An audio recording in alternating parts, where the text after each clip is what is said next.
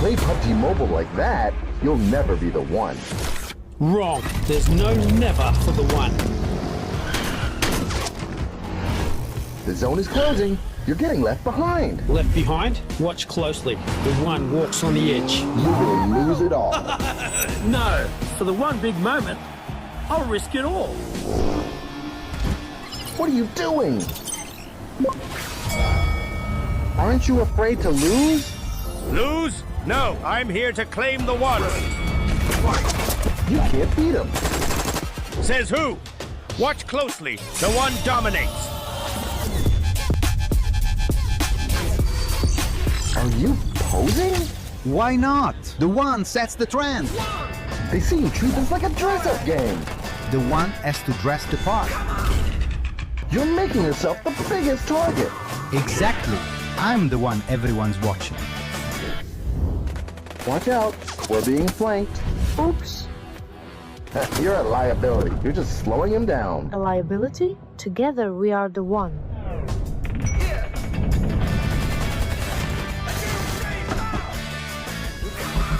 You call that a win? That was just dumb luck. Luck?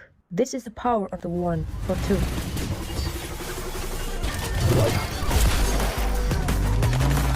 I am the one. I am the one. I am the one. I am the one. I am the one. I am the I one. am the one. I am the one. I am the one.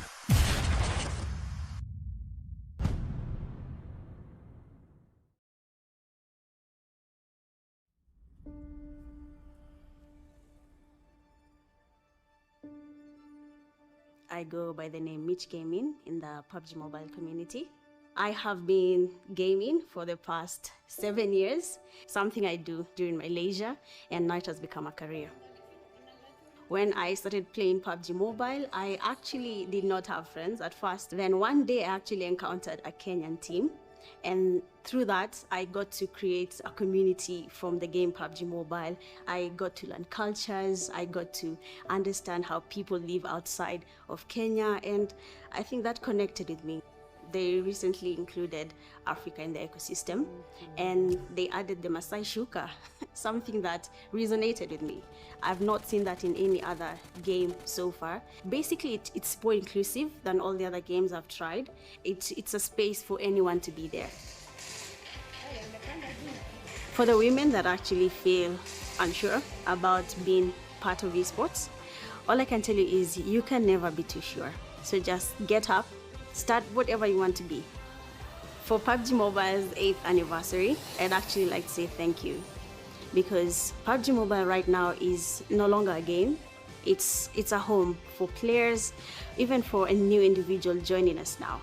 It may seem like PUBG Mobile is a game to you, but with time you realize it's a family. And through that, we've made friends. People are changing lives because of PUBG Mobile. And honestly, all I can say is thank you for even existing. If it were not for you, some of us will not be here today. Happy birthday, PUBG Mobile.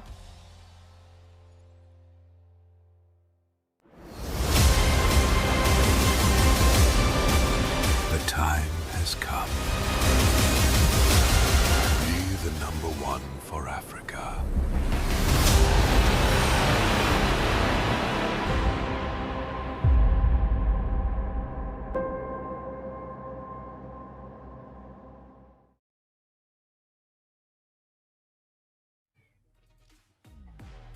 Huh?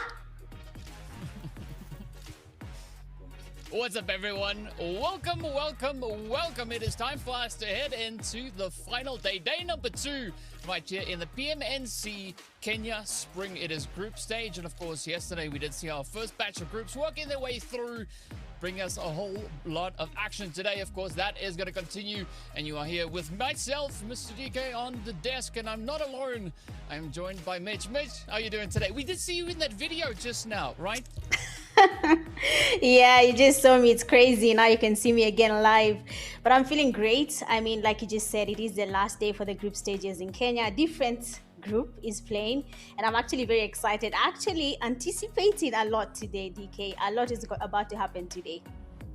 Yes, Yes, we want to see who's going to be the next 8 teams to join the first 8 from yesterday to make it up into that Kenya regional final. So I'm really looking forward to it. Of course, we've already wrapped up the group stage for South Africa, currently about to do that here today for Kenya, after which we still have a little bit of that Nigeria action coming through. We have wildcard coming up as well.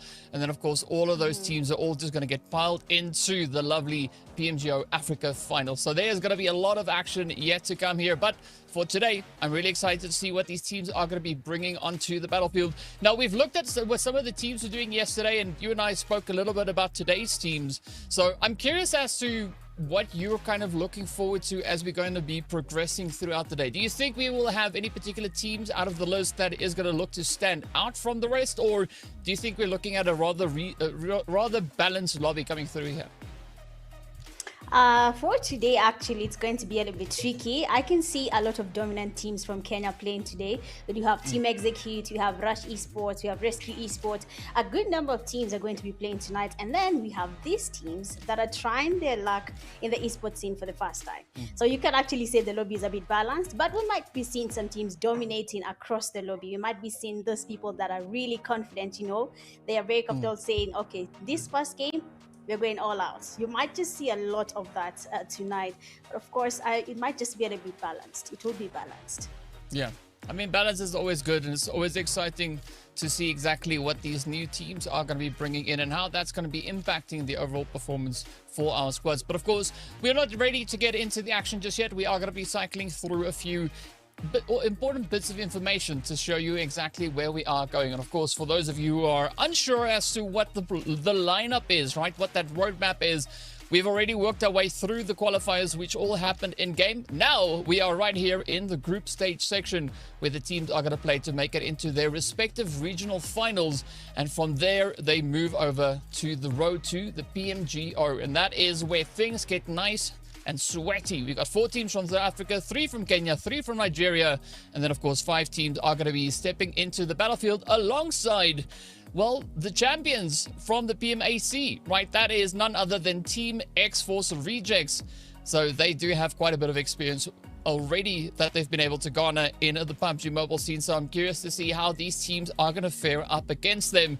But of course, as we know, right, the big thing that they're going to be aiming for is for their qualification slots to make it up into the PUBG Mobile Global Open. So Season 1 is going to be absolutely jam-packed with some hot and sweaty performing teams. But that's what we love to see, right? Looking to see just how these teams can hold up and how far they can look to push the advances here. But of course, as we know, once we get into those finals, the teams are going to be playing for a little bit more than seats here, right? They are going to be playing for their share of the prize pool, Mitch.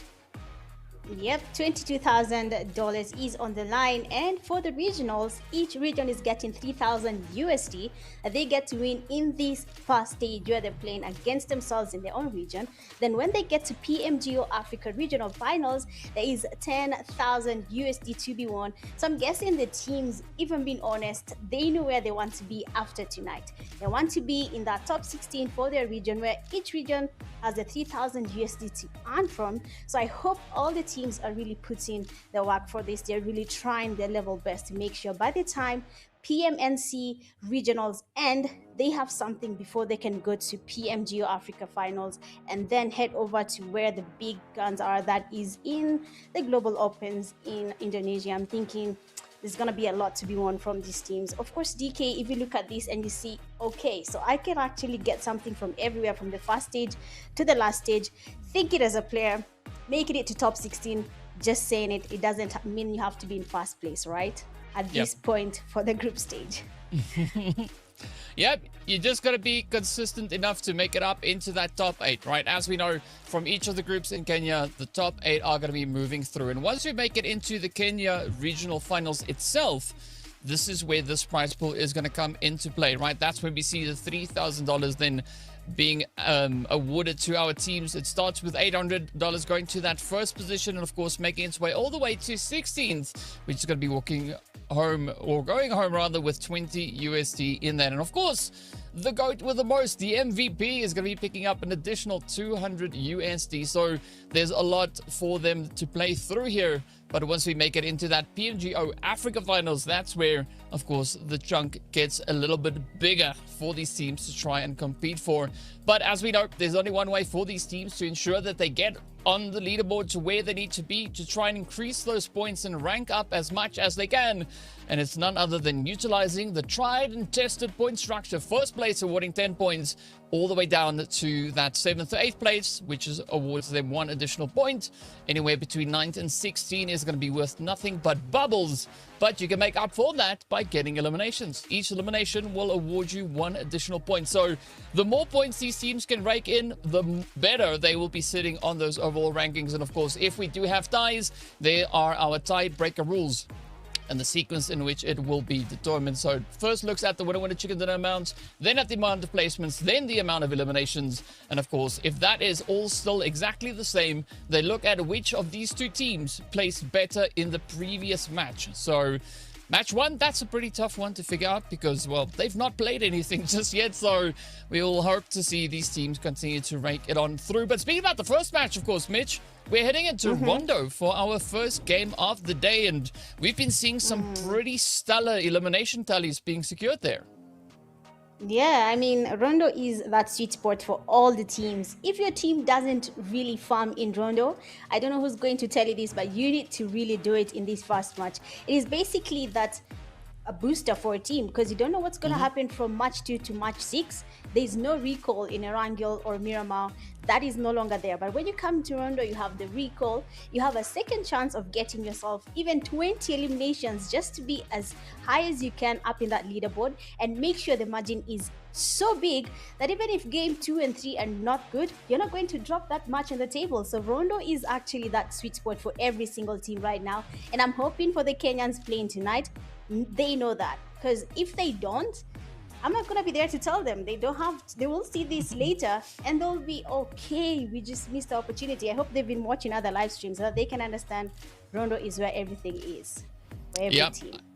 That definitely helps you establish quite a bit of a dominating position. I mean, we've seen teams pick up close to 20 odd eliminations in previous days. So I'm curious as to just how aggressive these teams can look to get. And I think what makes it so nice about Rondo is the fact that you have that respawn, that recall that comes through. So if you play tactfully with that, there are going to be multiple opportunities for you to surpass the amount of eliminations you'd be able to secure in just a normal game. So because I've actually been looking at a few of the numbers, right? I believe we've seen some the total elimination count on Rondo so far has been anywhere between 24 to 29 eliminations more than what we would see on a normal match. Ooh, 29? So, yes, there's a lot of opportunity for these teams to come through. And of course, those numbers are based purely just on what we've been seeing here in PMNC Africa, right? Just on what's been happening in South Africa and the Kenya region. So talk about teams having the opportunity to capitalize on points. Rondo, you can't go wrong, right? You just got to bring the heat, bring the aggression. And speaking of that, here are our teams for Group 2 that are going to be looking to bring all of that in here today. Yes, we have Fallen Ruthless, Rescue Esports, One Take Esports, Rush Esports, Forbidden, NGX Esports, Easy Company, FSW Esports, Excess Power, Team Execute, Zero Esports, R Esports, FTGs, MTF, SNT, and SNM. Now, when you look at the teams playing tonight, right? Kenya Group 2, we have Team Execute. This is a team that I believe all the Kenyans right now are going to be looking at them because of that change in the lineup. Everyone will want to see how will Team Execute actually perform. If we look at a team like Fallen Ruthless, Rescue Esports, Rush Esports, they're basically, I wouldn't say they're rivals, but if they encounter each other, there's a lot that could go on there. There's going to be a lot of conversations around why they took each other on and, you know, yeah, the reason or the words. That's how basically esports is. That we have teams that if they meet, there's just that one team that will make it so hard for the other. So these 4 teams actually are going to give us a very interesting night. And of course, Excess Power is another team that is going to also cause a lot of havoc in that lobby. But if I look at these new teams, you know, it's going to be a little bit different for them. MTF Esports, for example, MTF have just joined the esports scene this year, and they actually qualified from the qualifiers in game, and now they're here in the group stages. So it's going to be a little bit different for them. That's something they have to put in mind. But I'm thinking if they can just be comfortable, just relax, you know, don't think too much. Because if you're new in the scene and you start overanalyzing, what are we gonna do, where are we gonna land, which team is this, am I going against Team Execute, you'll see them doing a lot of very shaky plays, you know. So for Kenya, I'm going to be pointing a few teams here and there for you, DK, so you have to be really alert on these teams. Well, so you've already set the expectation quite high for these teams, right? At least in my eyes. So I'm curious to see whether or not the teams are going to look to meet that expectation and whether or not they are going to look to blow us away with their gameplay as they are going to be stepping onto the battlefield soon. But of course, first map, Rondo, that's where we're going to be heading towards. Then we're going to be tripling it up with that crazy dose of Erangel to come on in. Now, one thing that I did notice in yesterday's games, right, especially when we made it to the point of Miramar, that's where we did see some of the teams start to fall off a little bit with their performance. It's like maybe they were a bit scared of Miramar, or they weren't too comfortable with the map of Miramar. I hope that for these groups here, the teams that are going to be participating today, that we can see a little bit more of that consistency flowing all the way through to the very end of the day.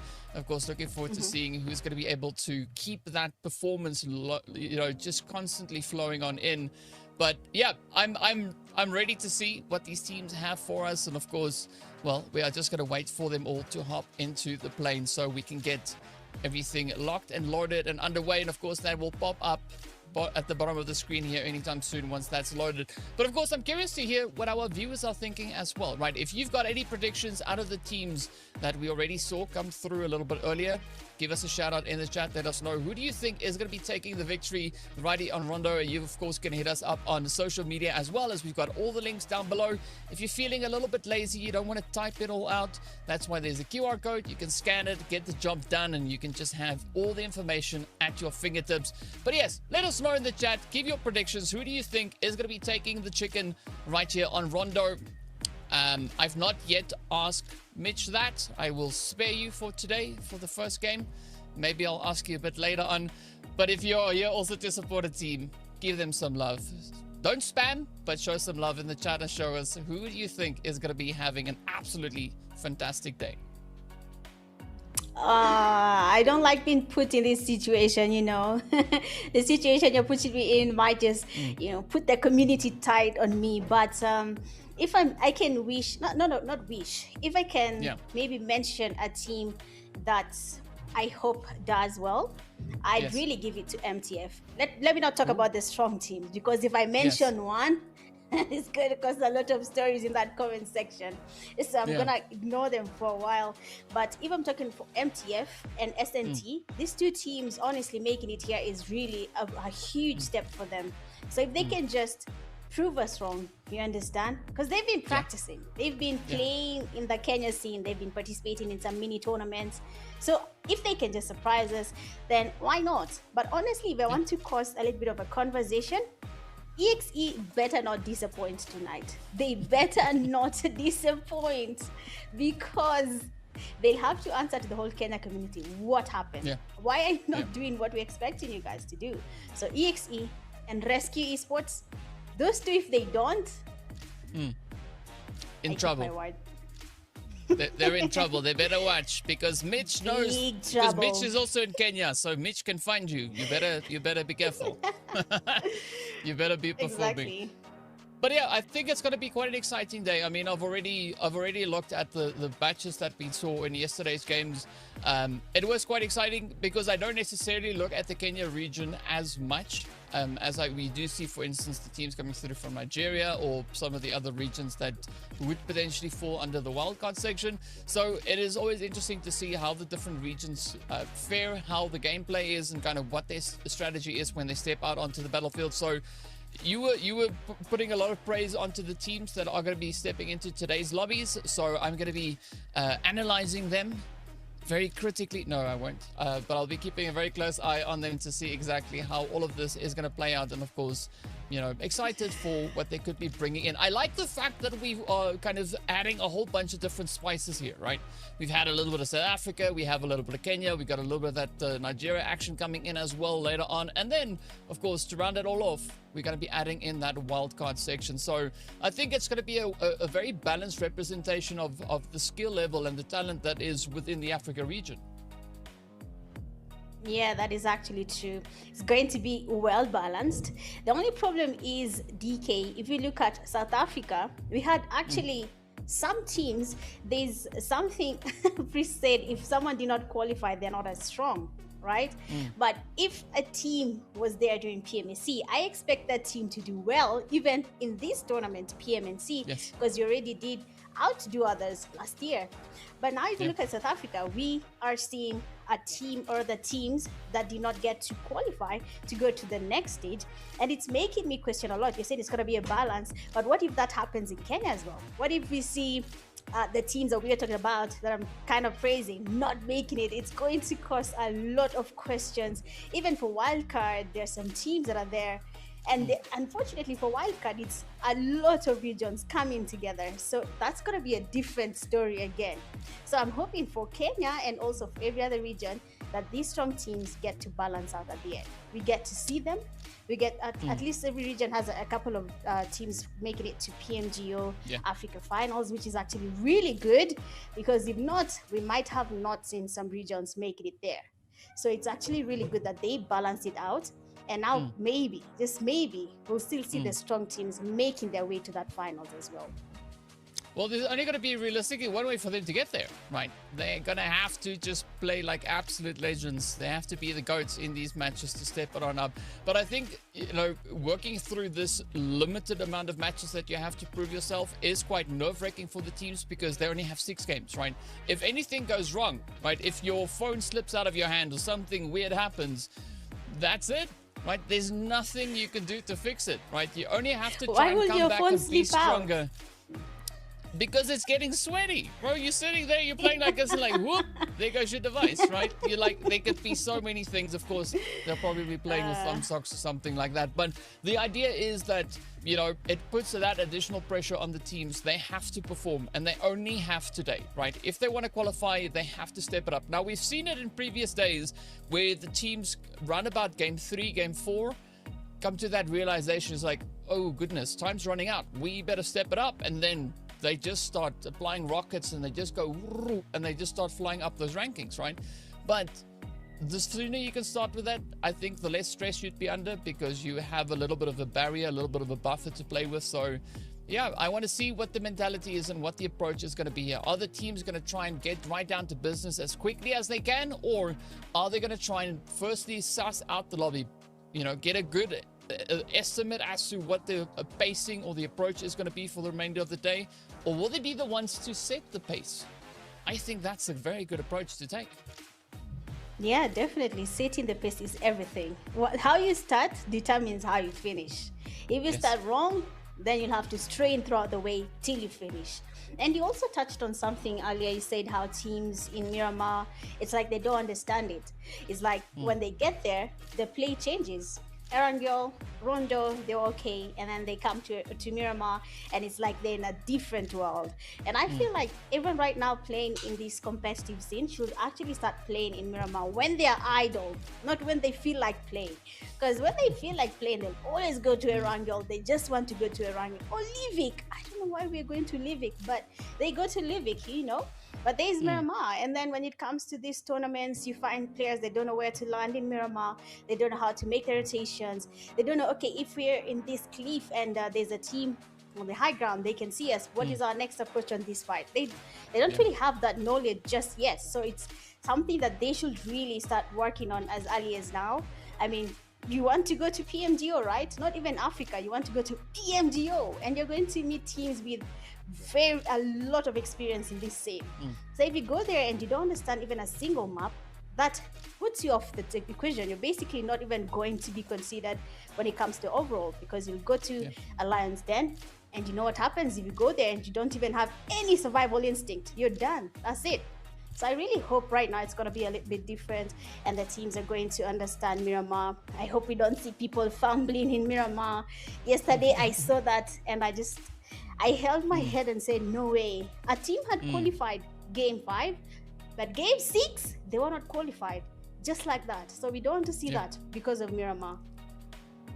Yeah, I mean that's the crazy bits of action that we can see happening across the board here with teams just kind of teetering on the edge. And of course that team that you were talking about that was qualified, that weren't qualified anymore game number 6, that was deadly, right? Call Me surpassed them right there on the last match, just traded places with them, and as a result of that, the one team was able to move on and the other one wasn't. So, you know, there's so much coming through that these teams could potentially look to bring on in. And I think especially for Deadly, the thing that kind of was unfortunate was the fact they went out in 11th place and they weren't able to secure themselves any eliminations, right? Whereas you look at Call Me, they finished in 7th place and they got 1 elim. That was just enough points to make them even it up, but hold that position above them. So there's a lot of stress, right? And it's never over until it's officially over. You have to play the final match. And of course, speaking about the final match, Rondo is loading right on in. So we'll stop yappering over here about things and hypotheticals and, you know, speculations. Instead, it is better for us to get right down to the action, to see what these teams are going to be bringing in, where the flight paths are going to be going. Of course, I'm personally hoping for the double flight path to take us into the action. But we'll see exactly what that is going to be bringing in, as we will be hopping in very, very soon. Yeah, I cannot wait to see how this goes as we enter the first game of the day, and that is Rondo. A map I'm hoping it's going to be as good as it's supposed to be. Otherwise, we're going to be questioning you guys, because we need it to work for every single team that is playing tonight in the group stages day 2 for Kenya region. I hope they're ready. I hope they practiced enough. I hope they learned from yesterday's teams. We saw a lot of mistakes coming from this team. So I really, really hope that when it comes to this first game, I hope DK, they do not disappoint us. I gotta say, I hope so too. But, well, of course, they're gonna have to step up to the plate. And, ooh, this track is gonna be hard and easy. Look at that. Clutch already coming through with the first play. As we do see Ali getting hit right there. Good start to the action, but no surprise to see it being so sweaty right here at the start. But I gotta love this because, as I said before, there is that recall opportunity, so the teams can now look to get quite aggressive. Forbidden, though, are gonna be playing it safe. That is exactly the tactic that you need to go for. We see Echo pushing all the way to that recall station in case something happens to the rest of the team. I love the strategy. But what is going to happen to the other 3 players of the squad, right? Are they going to be able to get aggressive now, Mitch, or are they going to just contribute to the elimination tally? I hope they get aggressive. Contributions are okay. They can't be taken. But I hope they get aggressive. It is just the first game. You need everything you can get. You need to put your best foot forward, even if you're not sure what your teammate at the outpost is gonna do, because the player is basically risking as well. He's waiting to recall in case anyone is taken out of the game. But in case someone goes where they are, it's gonna be GG's for this player. And as you can see, we already have Era. They are taking on a team that is Rush Esports Glitch. They're almost getting a good grenade on him, almost got a Kobe. And we have Jogo as well, right next to Era as well, trying to cook up some grenades. Even right now is basically applying pressure on the other. This is the only opportunity you have to get as many eliminations as possible, DK. Holding at one place might be okay, but what is the need for the outpost if you're not going to use it in Rondo? Yeah, you got to make as much out of this as you can. So let's see if anybody's going to maybe look to push the pressure here a little bit more. Forbidden, though, as we saw, they do have that one player much further away, looking to play it a little bit more safe. Are they going to be able to go and get those elims, right? Because this is not a game of hide and seek. This is where you need to get aggressive, push on forward, and go take those eliminations, right? Otherwise, they are not going to come to you. Rush now also going to be looking to do exactly what their name suggests, trying to look to get aggressive rescue, rushing on forward here as well. Oh, I like this. Bob just quickly ducking, diving, and dodging his way on through. A lot coming in here as the teams... Ooh, Forbidden, though. Picking up 2 elims. I like it, right? Talk about the teams. So they hear you and they start bringing in the heat. Exactly. That is what I am talking about. They do not want to take it slow. They just want to get it as done as early as possible. Rush Esports, I'm not seeing that much action from them, even though they're really getting some eliminations. FR, we have one Kuz, also a really good player from Fallen Ruthless, and I'm hoping he gets to maximize his skill. He's really good at this close quarters fights. He knows how to utilize them. Oh, an error. PUBG will be taking on the first of their own Rush Glitch, trying to fast this elimination, but he can get some sprays towards him, and Jago takes him down as well with that fight. Of course, it's not an easy one here, seeing Rush Esports losing a player, but at least they can still get the recall happening. 3 eliminations is okay, but they should really aim for even 20. I feel like Rondo is that map. You can get as many eliminations as you want. Just think about it as TDM. It's TDM. We're all warming up. We're just trying to get our fingers ready for tonight's games. So let's do it in the first drop for Rondo. Let's go. Let's just push. Let's do it as a team. Let's see how many we can get. But it seems like people don't really want to do that. You can see everyone is all the way out of the compounds. They are far. They're taking different buildings far away from each other. No one is really in that same place to take on as much fight as possible. Ooh, look at these sprays though. One take are going to be set up, playing off the roof. Rush, though, is going to be facing the music as they are kind of caught out in a bit of a pincer play here. I like them also going for that recall strategy, so the team's definitely looking to capitalize on the recall as much as they can here. But up comes Jogo, trying to gather a little bit more information. I don't know what that team member's name is, so we'll call them Trevor for the time being, until I learn how to read all these different icons that we see on screen. But Rush, though, not going to rush any kind of play. I like this little bit of pressure getting applied onto them here, just ensuring that they are not going to be feeling too comfortable just yet. So, again, that continuous pressure coming in, keeping them on a bit of a back foot. And for Rush, this is difficult. Only 2 players looking to lock down this compound with 3 teams surrounding you. You have very limited options here.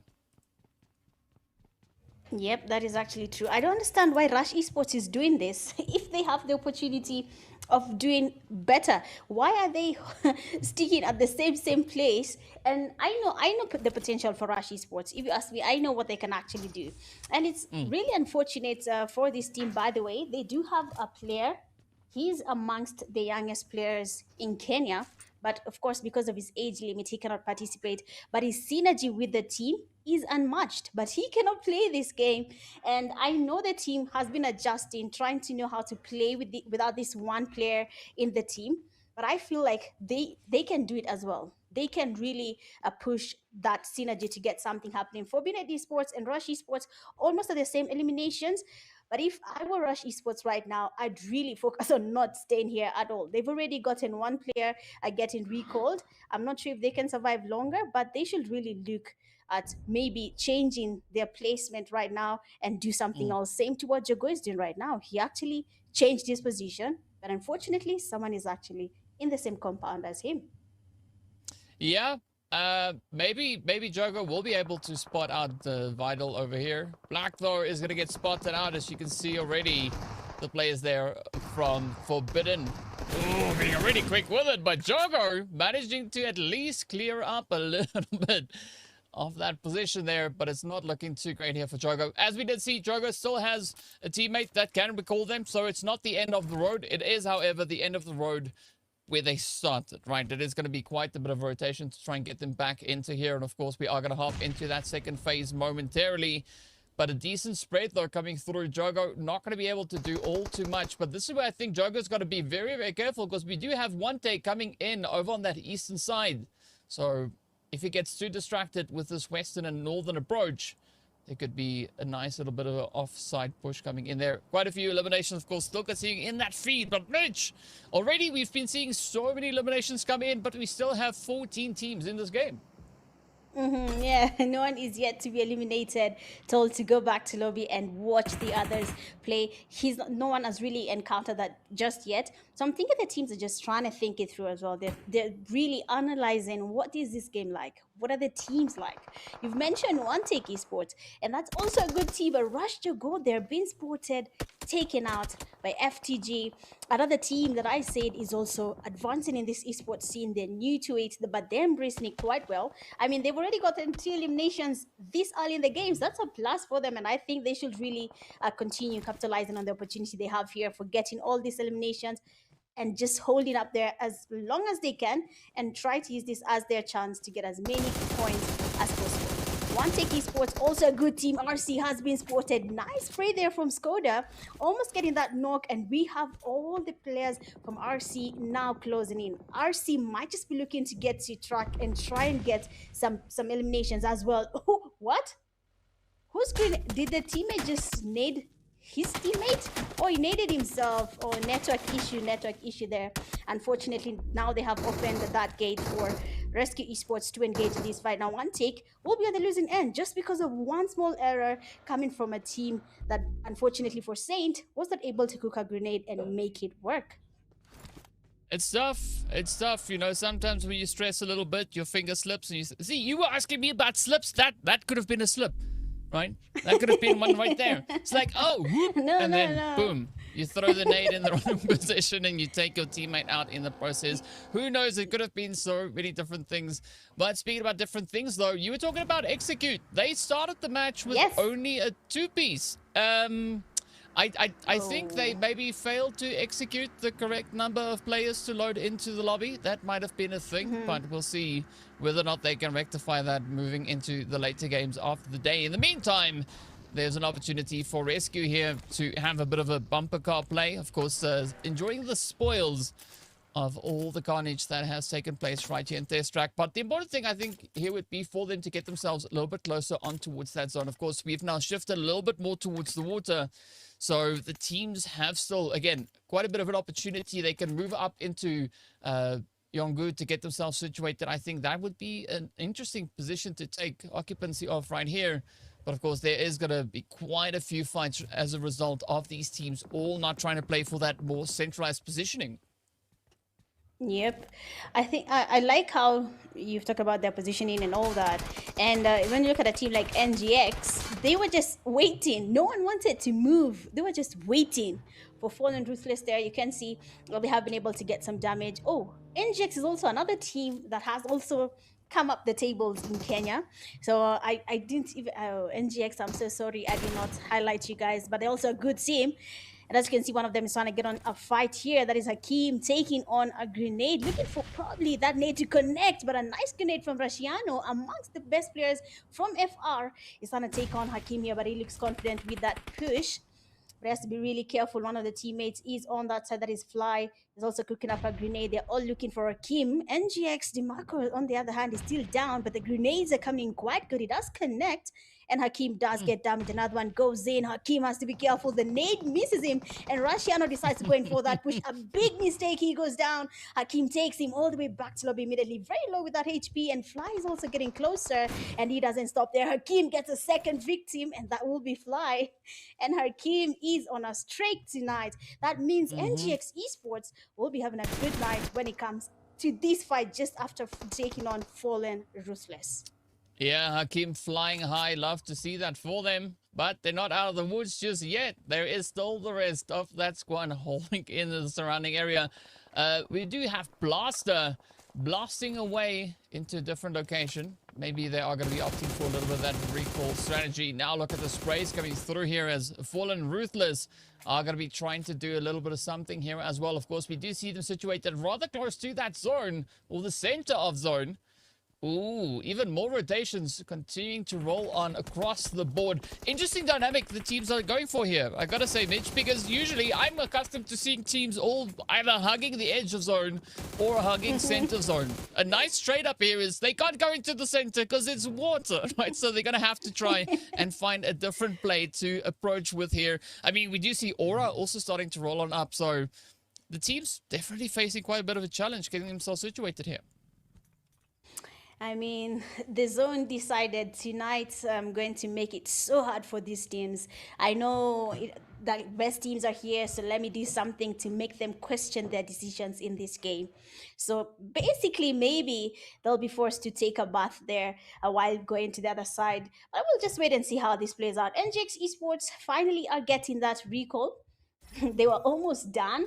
3 of the teammates were taken out. Unfortunately, Kelly, he will not be coming back in this game anymore. Of course, with this zone about to shift, most of the teams, I'm sure, are thinking about what they can do next. If it were you now, DK, if you look at the game and you see that there is water in the middle of the zone, what will be your direct approach in this rotation? Because it's pushing teams everywhere than where they need to be as the zone shifts. I would say, especially looking at Rondo, where you can see the players there from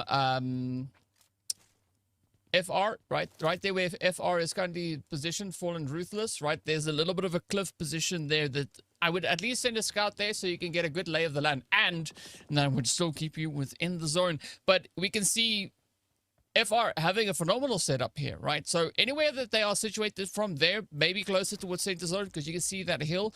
If they were perched on there, they have an opportunity to really see and gather some good information as to where the teams are located. But of course, that is just my speculation. Would it work? I hope so. Otherwise, I would have to start swallowing my words. But in the meantime, Execute, though, they are going to try and do everything they can here because, as we said earlier, they started off with a 2-piece and they are in a vehicle just lurking ahead of the competition. That is a very bold strategy to take. Yeah, I mean, the zone is making it really hard for them. But of course, I told you we have these people who are very confident. They know their thing. They don't take time to think about it. Now, you've also mentioned something about a scout. I don't think I've seen a scout working in the esports scene for a while. Not in the global stage. Here, I've not seen teams using scouts. I've not seen a team taking one player and saying, okay, now this player is going to be risking it all for us. I've not seen that just yet. You can see how they're taking rotations. Every team is following each other as they move from one corner to the other. They do not want to move alone. They're moving as a unit. So probably you'll be a special kind of species playing this game and using a scout, something we're not seeing here. So I hope they take that. And of course, we do have Rush Esports there taking on Team Execute. Oh, what?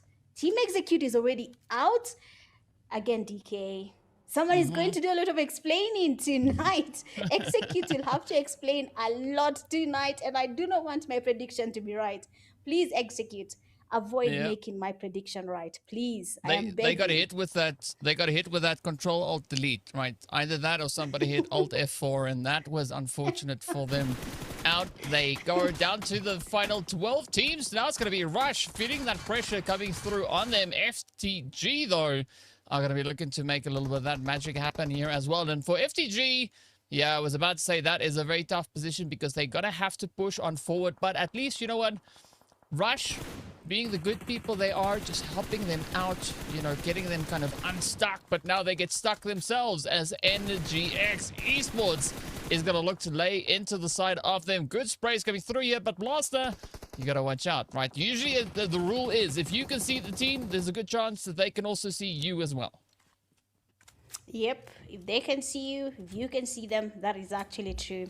As long as you have their line of sight, they definitely spotted you. Everyone is alert. It is a competition. They know what they're doing, and they, of course, they have spotted you. I do not like this zone. It's giving me deja vu of last year PMGC. Something like this did happen, but it's fine. I'm hoping that the teams watched the game and they know how to maneuver all this.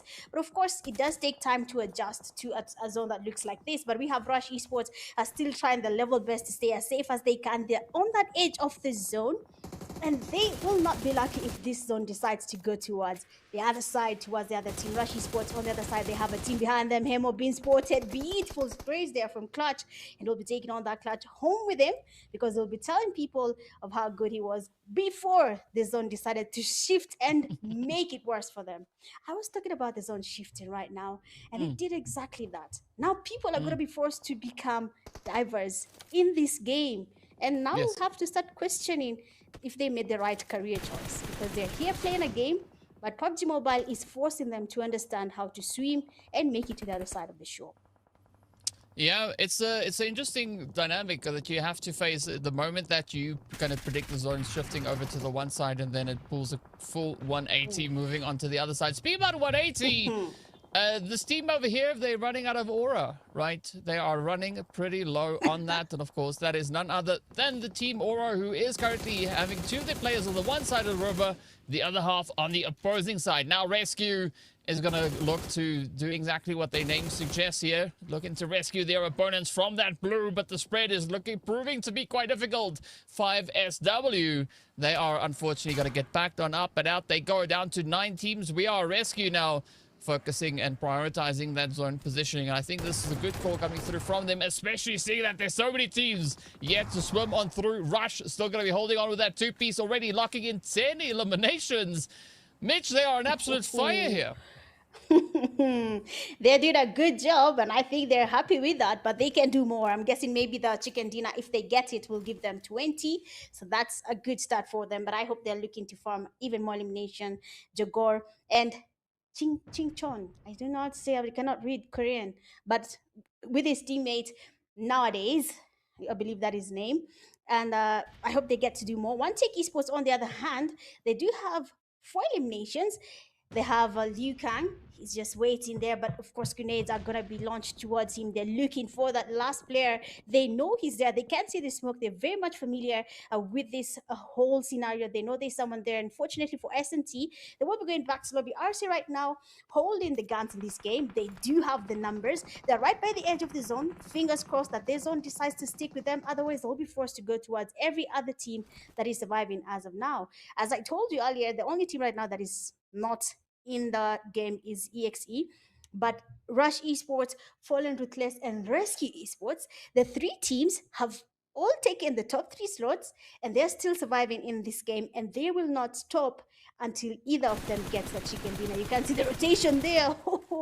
But Rush nowadays will be taking them on. Fedro very much low, almost taking on the second player, but of course he switches his position and decides to move away from this fight.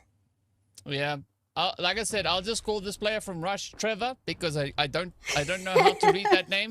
So Trevor and Jogu keeping up a tight position here on the edge. We still have a little bit of that Aura Hitman action coming in from the edge. The utilities, of course, now flying all over the place. As you can see, RC trying everything that they can find here, but will that be enough? Aura still going to get out of that blue, right? Rescue Esports. This is a good position for them. They can play out of a few of these divots here. Already 9 eliminations up, so there is a golden opportunity for them here to try and maybe pick up a few more. We do say goodbye to Aura, as Rush is going to be closing the door there for them. Out they go, 8th place with 1 elimination to their name. Rush, though, I like this awareness, right? Trying to keep a good head on their shoulders here, looking in all directions. But still, it is proving to be somewhat challenging. But do you see this, Mitch? All the players are essentially focused over on towards this eastern side of zone. I mean, there's one squad sat all the way over on the west, and they can just sit back, relax, and have a good old time. Yeah, I mean, they're enjoying their time. No one knows that excess power is even in the game. No one remembers excess power is playing. They're just taking on each other. Oh, the snake, Liu Kang, will be pulling off a very, very painful move there. An easy elimination for his team. But I mean, this rotation is actually really interesting, DK. You've said no one wants to move. They're literally all of them on one side of the map, apart from X's power. And one of the NGX players is also far out in that blue zone. I don't know if he's disconnected or he's going to come back later and join everyone in this party, or it's going to be too late for him to get even anything. But Liu Kang still continues. Forbidden Esports loses a player. Liu Kang is quite fast with his sprays here. He's taking on the players real fast. He's taking on a knock and a fast without thinking about it, because all he needs is the points. He was at 4 eliminations by the time we were here earlier before the zone decided to shift. Now he goes to 6. And I think he's looking to get more as the game continues. Yeah, that would be the aim here, right? They are going to be looking to capitalize on as much eliminations as they can. But as we can see that board, right, we've got the top 6 teams currently still surviving. And then there's one team holding out right there at the very bottom. But they still have 3 players left. And of course, that is none other than the players coming through from the side of Expo, right? They are just locked in on that far side of the zone. Not going to move a muscle. That is access power. just holding on to everything they can. They have control of the West. But for how much longer, as you can see already, there is a little bit of poking and prodding coming through here. Forbidden are going to look to alleviate a little bit of that pressure themselves. But there's still quite a bit of a rotation that the teams can take here, right? As you can see, we have few heals. So we could see a few squads maybe opting for a little bit more of the southern side. We also have a few compounds in play as well. So there's still quite a few angles for teams to try and apply all the pressure that they can find. But excess power, I think this might be a good read for them, right? They've been cautious, they've been calm, as you said before, right? Just bit by bit, kind of looking to get themselves closer and closer to that zone. Yep, and they're actually going to have a hard time. I'm thinking of teams like FE. They're waiting. They know excess power is there. They actually exposed their location. They tried to get some damage towards FE. So FE knows they're there. Fallen Ruthless knows they're there. Shakid and Wankaz, one of the deadliest duo in the Kenya scene. And they're the only two players standing right now from Fallen Ruthless. I mean, I can't wait to see what they do with this last fight. Shaki as well, not an easy player to go against, but Liu Kang, the zone is going to force you to go towards every other team that is still surviving. The zone shift is huge. FE, one take, they have to move. Rush Esports, they need to move as well. Shakid and his teammate Wankaz, they're the only people right now feeling good about where they are. They're feeling confident that they know no one is going to be taking them on without them supporting them. I mean, you're basically running in an open field and someone is holding an M4 and a very, very nice scope. If Shakid, today I'm going to tell you history. If Shakid holds M4 and 4 scope, people believe Shakid has the best M4 spray because of his 4 scope. So if right now anyone decides to run towards Shakid and he has M4 and 4 scope, it's going to be something else. Well, it's only going to be one way to find out whether or not that is going to happen. As we can see already, the spray is coming through. Forbidden getting taken out. One take, also had only one opportunity left, and unfortunately that was taken from them. Down to the final 5 we go. Rush coming in from that southern side. Fallen Ruthless are going to be locking it down here in the center of the zone. But this is where we get to see all those tactics now coming into full swing here. Muddy just on the edge, getting spotted out. Mason holding in the wing, but not going to be pushing forward just yet. We do see Hakim, of course, reaching across the way, looking to capitalize on all the uncertainty in the zone. And this is absolute brutality. Oh, Shakid now just popping a quick one out the window, going through with a beautiful AUG spray down rescue out in 5th place. And this is where we see the teams now starting to drop on down. Of course, we're about to hit that end of phase number 7. Round 8 and 9 just around the corner. I'm not sure if we're going to make it that far, but as you can see, the probabilities up at the top of the score is leaning quite heavily in the direction there of Rush, right? Rush sitting with almost 35% probability for them to take this winner chicken dinner. That would make sense. 13 eliminations is going to sit quite well with them. Yeah, 13 eliminations is a lot. Fallen Ruthless not that far with their 10. They might be looking to get more, 11. And they're still going on with that fight. Excess Power, they had every single chance of surprising these teams, but they did not take it. They took their time making their rotations into the zone, exposed their location a little bit early when no one even remembered they're still in the game. So now they'll have to face teams that are in compounds, and they are verifying that open, and they will be again exposed to a very intense phrase. NGX Hakim, on the other hand, has a better probability of getting a chicken dinner compared to Excess Power. That's new. He has 15%. That's good for him. I hope he's going to do something for NGX. Again, this first game is everything for every single team. How they take on this first game will basically dictate everything, and it seems like Hakim is very much aware of Mazin's position. He can take on this spray and take the kill, but unfortunately Wankaz will be the one to take on that elimination. That does expose Hakim's location. Shakid is already aware that this play is here, so let me now wait for Hakim. As the zone closes in, it does push him towards us. We might just be forced to take on this kill before it leaves us, and Shakid, holding up a grenade, is looking for it to connect, but I don't know where he's throwing it because Hakim is not there. It's like he's throwing to Wankaz. Wait, what's happening? Who's He's practicing. Is it my game? He's practicing, right? He's just making sure that when the opportunity comes, he knows exactly how to do it. He's practiced it enough. He's like gone through everything that he needs to do.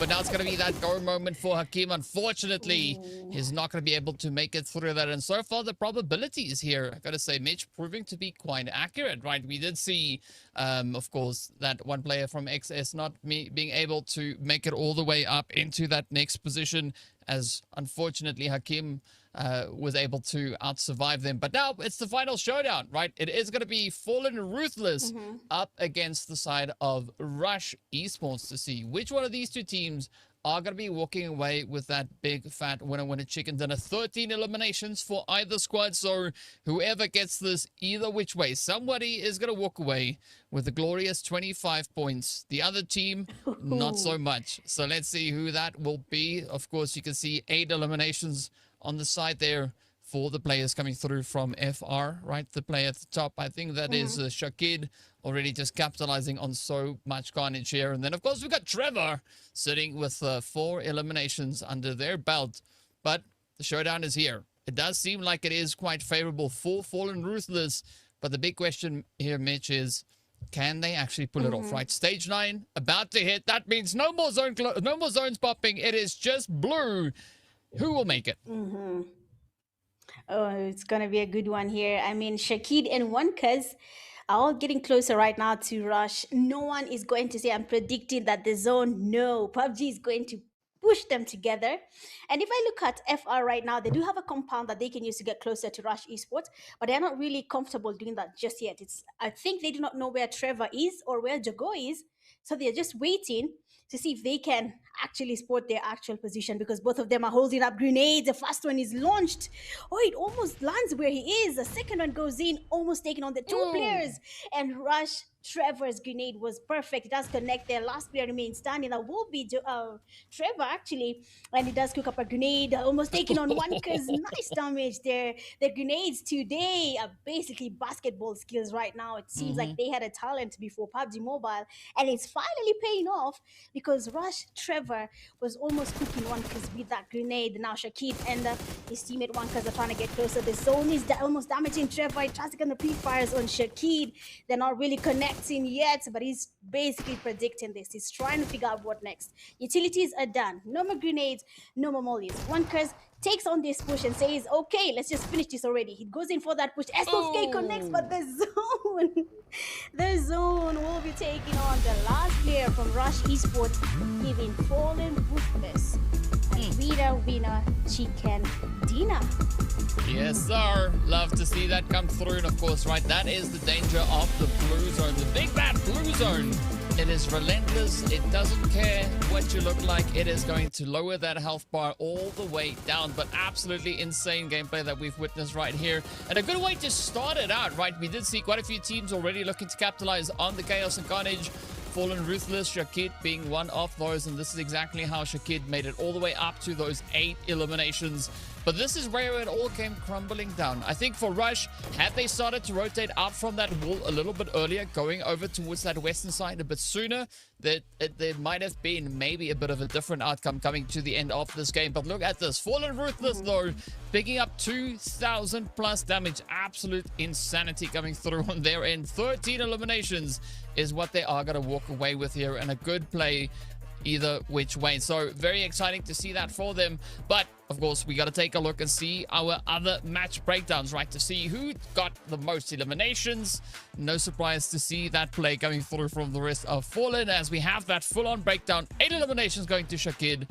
We've got one Kaz picking up 3, and then of course the rest of the team. Russiano doing 1 elim as well as Fly. So yeah, that's a pretty Fly breakdown for the players here of the Fallen Ruthless.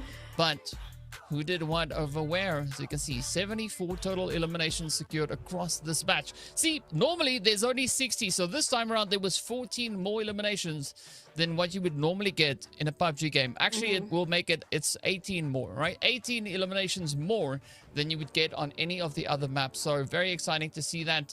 And I like that healthy balance between the total amount of eliminations and the total amount of knockouts, right? So every player that got eliminated got knocked out first. So good to have that kind of come through on here. Headshots, though, Mitch, only 19. Yeah, it seems like I'm their teacher in this game. They were not doing a good job with those headshots. They are missing a lot. The sprays were not good, but it's fine. There's always a chance to redeem themselves in the next game. But of course, 19 could have been more. I mean, they would have, if they had a chance, you know, to get good sprays, then maybe we'll have seen more of that. But looking at the match summary, we have most eliminations at 8 for Fallen Ruthless player Shakid. RC highest damage, that is Shaki, giving us 1,212 damage. One grenade elimination from Shaki as well. Longest elimination goes to FR Shakid, 348 meters. And the top traveler is your friend Trevor. He went for a whole 12.6 kilometers. I mean, Trevor is not disappointing you tonight. He's just making you happy, I know. Yes, we'll go with Trevor there indeed. But of course, speaking about our MVP of the match is none other than Rescue Esports' very own Shaki coming through here. Of course, dominating performance with those eliminations and the damage. I like that damage, 12-12. It's almost a perfect 2020 vision. Almost there. We'll maybe see that at some point, but very exciting to have that happen, and well played to Shaki for securing that overall performance. But the big question here, Mitch, is going to be, what does the point situation look like? All right, where do the teams find themselves? Who is the one sat at the top, smiling and walking away with that very first insane tally? Of course, first up, we got to take a look at that head-to-head. Two of the strong performance here. There's Shaki versus Shakid, right? So it sounds very similar, but at least, as we can see, they are named quite differently. But look at that, 7 versus 8, 1,200 versus 800. Yeah, very, very impressive. I want to see them keep this consistency going for the remainder of the day. Yeah, we might be seeing that, to be honest. You will see that for a while. Shakid has a name for himself in the Kenya scene. Same to Shaki. They have been teammates before as well. So you can see what's really happening here. They are almost at the same level. So I know that tension. I know the two are going against each other as well. That's what is giving them this chance to be here for the head-to-head. They understand each other. They know each other's weakness. So I hope we see more of these two as the games continue. And of course, we can continue judging them and trying to see what they can do. But I'm looking at the head-to-head here for the teams. Fallen Ruthless and Rush Esports. Fallen Ruthless getting 13 eliminations. Rush at 13 eliminations. Are they 13? Okay. Yes. The damage for Fallen Ruthless at 2,040 for Rush Esports at 2,178. Survival time almost the same here for the two teams. But for the knockouts, Rush Esports did a number, getting 13 knockouts, and Fallen Ruthless getting 9 knockouts from this game. The two teams did a lot. For Rush Esports, they did get to confirm their knockouts here. 13 knockouts, 13 eliminations. For Fallen Ruthless, the 9 knockouts, 13 eliminations. Probably they were getting those final eliminations along the way.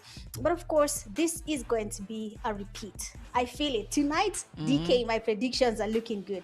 I told DXE, don't disappoint us. Then game 1, they did what I was just trying to avoid. I talked about Fallen, Rush, and they are still here, and they're giving us something to talk about. So, of course, I think today I'm on a streak. I've noticed something, right? Because both these teams had 13 points pushing up onto the end of the match, right? Both of them had 13 eliminations each. So that means all the eliminations at the expense of Rush, right? The 2 players of them going down, both those points were denied. Didn't get it, right? They lost the points somehow. It happened. Of course, we are going to be starting at the bottom of the leaderboard. As you can see, that breakdown for our teams. SNM Amigos, the only squad that are going to be walking away with bubbles for this game. It has to happen to somebody. It's unfortunate that it happened to them right here on the map of Rondo.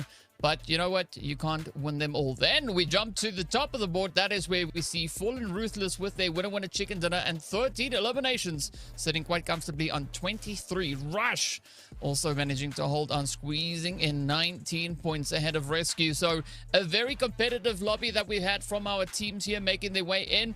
But as we know, right, the first opportunity for these teams to absolutely capitalize on the aggression has now passed, right?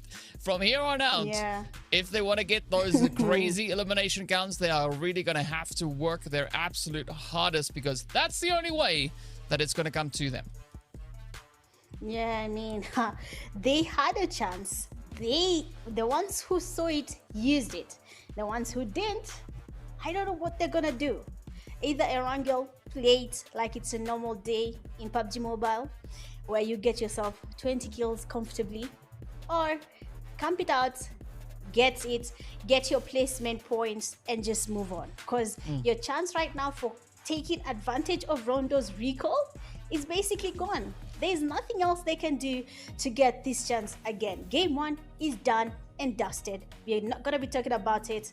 Your chances are basically over. Yeah, and that's just the way the cookie crumbles, right? First game done. Now we have to start focusing on the coming up games for the day. Of course, we are going to be heading into that triple dose of Erangel, and there's going to be only one way for us to get there. We're going to have to head to a break. So we'll see you guys right back on the other side.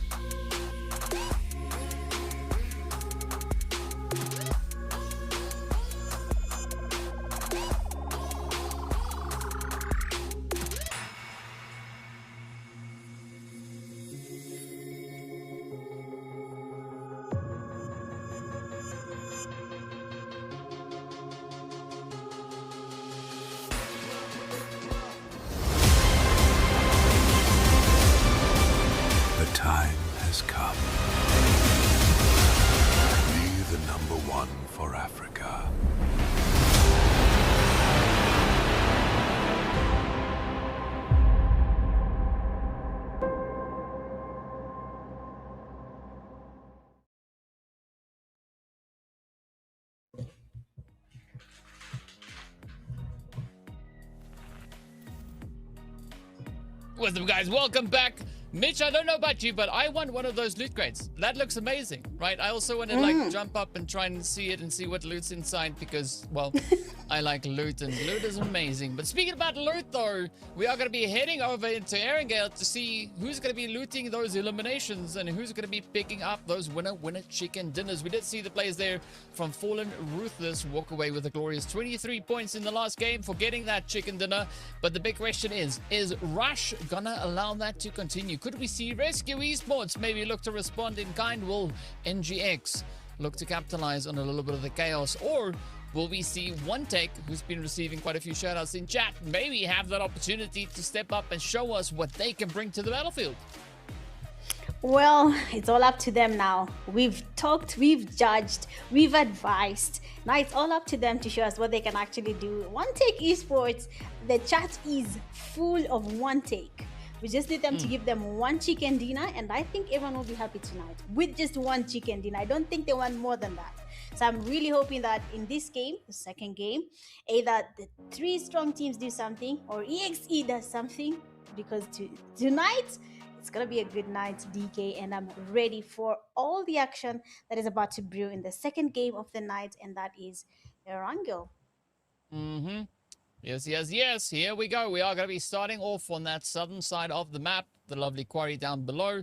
And here we can see it making its way all the way up into Severny. So I'm curious as to where these teams are going to look to get themselves situated. Will we see some takers rather heading over to that Sosnovka military island?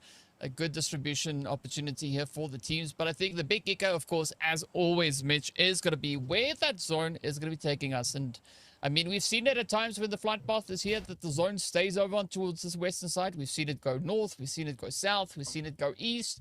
I will honestly settle for any position where the zone is going to go. I just want to see the teams cook up some action here. Yeah, I'm really hoping they can entertain us again like they did in the first game. This flight path, honestly, is good. Fairly okay. They can get some good places where they can loot. But DK, look at what is happening around George Paul. Look at the teams that are going towards George Paul and tell me, why do they love each other so much? Because the two teams, they keep on doing this to each other. Why? What's the problem? You know, I would run away. I don't care if I know you. I will run. Nothing about you is going to give me part of the 3,000 USD. So I don't need you at the moment, you know? Yeah. I mean, it's going to be an interesting one indeed, because I believe that is Rescue Esports that we have there alongside the players from Fallen Ruthless. The first hit already coming through here as Hitman stays true to their name, gets the first play, and of course the first blood getting secured as well. Quick little bit of a trade up here with the vehicles as the teams continue to push. We did see that zone also now centering up towards shooting range, right? So that is going to be a very interesting zone for the teams to play. I see that water is going to be a big crucial part of a lot of these teams' decisions as they look for that position to get themselves situated in. But in the meantime, before we get there, of course, we are going to be looking at a little bit of action up in school and the apartments region. We do have a potential play coming through to the bridge. Ferry Pier is going to be hot. We do see something all the way down in Primorsk on that far southern side. So there's still a lot of action to come through. And of course, you pointed out Georgia Paul north and south. So I don't see anything happening there just yet. But one take, right? This is going to be another take for them to try and show us what they can bring on through, and can they get those points in? Because currently, well, they have 7, right? They are situated in 6th place. They can definitely do with a bit more. Yeah, they actually need to do a little bit more and maybe make their fans happy. They have the most fans right now, and they need to make them as happy as they can. But if the team they're going against, they are not really as aggressive from the word go. They're also taking their time, but I mean, they're in 10th place. That means they have done a good job surviving so far. But of course, they can get more points if they'd like to. But unfortunately, they will be taking on an early fight, and that is again against One Take Esports, a team that is of course looking for as many points as they can get. Mento and his teammate wins here. They're the easy company, so they better ease into that win. They better ease into that chicken or even victory in this fight, because if they don't, then it's again a question of, is it really worth it? Because DK, of course, what are your thoughts on these early fights? What do you think should be a player's thoughts when it comes to these first zone fights, the basic early fights in the game? Well, I say with the early fights, obviously it would firstly be, does it make sense, right?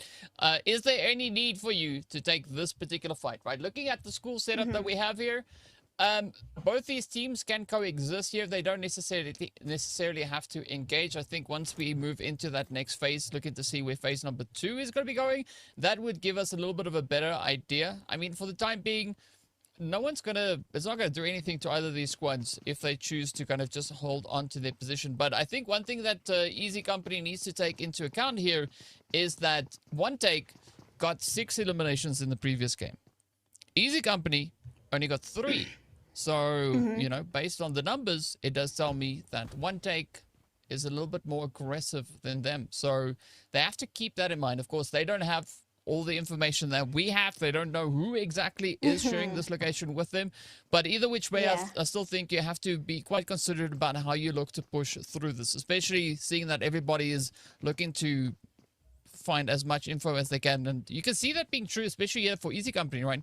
They're quite mobile. They're moving around a lot. Whereas One Take, they are just hunkering down. They're not moving, trying to be as quiet as they can because they don't want to give away their position necessarily. Yeah, and I think that's the best thing for them to do. Though it seems like Hemo knows where Liu Kang is. But Liu Kang did not move a muscle when he saw the stun grenade. He just stayed there. And if it were a grenade, Liu Kang would have been on his knees right now. But of course, his confidence level seems to be something else that we have to investigate later. And he's probably now ready to take on Hemo there. We can see he's trying to get some sprays towards Liu Kang. Finally, a grenade is about. Why didn't he throw this grenade initially? Because if he threw that grenade, then he would have easily taken that elimination, you understand? But of course, everyone has their own way of taking on fights and how they judge their approach towards their opponent. And you've mentioned something important. Sometimes it's not really important to take this fight because they could have easily just avoided it because you don't know who you're going against. I mean, it could be anyone. We're the only ones who know it's Easy Company and One Take. They don't know it's Easy and One Take. So yes, that's something I think they should put in mind. But of course, not everyone thinks that way. They're trying to play it on a simple weighing scale, 50-50. If we win this fight, 4 fast points very early in the game. But if we lose it, we go down. That's something else. I think they're risking it. They're risking a lot, but of course it's fine because now we have first knock is in there. Finally, that means Easy Company will be taking on One Take Esports as soon as they have gotten this first knock. Does give them the chance there to go in for that push. Liu Kang sports him as he tries going for that push. They not think this through. One player goes down as well. I think Easy Company and One Take are both fumbling this because on both ends they're already losing numbers.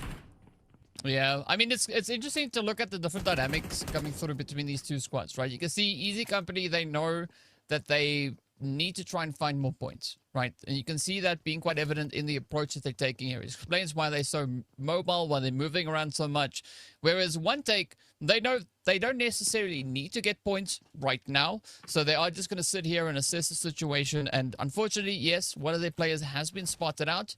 That, of course, being Skoda, but that's sometimes just part of the price that you need to pay. We did see Saint come through with a little bit of retaliation there. And so far, it is a fair trade on either side. But this is now One Take's opportunity to try and assert a little bit of that dominance, right? Just to show Easy Company that, well, it's not going to be that easy to get the push in onto them. Speaking of pushes, though, we are going to be hopping over to the players here from Excess to see whether or not they can power through this blue. Beautiful spray up the top there, as we do see Forbidden being our first team eliminated in 16th place with 1 elimination to their name. Oh no, going back to the lobby early is never a good thing. One Take Esports on the other side are getting those elims counted one by one. 3 eliminations already. That means Easy Company will be losing this fight unless the last player standing is about to clutch. Because if this is Hemo, he might just be from, if it's Hemo, that the Hemo we know, he was a player from Rush. Rush Esports. So if he changed his team to Easy Company, then and it's the same Hemo, I'm guessing his skill is still the same. Changing a team doesn't affect your skill. So I just hope he's gonna do some Hemo moves here and get some points for his team. Otherwise, he might just be saying GG's to the team. But I'm looking at the zone shift right now, and it's going to the northern side of Erangel. And when the game was starting, you saw where the teams were. They were basically all the way in that southern side. So it's gonna be a good time here for the rotations. If a team is not careful, they'll be finding the housekeepers waiting for them by the gate and ready to do some house cleaning. That is all that's gonna be happening right now. If they're not careful, some people will not move to the next zone at all. Yeah. I'm looking at the movements coming through across the board as well, right? There's still so many teams currently out in the blue. Fortunately, it is stage 2 blue, so it's not going to do them too much damage. I mean, look at Hemo, though. He said Hemo is going to have to clutch it up so far. It looks like Hemo is holding the ground quite well here. Up comes the push from Liu Kang, trying to push from the other side of the staircase. Oh, but unfortunately for Easy Company, it is going to be done and dusted. 15th place it is for them. Valiant effort though, but I would say for Easy Company, probably a better call to disengage and rotate out, especially looking at the fact that One Take wasn't doing anything there, right? They were just being quiet, just holding their space.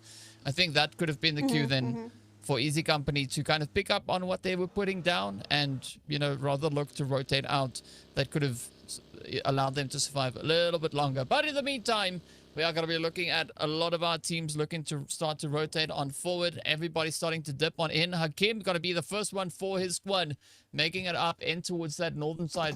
On the far side, though, Rescue now, only here with a 3-piece. It does make things a little bit more challenging, not having that full squad in the lobby. So let's see, can they actually push on the shooting range and maybe get something happening with regards to Fallen Ruthless here? I mean, they already know it's Fallen Ruthless, right? They were able to take on a fight. We can see Fallen Ruthless has lost 2 of its players. So they should be able to understand that whatever fight was happening here, they saw the task there on Hakim. They knew who got the task there. So they know that Fallen Ruthless is here. For RC, they need to make the right call. We do not want to see the same call from the first fight happening again. Every single team, they need to make the right call and just get away from this fight as much as they can. Now, there's something about the rotation that is making it quite interesting. Everyone is going towards the eastern side, but Excess Power is going the other way again. Just like Rondo, they stayed on the west side of the map, and even in Erangel, they're still stuck on the west side. So I'm not sure what Excess Power IGL is up to, honestly, sticking on the west side. But see what's really happening here. MTF is following.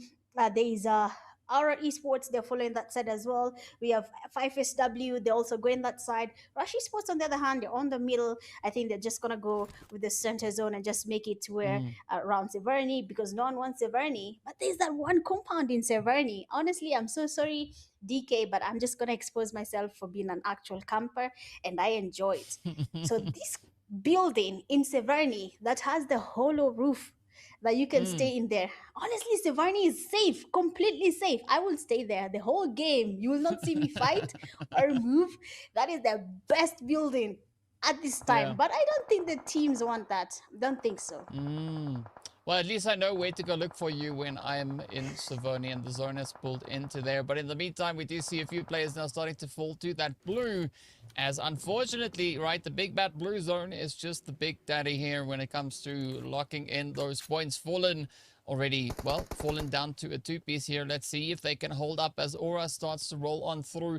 I thought, based on the rotations that we saw coming through from the teams, that the whole eastern ridge outside of Severny here was going to be absolutely jam-packed and sweaty, but it does seem like the teams are starting to break up those rotations. MTF, though, also stepping up to the plate here. Demolish holding true to their name already, just gobbling down 3 eliminations, 5 in total for the squad. And this is the kind of pacing that you need to see, right? MTF, we did see them come in with just a few points at the start of the match, right? They had 1 point. Now they have well, just gone over and above that, but it is still going to be a long, long way to go as the teams continue to cram on forward. One Take also about to join us in the zone as they are just trying to get themselves ahead of the blue. Hitman, though, for Aura, pretty isolated here. I'm not quite sure whether or not Aura is going to be able to make much of that position because they are holding on a bit of a split, but there are so many other teams yet to rotate in.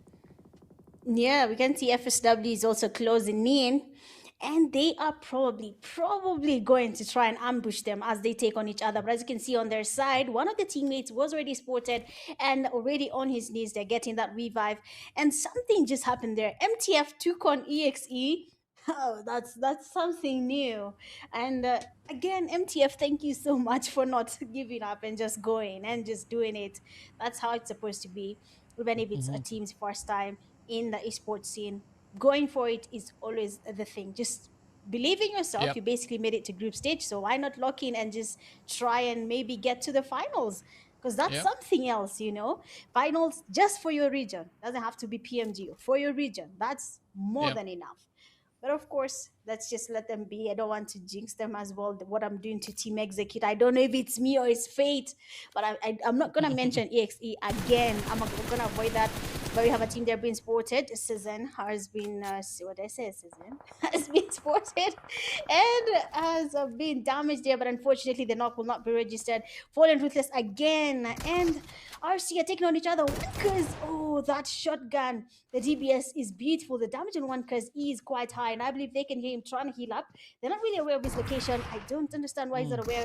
You can easily hear as he tries to heal up. Shakid gets spotted, knocked down immediately, thirsted. An amazing save there from one because does get the last player from RC. And I think this is again something they'll have to talk about in the groups later too. Yeah.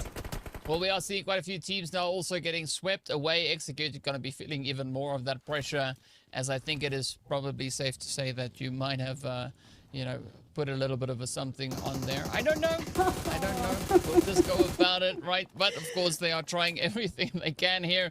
If you believe that Mitch has that power, let me know in the chat. If you don't, also let me know in the chat. Either which way, we are going to be looking at our remaining 12 teams. Ooh, XYZ now. XYZ rather, coming through with a beautiful play. I love the play on the name here as Execute.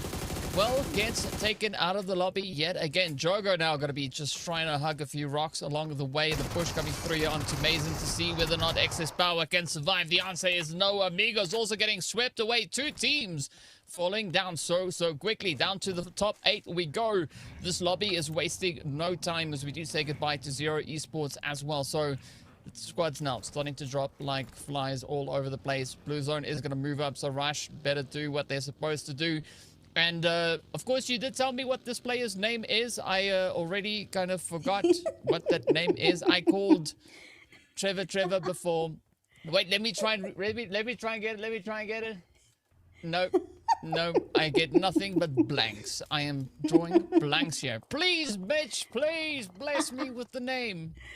No, Trevor works. Trevor is perfect. Do not change it. Do not think about it. Don't change that name. He has to take it, you know, because even his real name is not his name. So he should take Trevor as well. Yeah, it's not his name. So don't worry about it. All right, so Mitch decided. Wasn't me. Yes. He will forgive me. Don't worry about it. He'll forgive me. Okay. He'll not think too hard about it. It's gonna be okay. Don't stress. Well, there we go. Okay? You've now settled that, right? So, yes, here we have our top 8 teams still. Everybody looking to find a bit of action. And I gotta say, what I am liking so far from the Kenyan side is that there's a good distribution of zone positioning here, right? We don't see everybody on the edge of zone, and we don't see everybody in the zone.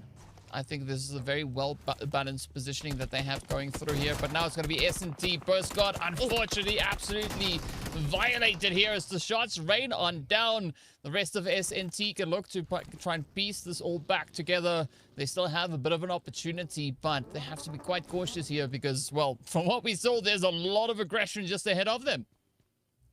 Yeah, well, unfortunately, they were spotted while they were taking on each other. FTG, now Metro, and his teammates XYZ are the only players remaining from their team. SNT has decided to avoid this fight completely and just focus on that safe zone. Most of the teams have already made their way into the safe zone. We only have 8 teams are still standing. We are in that 5th phase, moving on to the 6th phase, and it's going to be really, really painful if your team is not in that safe zone just yet. And Severny is about to get heated.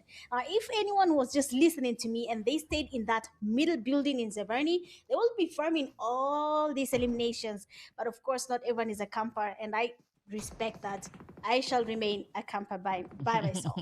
So Rush Esports is just trying to smoke up their way into that safe zone. They do have the numbers. 3 players can be good, but they should be really careful that one man missing can also be a downfall for the team when they need that last person to save the day. But of course, one because last player standing from the fallen ruthless. You can hear the players from Rush Esports come in. A pre-nade has been cooked, and if it connects, Jogo will be going down. Oh, the nade doesn't really do much just yet. Wankers gets on another grenade here, trying to get some Gobi.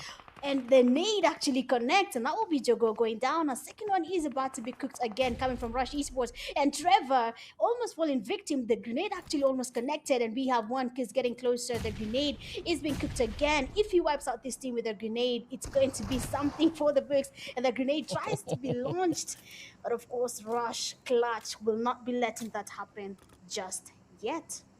Yeah, I mean, Fallen, they tried everything they can, but they weren't ruthless enough coming into match number next. But we are down to the top 7 now, as we are slowly working our way through the numbers here.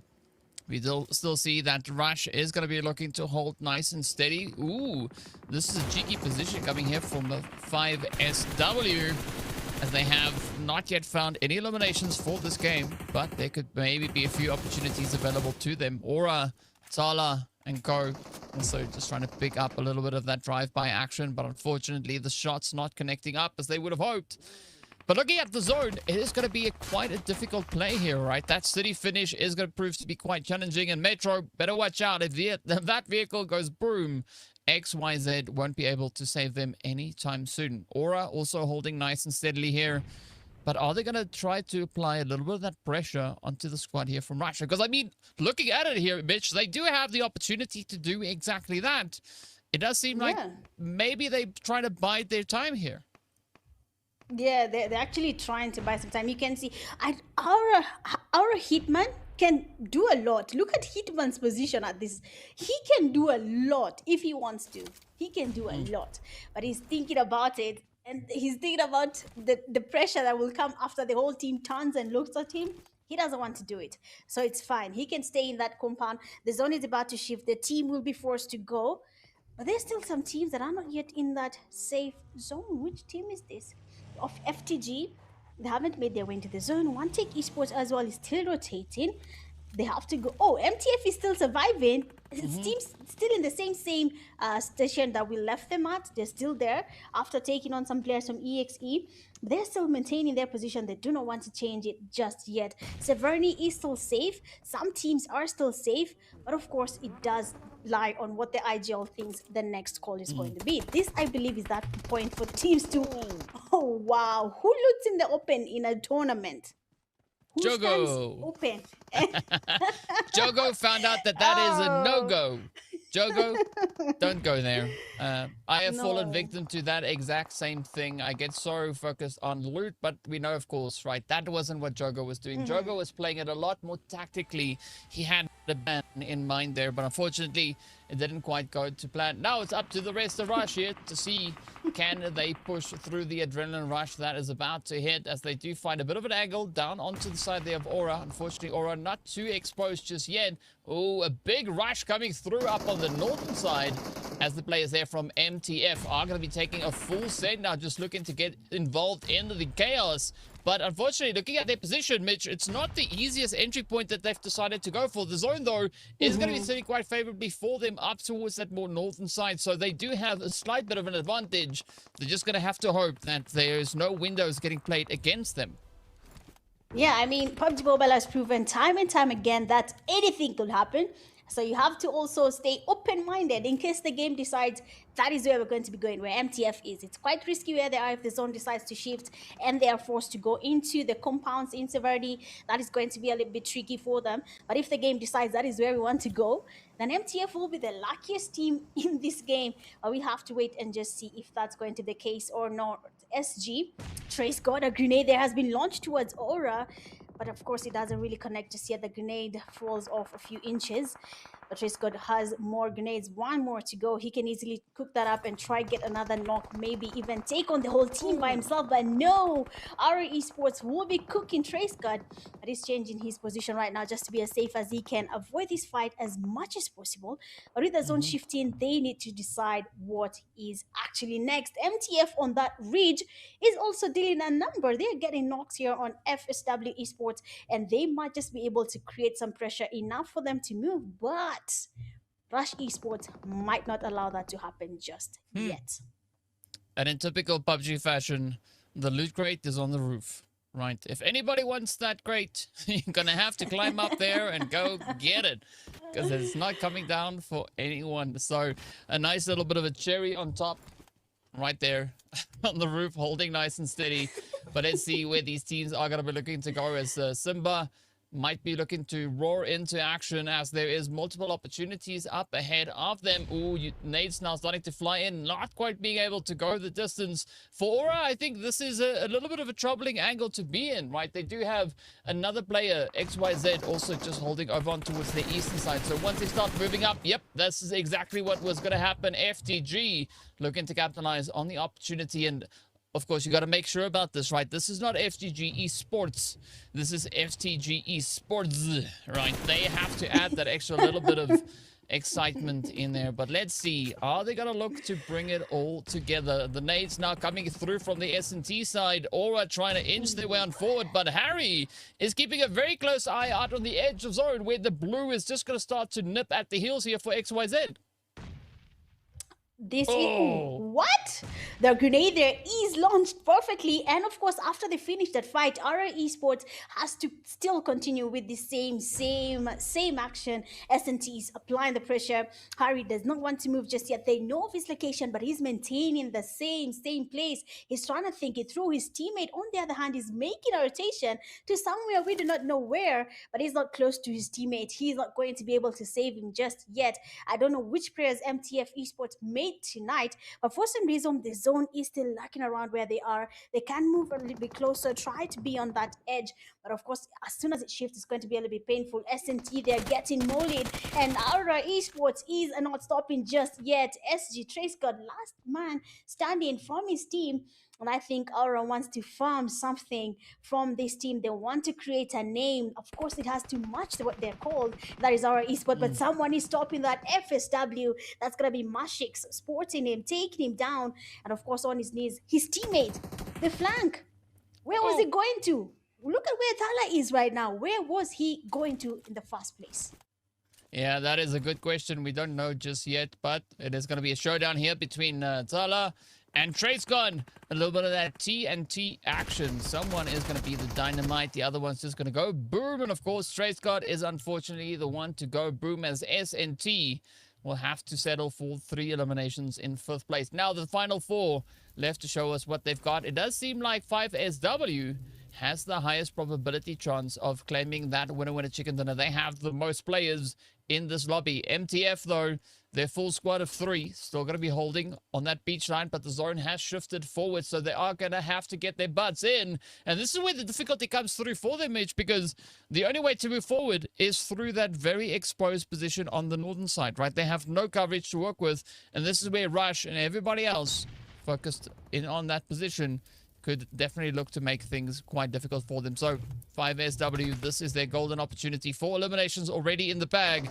but can they find more? Can they pick up those 3 to help alleviate a lot of the pressure on that northern side? I hope so, or I don't know how this is gonna play out. I hope MTF has enough smokes to create a whole cloud and the teams cannot see them. But of course, as soon as you see the smoke, you will be spraying towards that direction. FSW Esports, we have them very much sported, and MTF Carissa trying to make his way into the zone. I told you everyone will spray that smoke. They will try and spot them, but as soon as this smoke is done, MTF Esports will be in the open. Demolish does take the risk here, tries to get closer. Carissa, he's getting damaged as well, but Demolish makes his way into that safe zone. That is something amazing. And of course, Carissa will be using the same path. Unfortunately, Pain has, of course, inflicted a lot of pain right now for MTF. They survived too long to go home just yet. And MTF will not be surviving this fight. And they'll be going back to lobby on FSW Esports. Hans, quite unfortunate if you ask me. Yeah, but you got to give it up to MTF, right? That position would have worked had the zone pulled further north, but unfortunately, it turned out that that rotation kind of came back to bite them. Now, it is down to the final three to see who's going to be the one to walk away smiling here. We do see the players there from Rush locking in on a two-piece. We do see Aura also still holding on their duo as well. So everything is leaning in favor here of 5SW as they've got the numbers advantage. They've got the spread. They have phase 9 and it is buildings all over the place. So it is not going to be an easy goal to accomplish by any measure. But let's see if they can lock it in. This is a golden opportunity for either Aura or the players from Rush to try and capitalize on a bit of an off-angle third-party push. But how will this one pan out? Everybody just going to try and get their hands on that winner chicken dinner. Of course, it has been a relentless effort coming in from either which side. Looking at Aura, right? This is probably the best match that they've had so far out of the two that they've played. So they are going to look to capitalize on any of these points. The same can, of course, go for 5SW, right? Both squads walking away with 2 points in the previous match. At this point, they've gone over and above what we've seen from them before. Rush, though, not going to be picking up that same 13 elimination finish here. But they are going to give it their best swing, though. 6 eliminations is what they already have in the bag. But can they pull another potential Rondo here? Are they going to settle for second, or will they try and get their hands on first place? I hope they get their first place. I mean, it was snatched from them there in the first game. The zone just did that thing while they were taking on the last team, FR. But now this time around, they have a new team. They're going against them. They can try and take this home if they want to, if they have the patience to let these teams fight it out. And they actually did. We have... Aura Esports, they're losing their last play, and that will be down to just 2 teams remaining, and a grenade goes in, and Marshall very much low there. They are basically knocked there by Clutch himself. Last pass, actually 2 players remain standing. 7 is also trying to go in for that push. Kista with the sprays, it does get some damage. Clutch is very much exposed. They know of his location, and 7 is cooking up a grenade that will be lethal. But of course, they are lucky this time now that grenade doesn't really connect just yet. Kista is back to back with this grenade as well. Now Trevor and Clutch, they have just one thing to do, and that is basically get a chicken dinner. All they need to do is take on 7, but he will not be allowing that to happen. Trevor, what happened there? And now Clutch being the last player, he needs to live up to his name. He needs to clutch this fight, otherwise it's gonna be GG's and good night for Rush Esports for this chicken dinner in the second game of the night. Clutch lived up to his name, DK. I think he called his name Clutch because he had a reason. He was basically coming to clutch in this second night. I mean, what an insane play that was. Like, that went literally down to the wire, right? I mean, Aura, they tried everything they could to kind of hold up on that position as best they can, but it proved to be quite a challenging angle. We did see them get swept onto the wayside there, but absolute brutality. This, of course, was that whole push coming through from NTF as they tried to make that dash for zone, but 5SW was there and ready to welcome them in with open barrels. Unfortunately, this is where things started to take quite a bit of a turn, right? I mean, I was almost convinced that 5SW were going to have this one in the bag, but you got to give mad respect over to the side here of Rush as Clutch just held on true. And you did see it right at the end there, right?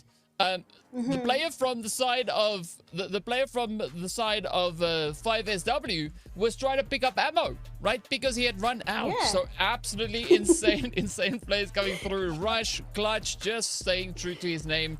Of course, Rush walking away with those 10 eliminations, getting a hefty amount of damage in there, almost 1,500 damage secured. So that tells you that Rush, they were doing quite a bit, right? Cooking up quite a bit of chaos and carnage for the teams across the board. And to take a look at that, we can see the full breakdown here.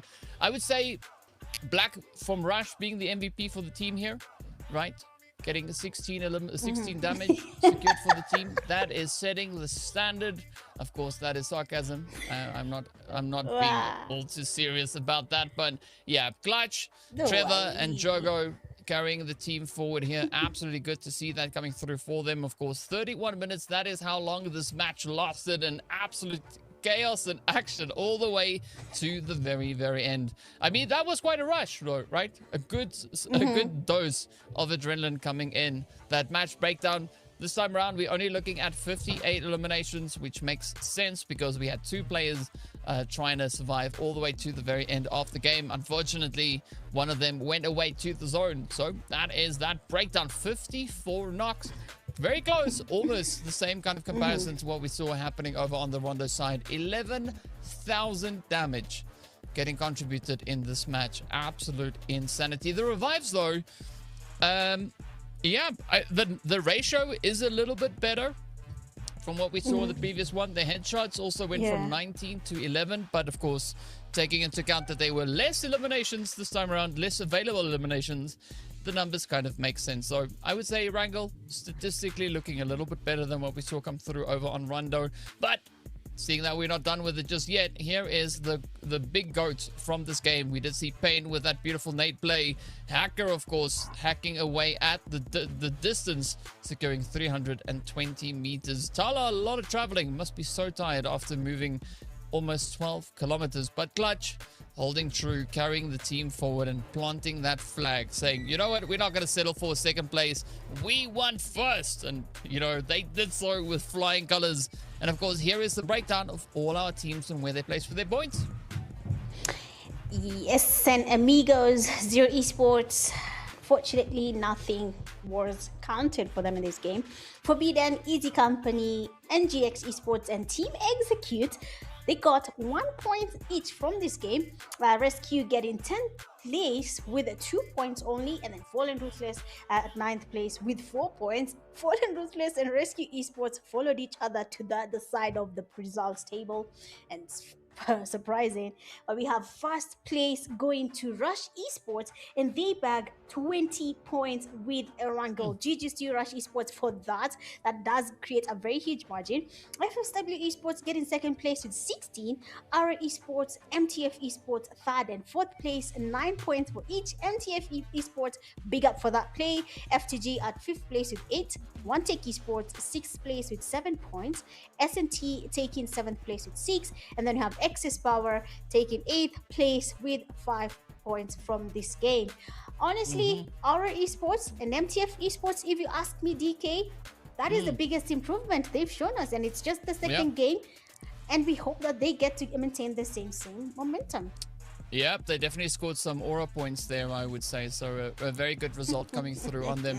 And I mean, what's interesting, though, is Rush in the previous match scored 19 points. This time around, scoring 20 points, right? Then that difference, of course, being Erangel, or Erangel, rather, versus the side of Rondo. And, of course, speaking about comparisons, here we have 5SW versus Rush for this game. Very similar when it comes to the amount of knockouts that they were able to contribute. Of course, both squads making it all the way to the very end of this bit of action here. Surprisingly enough, though, and I mean, not really too surprising, right? 5SW bagging more damage. I think that was the position that they were holding over on towards the eastern side of the zone, right? Just picking away at MTF as they started to push over from that northern side. So it makes sense to see that extra damage being awarded to them. But you know, you can't really scoff at anything that we've been seeing here. Clutch, yep, no surprise, being the MVP of the match. The player with the most, coming through with the elimination count, the damage count to back it up. And, of course, surviving all the way to the end to ensure that his team gets that winner chicken dinner. So I would say for this one, Clutch can definitely keep the name in bold because it makes perfect sense, right? Absolutely great to see that.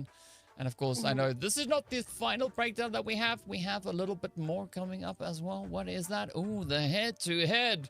Clutch versus Pain. Both players stepping up here. Pain went out quite early though, but he was the one for this team to contribute the highest amount of eliminations. As we didn't see Pain making it into the end here. We did see that was what Kishta and of course Seven making it up into that final showdown. But there we have it. Even though Pain went out early, still contributing quite a bit here for the overall performance of the team, securing those 3 knockouts versus the 2 that Clutch was able to bag on in. Our top players from the game so far is going to be Clutch. We got Trevor in there. We've got Shakid. We've got Ike, One-Kaz rather, and then of course Shaki in there as well. So a lot of contributions, and this is only after 2 games. So I'm curious to see what this is going to look like when we hit match number last at the end of the day. Right, game number 6. Who's going to be the player with the highest tally here? And I'm thinking the race for the MVP, $200 for the MVP. It's going to be a tight one if you ask me. You're looking at even the players here right now, from Clutch to Trevor to Shakid, almost same number of eliminations, almost same damage. So a lot, even, One-Kaz damage is, what? He has the highest damage. But the eliminations, I just take him out of the equation. They're making him 4th. But I cannot really wait to see who's going to get the MVP. I feel like asking, but it's too early in the games to know because we've not seen Wildcard and we've not seen Nigeria. So we cannot really judge. But I know that MVP sports, everyone is racing for that MVP sport because there are some players I know right now, they're counting. They have a table somewhere writing. And they're looking who's leading. I'm just going to go against that one. So I cannot wait to see which player is going to be crowned the MVP once this whole tournament comes to an end. And then that player actually needs to be put somewhere on the wall of fame or something. That's take a lot by, the overall rankings are in. S&M Amigos, unfortunately, are still in last place there with no points to their name. Zero Esports, 1 point, 15th place. 14, you have Team Execute with 3 points. 13, you have Easy Company for Forbidden Esports, 12th place with 8. S&T, 11th place with 9.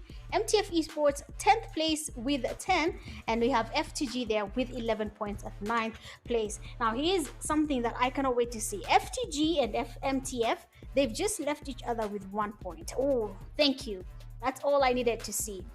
MTF, FTG, Access Power at 8th place, R Esports at 7th. This margin here is too small between these teams. So it's going to be a very tight game, of course, continuing after this. But first place there we have Rush Esports, 39 points to their name. Fallen Ruthless at 2nd place with 27.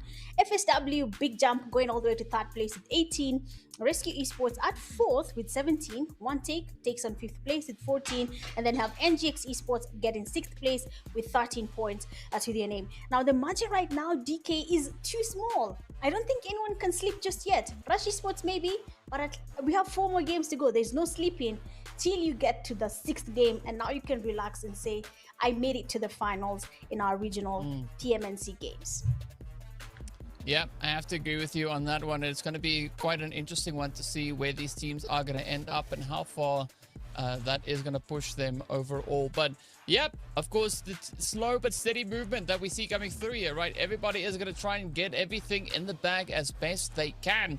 Of course, we've already concluded the first 2 games there. We can see who has taken those winner chicken dinners, Fallen Ruthless and Rush Esports. We still have 2 more Erangels to go to see exactly who is going to be closing up the first half of the day, right? Game number 3 is going to be coming up next. So I'm curious as to what that will bring for us. And of course, as we know, there's going to be only one way for us to get to that. We're going to have to take a quick little bit of a break. We need to go fuel the airplane to make sure the players can actually get down onto the map itself. So while we do that, take a break and we'll see you back in a short few minutes.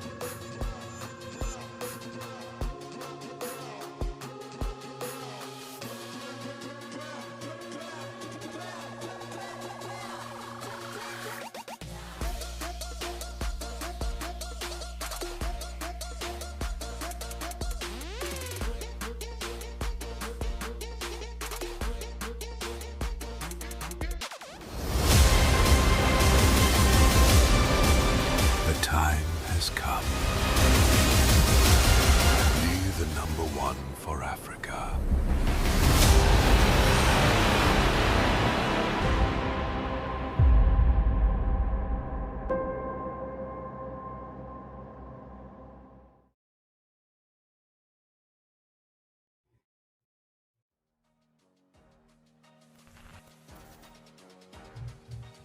I can feel it. I can feel it. I'm trying to pull in that drop box, but it's not working. Maybe eventually, of course. Well, what I'll try and pull in then in the meantime is, of course, to get some pretty crazy gameplay as we are going to be heading into our following games. One thing that's pretty impressive, though, that I got to say, though, is 5SW. With that performance in the last game, they jumped up 8 slots, right? An 8-slot leap in one match. So that's pretty crazy and good for them.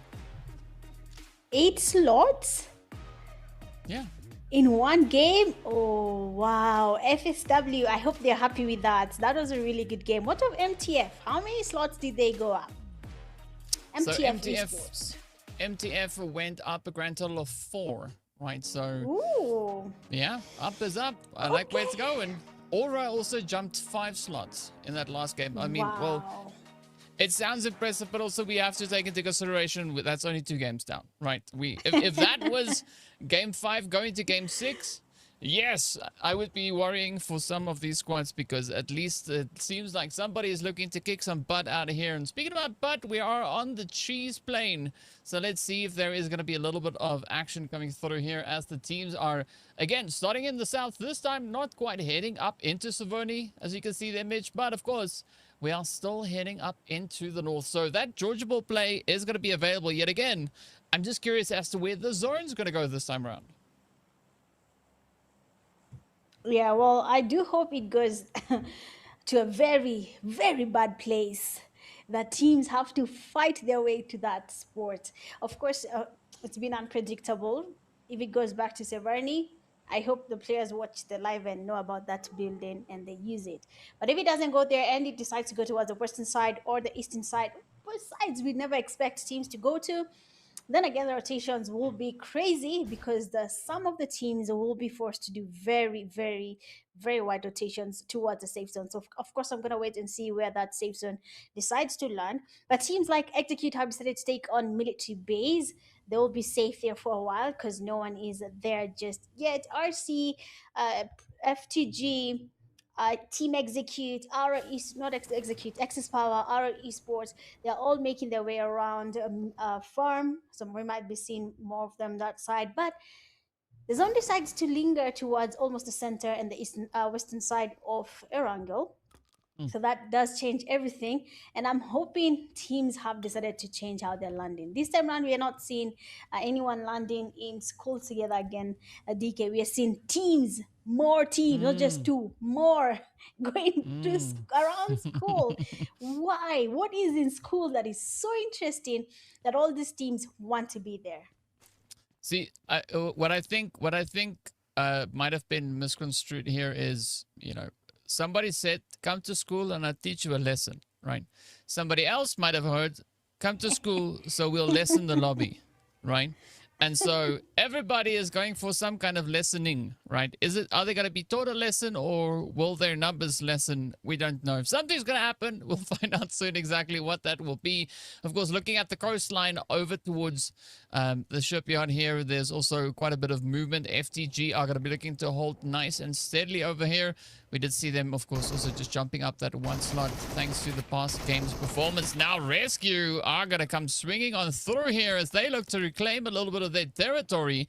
Of course, as we know, previous game, they only picked up 2 points, right? All of that came through from elimination, so there is quite a bit of pressure here for Rescue Esports to rescue themselves with regards to the overall standings, as we are going to be playing for the top 8, right? So it is the players there from Excess Power that could essentially be our gatekeepers to see who will be allowed forward and who won't. So pretty high stakes, and of course they only get one take at a time to see where they can go.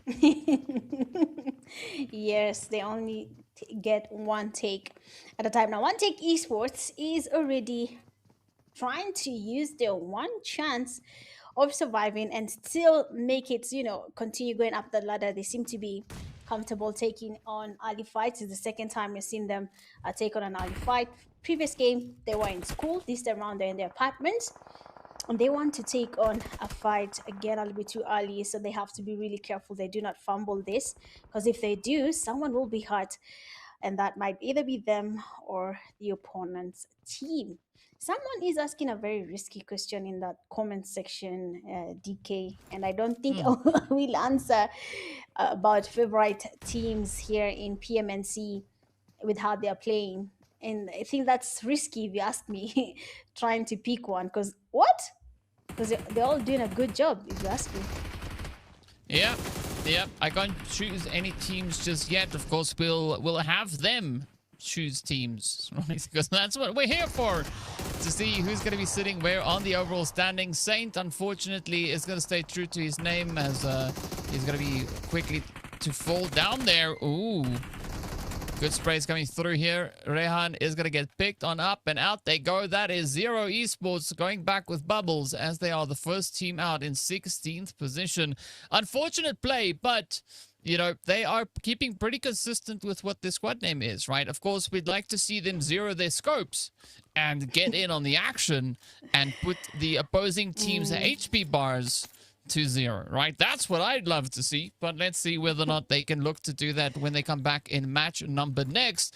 Of course, for game 3 here, we still have quite a few teams in the lobby, 15 of them strewn all over the map. We do see those bridge plays now coming up, as well as the teams are disengaging from the military island itself.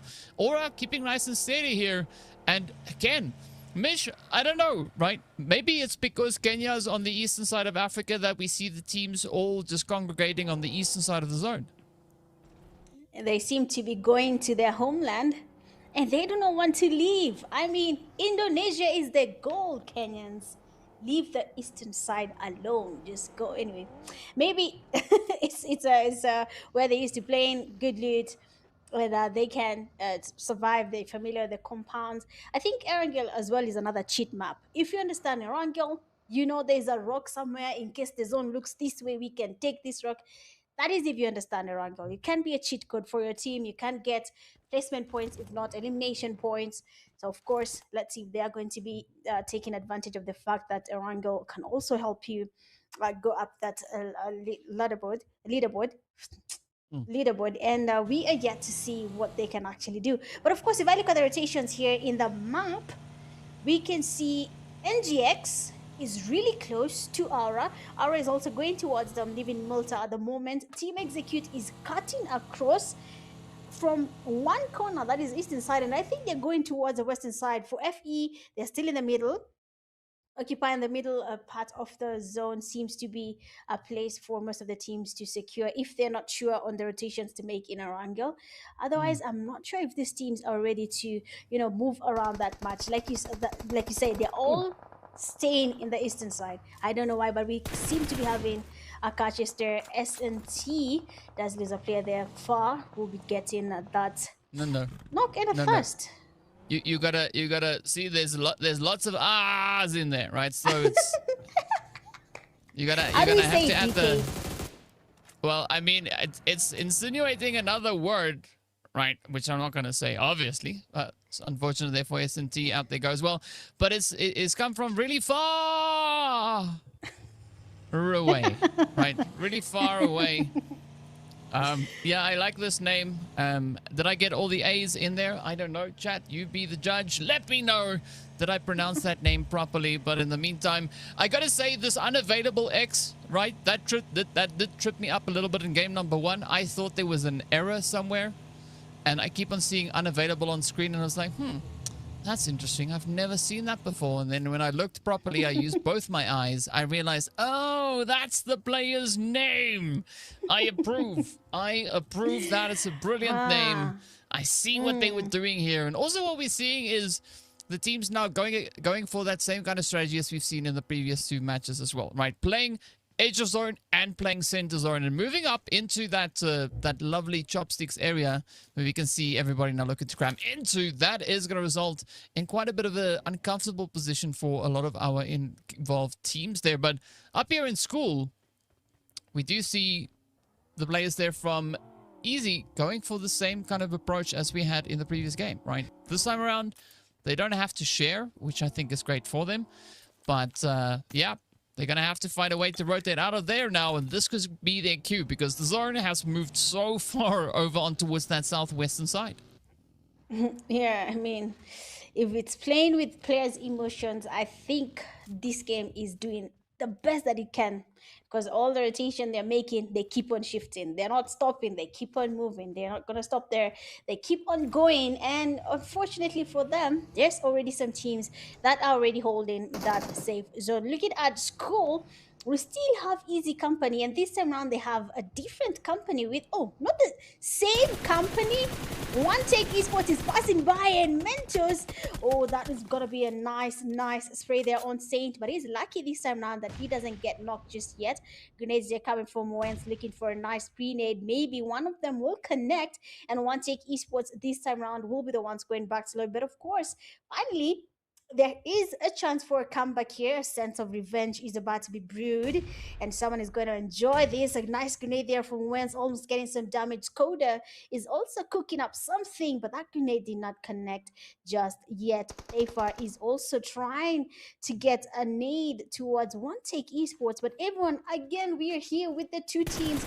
They do not want to take on each other just yet. Sprays there for Mentos. Oh, is about to give on some good damage there in case the player decides to expose himself. I hope Hemo can redeem himself as well.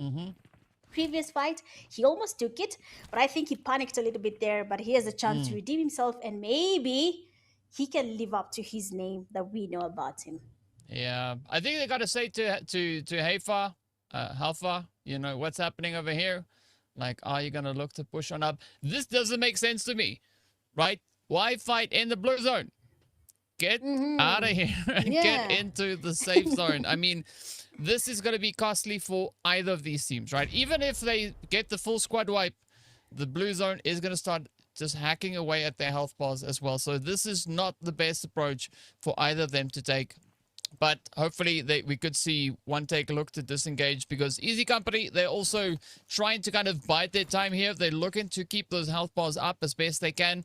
But soon they are going to start running out of health, right? Those med kits will only last you that long, and then time is up. And of course, in 10 seconds or so, the pressure is going to build as we are moving into that next phase. But speaking about pressure, 5SW are going to be feeling a lot of that as they come in trying to save their teammate. A quick rush on forward, but it is absolute brutality across the board coming through from that 5SW side. Now, there's one player just up ahead of them. Let's see whether or not Kista is going to be able to get the done. So far, so good, but oh, the numbers slowly starting to dwindle. Kista holding on, but getting shot out from all directions, and down they go. Unfortunate. Forbidden out of here. The players there coming through from the side of 5SW. Out of here. Everybody just absolutely demolished as the side there from Fallen Ruthless come in and look to upset the day. What a beautiful third party as they now continue to move in onto the compound, looking to enjoy their spoils. But school, Mitch, school is still ongoing. They have not rotated out. I think the blue juice tastes better than we expect it to taste because they are not living. They're just taking it, ingesting all the juice that they can get. But they're forgetting that once the damage gets to maybe fourth phase, it's going to be too much for these teams to be able to do anything. But all they'll just do is feed the zone and make it full and not even want more eliminations anymore. So I hope they're going to be moving because RC is also gatekeeping them. They are getting on some casualties as they make their rotations towards the zone here. One Take Esports is not having an easy time. And their IGL literally said all they need is chicken dinners. No, they need more than chicken dinners. And school is their home ground. If anyone tries to take it, they will be taking it from them. So I hope they are very much aware of these comments they're making, but they have to really live up to their name if they want to do that. But Fallen Ruthless, what was that? I mean, that was crazy seeing that happen here. The third party was perfection, so I'm sure they're happy with that. So One Take Esports, they're driving their way to the zone. We have a car chase here. Rescue Esports is also making their move around them. They're looking for each other. One person, that is Wuxian, give us your driver's license. We are not giving you this car again. Avoid at all costs. This might cost him, you know. It might cost him while he's rotating. Yeah, and unfortunately, he won't be able to bail himself out, right? See what I did there? He hit the hay bale on his way in. Any which way, it is going to be One Take also up on the north. This time they don't have to climb onto roofs to get their hands on the drop, as they can go straight for that. Excess power, of course. Well, all the excess power has been shed and off they go, making their way back into the lobby. We do see Easy also now succumbing to a lot of that pressure as they slowly start to fall to pieces down to a solo, and that is what they have left. Now, of course, is going to be the Fallen Ruthless squad circling around like vultures. They've spotted their next target. It is going to be Rush Esports. I don't know if they are aware of that, but that is not going to deter them from trying. As you can see, Shakid moving into position, coming on the edge, trying to find that angle to move in from. And of course, we do see even more squads moving up as well. This is absolute chaos. Love to have it here. But is there going to be an opportunity or potential window for the players there from Easy Company, maybe to sneak past all of this craziness and to continue that longevity? As you can see, the spread across the zone, FTG are going to be moving from that quarry position. Easy rotation for them to get up into zone. You got MTF and everybody else also still occupying that far southern side, but there's a lot of pressure still as the teams continue to look for an entry point, right? They want to find a way to not only get out of the blue, but into a good secure angle. And I think the center zone, or at least the compounds just to the east of center, could either be an absolute blessing or it could be a bit of a curse. For the time being, seems like the focus is going to be on that far western compound. Yep, and Psycho and his teammates, they seem to be at the best place as of now. But most of the teams are rotating where they are. One Take Esports is doing their rotations where they are. Rush Esports as well is making their rotations toward the northwestern side, and they might encounter each other. But we have the fast spray there. That means One Take Esports has been spotted, and they're looking to make a fast here on Skoda. They will be taking it back to lobby. XYZ does do a drive-by just to make sure that will be happening. But unfortunately for Easy Company, they will not be continuing with that rotation that they were trying to make towards the safe zone. For FTG, the teammate Fury has been spotted. Rush Esports will be taking on that knock. But of course, Rush Esports, they do have some time here. They do have the zone. They have One Take also not really that far from, not One Take, yeah, One Take actually, not that far. That is Urek. He can also make his way there trying to get some third parties that we have seen Fallen Ruthless been able to do. So I hope they have a plan around all this, because everyone at this point is just bugging on these free eliminations that are passing by. You hear a fight, you become ruthless. You decide, I'm going to spray and steal every single kill. Anything that moves is yours. Just take it, you know? So I think the team should also capitalize on the fact that people are trying to occupy compounds and they're getting a bit distracted, and they can easily get those knocks without even moving a single muscle from their compounds. Well, this compound is a very strong compound I know Maxman loves this position. He is a big fan of it. Not quite sure if it's such a strong position looking at where it is currently situated within the zone. But we'll see what the teams can do with it. In the meantime, it is going to be Rush trying to make a little bit of that magic happen as they do get FTG to back on down all the way back into the lobby. I'm pretty sure that P90 contributed quite a bit to them getting that quick ticket back into the lobby. Meanwhile, now Rescue Esports looking to do exactly as the name suggests here. They are pushing up onto Fedor to get him back into the fight. The pressure still mounting up on the hillside. Nobody having any clear path of certainty here. As you can see, relentless sprays now raining down on them. But I like to see that, right? It is absolute sweatiness all across this eastern edge. Wow, those grenades are actually connecting. You can see what they're doing here, and they're getting to confirm the eliminations. Team Execute is finally trying to get their game up and take on as many eliminations as they can. Unfortunately for MTF, they will be going back to lobby. Not sure they've gotten any points for placements. They have not. Still 8 teams in the game, but they can do more when it comes to the next game. For Team Execute here, they will be getting some pressure. We have Rescue Esports. They're getting into their vehicles. They might be looking to get closer as well, just to get this Execute fight done and dusted. But we have a pre-nade that is about to be cooked if they go there without thinking about it. SNM amigos, finally we can see them. We've not seen the team here, DK, but now we can see them. And the last player is just chilling, like the villain here is, waiting for someone to go into that house, and you'll be taking him out as soon as possible. But the grenades here from Team RC are getting some grenades on Rescue Esports. Astro Boy, you need to be careful. The grenades are not going inside, but they're getting some damage. Yuna is very much damaged, and Yuna will be knocked with that grenade. Immediately, we have Tian. He wants to take on that push, taking advantage of getting knocked, but a grenade from Unavailable will be taken up there down from RC, and Fedor wants to confirm this elimination. He wants to finish up the fight, and we have Astro being very much low. They want to push him, and just like that, Team Execute will be executed and taken back to lobby with that fight. Quite unfortunate here for Execute again, DK. Yeah, it's a tough play, but you know what? Oh, they might have a little bit of that comeuppance here. As you can see, Rescue now getting rushed as well. Fallen Ruthless just rushing in, looking to clean up in aisle 4 as they go for everything around them. And I like what One Cuz is doing here, right? Comes through with that S12K and just shoots in any direction they can, just to make sure that no angle is unturned or not even touched. But there's more pressure coming through here. As you can see, Rush also now starting with their own bombardment. They are not done just yet. They found themselves 6 eliminations. Can they find more? Of course, Fallen Ruthless sitting on 8, so this could be a nice little bit of a back and forth, a bit of a competition coming through between these two squads to see who's going to be the one smiling the most come end of this game. Oh, beautiful nade there. Is it going to find the damage? The answer is yes. Again, Black goes down. We did see one of the previous games, Black picking up only 16 damage, this time receiving an absolute bucket load of it. The confirmation's about to come through, and this could be the end for at least one more player on the Rush side.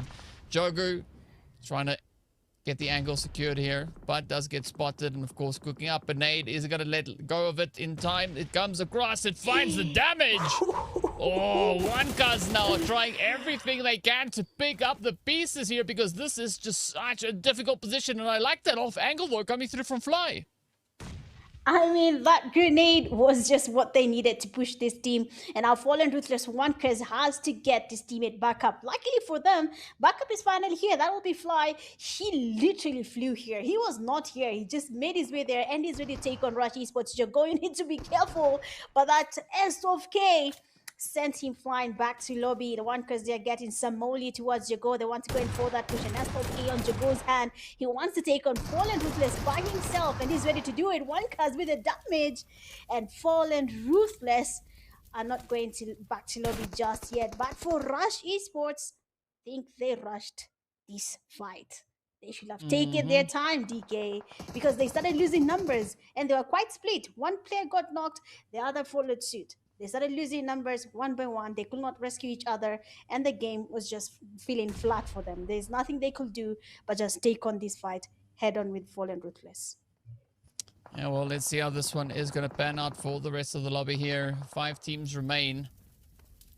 One take, still holding steady, as you can see, with their one player in this match. We can see those probabilities up there as well. 32.18% in favor of Aura. Let's see, can they go out farming here? Because they still have their full squad up, so it makes sense that they have a really high chance of securing the victory here. But the pressure is going to be on, and it's not going to be an easy one to accomplish. Now comes Fallen Relentless, also just holding on the edge right behind the zone. NGX on the edge here, not having clear entry, and this is where the pressure is going to come through for not only them, but also the side of Aura that needs to try and squeeze on through. You can see Psycho also just on the edge there, trying to maybe bide a bit of an opportunity here, trying to inch their way on forward. Tala, though, is going to get found out. Down they go. So far, Fallen Ruthless not going to be backing out of any opportunities. Marco getting found out as well, and it is just chaos all across the board. 3 players now remain. Psycho trying to come in with a spray down. Does find one player from the side. They have Aura. The blue starts slipping at the heels, managing to move forward, but down he goes is Harry. Harry is up and puts the shots on in. Down to the final 4. We are quite a few knocks now that we've seen come in here. Aura not quite secured in the zone just yet. Looking at NGX here, Mitch, I'm thinking they are going to have a pretty tough time moving forward into the zone. Yes, they are. I mean, that rotation will be difficult. Seeing a team like Aura Esports is very much aware, but unfortunately or fortunately for NGX, Aura Esports right now is getting some damage there from FR, that is Fallen Ruthless, and they're not lucky anymore, because now Onkers is aware of their location. 13 eliminations for Fallen Ruthless, and the game is yet to be done. They're still looking for more, and I think they're trying to get a comeback there. Remember Rush Esports, in that last game, they got 20 points from the game. They did go up that leaderboard, but of course, Fallen Ruthless might just be looking to get up that leaderboard as well. So right now, anything or anyone that decides to get in the way of that, they will be spotted. Zabra there and his teammate are getting some sprays. One curse will not be stopping at that, and NGX might not make it into that safe zone. They are inside for Fallen Ruthless, and just like that, NGX will be going back to lobby. DKB are down to the last 2 teams. And One Take Esports is still standing. Yeah, they are, right? They are not going to be backing out of this fight just yet, even though it seemed like everything was stacked against them. Ulrich now is going to be the last one to try and hold it steady up on the Wizard Tower. But he does get a little bit of a... what's that called? Alagavada! Boom! Getting hit right on him. Out they go, and that is the end of the match. It is none other than Fallen Ruthless, staying true to their name, being absolutely ruthless as they descended down upon this lobby, just locking in eliminations left, right, and everywhere else. So very exciting to see that step up coming through from their end. Of course, if we look at how they've performed throughout this match, there was just so many opportunities, but it's great to see S&M Amigos, Psycho, trying everything they can to get the hits in. Unfortunately, not being able to get up quickly enough to move forward. But, of course, now we have S&M Amigos on the scoreboard as well, right? They went from bubbles to adding trouble into this lobby. So love to see where it is all heading. But we got to take a look at this overall breakdown here for the Fallen Ruthless. 16 eliminations and nearly hitting 2k damage. So close to that. But a very hefty hand getting down by the side here of Fallen Ruthless. Absolutely amazing.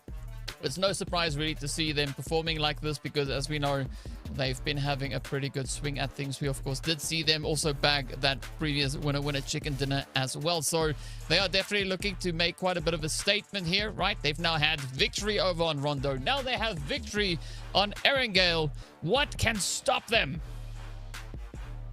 Nothing. Nothing. Okay, maybe someone. Let me not say that, because the teams in Kenya are just amazing us tonight. And of course, for Fallen Ruthless here, they are doing a lot as well. They're trying to stay up as much as they can. because if they go any lower, of course they will not be dropping from the top 8 slot, but they can just drop in terms of placements, and I don't think it's something they want to do. They want to stay as high as they can, and that is in the first place. Rush Esports, RC, One Take, 3FM, SFM, all of them, they're looking to stay there as much as they can. For the match summary, there are 53 eliminations in total. It is looking good compared to the last game there. For total knocks, 48. Okay, people are working in this game. People are trying a lot. 10 revives in the game, a total heal of 7,275. Headshots go up again, 14 headshots compared to the last game there where we had 11. Longest elimination at 272 meters. Total damage dealt 9,847. That is a lot. Throws used there we have 99. Seems like this game people were working and the work has finally paid off. I believe we'll be seeing a change of best players. But looking at the match summary, we have one quiz giving us 11 eliminations for this game. We have one quiz with the highest damage again, 1,069. One quiz gets the one grenade elimination. One quiz gets the longest elimination, 272 meters. And Wuxian from RC does get the top traveler with the 12.89 kilometers traveled. I mean, one quiz in this game, it is true, he did do a lot of damage, a lot of eliminations. I mean, NGX literally served him eliminations on a silver plate, and he decided to eat it with a golden fork. And see where he is right now. The damage, the eliminations, they're looking good. Yeah, but you know what's even better? A golden AUG, right? That is the way that you eat the stuff delivered to you on a platter. Speaking about platter, there is a few teams taking a stop over at the donut shop. As you can see, MTF, Easy, SNT, and Zero all getting sent back with nothing but donuts in their bag. At least they have a few treats to work with while they get themselves ready for that next match. But yeah, hopefully things will go a bit better as we head into match number next. But for the rest of the teams there, we can see them still bringing in the points. 5SW this time around not going to be walking away with that big fat winner chicken dinner. Instead, it is going to be Fallen Ruthless with 26 points. One Take Esports, though, also coming in with a double-digit finish there as well. But yeah, SNM Amigos, they went from bubbles, now they've got 4 points, right? That's all you need. Sometimes you just need a psycho in your squad to help you to get to that place where you can get the points on in. Yeah. I mean, S&M Amigos, they had that one player who stayed literally in a house, did not move, did not even want to breathe louder than usual, just to make sure he got at least some points for his team. Big up to you, Amigos, for that. I mean, 4 points is a good jump. Looking at the head-to-head here for Fallen Ruthless and One Take Esports. Fallen Ruthless have 16 eliminations, while One Take, they have 4, 12-point margin. Easy. The damage there at 1,909 for FR and One Take at 617. 8 knockouts for Fallen Ruthless, 3 for One Take Esports, but the survival time is the same, seeing the last player from One Take Esports really tried his best. And the player of the match, we definitely expected it to be FR1 Kiz. He definitely did deserve it. 11 eliminations to his name. The damage was good, 1,069, 6 knockouts, and the survive time at 24 minutes and 36 seconds. He basically stayed the whole game, dominated where he could, revived teammates where he was needed, and it finally paid off. He gets a play of the match for the 3rd game of the night in Erangel. So big up to you, One Cuz. Keep up the same tempo. But remember, the MVP title keeps on changing every game, so do not get too comfortable. Of course, the head-to-head again, One Cuz and Trevor. One Cuz at 11 eliminations, and we have Trevor getting 4 eliminations. The damage on One Cuz at 1,069, for Trevor at only 268, 6 knockouts for One Cuz and 3 for Trevor. But the survival time is a huge difference. 4 minutes is a lot between the two players. Basically, One Cuz stayed throughout the game, and that of course did give him the edge there for the damage and the eliminations. So FR, One Cuz, good stuff there. You have impressed us. Me and DK, we are impressed with how much you can do in just one game. Indeed. So let's now take a big look at our top players after game number 3. One Cuz is going to be leading the charge there, coming in with a whole lots, right? a bucket load of eliminations and even more damage to back it up. You can see Trevor there as well. We got Clutch in there. We got Shakid. And then, of course, we got XYZ. Now, XYZ popped off in the previous match, game number 2. I didn't see as much of a performance going through from XYZ in this past game. But you know what? It is what it is. There's always the next one to try and make up for that. So, yeah, the bar being set quite high here as the teams continue to push on through and everybody trying their absolute hardest to get as much points on the board for their respective teams. So far it is looking pretty good, and I like how things continuously keep on changing. Rush, I think it's fair to say that they've decided to rush the MVP board, right? They want to see how far up they can climb, but of course they're going to have to prove themselves. It's not going to be an easy win for anybody, but that's part of the game, right? That is part of the fun. So we'll be taking a look at our overall rankings as well in a short little while to see exactly where the teams are, how much movement has come through, who's taken which parts, when, where, and why, as we hop into the bottom board. As you can see, no change really coming through there for FTG as they are still stuck in that 9th position. Of course, Zero now taking that 1 point in as well. We do see SNM Amigos moving up all the way from 16th into 14th. Execute also with a beautiful upward trend. Then we got the Forbidden there doing the forbidden thing. They've moved into 10th place. No, we can't see that just yet. Hopefully they'll continue to do a little bit more of that. 9 eliminations though is going to sit quite comfortably with them, but this is the side of the board that we want to see. It has Fallen Ruthless with a 2-winner chicken dinners right at the top of the board. Of course, they have dethroned the players there from Rush. One Take also moving up. Rescue holding steady. And everybody else also kind of just doing their thing over here. But we are seeing quite a bit of a disparity happening between first and second place versus the rest of the lobby, right? So if any of the teams want to try and catch up, they're going to have to try and do what Fallen and Ruthless, or rather Rush, has been doing throughout this match so far. All these games, we only have 3 more to go. 1 more Erangel, the last one of the day, and of course then the 2 Miramars that are yet to come on forward. So if there's an opportunity for teams to try and change it up, well, this could definitely be exactly that. So we're going to have to pay close attention to how the teams are going to be looking to approach our final Erangel of the day over here. And I just noticed that behind the aeroplane it says PMNC Kenya. That's pretty cool. I like the little fine touches coming through here. But of course, speaking of which, we are going to be heading into a break, if I can English properly.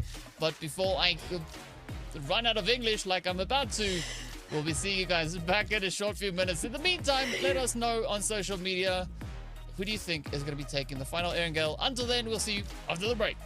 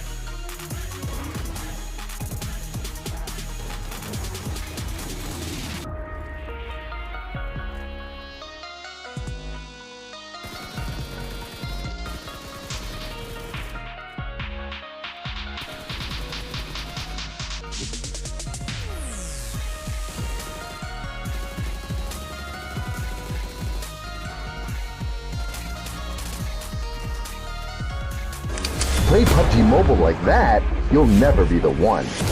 Wrong. There's no never for the one. The zone is closing. You're getting left behind. Left behind? Watch closely. The one walks on the edge. You will lose it all. No, for the one big moment, I'll risk it all. What are you doing? Aren't you afraid to lose? Lose? No, I'm here to claim the one. You can't beat him. Says who? Watch closely. The one dominates. Are you posing? Why not? The one sets the trend. They seem to treat this like a dress-up game. The one has to dress the part. You're making yourself the biggest target. Exactly. I'm the one everyone's watching.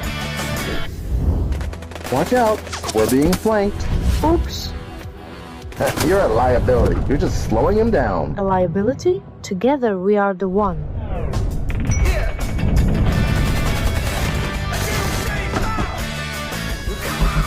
You call that a win? That was just dumb luck. Luck? This is the power of the one for two.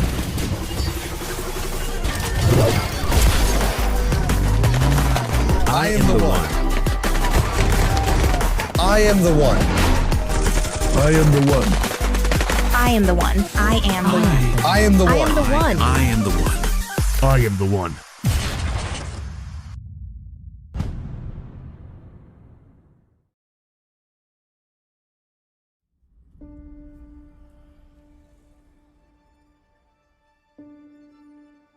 I go by the name Mitch Gaming in the PUBG mobile community. I have been gaming for the past 7 years, something I do during my leisure, and now it has become a career. When I started playing PUBG Mobile, I actually did not have friends at first. Then one day I actually encountered a Kenyan team, and through that I got to create a community from the game PUBG Mobile. I got to learn cultures, I got to understand how people live outside of Kenya, and I think that connected with me. They recently included Africa in the ecosystem, and they added the Masai Shuka, something that resonated with me. I've not seen that in any other game so far. Basically, it's more inclusive than all the other games I've tried. It's a space for anyone to be there. For the women that actually feel unsure about being part of esports, all I can tell you is you can never be too sure. So just get up, start whatever you want to be. For PUBG Mobile's 8th anniversary, I'd actually like to say thank you, because PUBG Mobile right now is no longer a game. It's a home for players, even for a new individual joining us now. It may seem like PUBG Mobile is a game to you, but with time you'll realize it's a family. And through that, we've made friends. People are changing lives because of PUBG Mobile. And honestly, all I can say is thank you for even existing. If it were not for you, some of us will not be here today. Happy birthday, PUBG Mobile.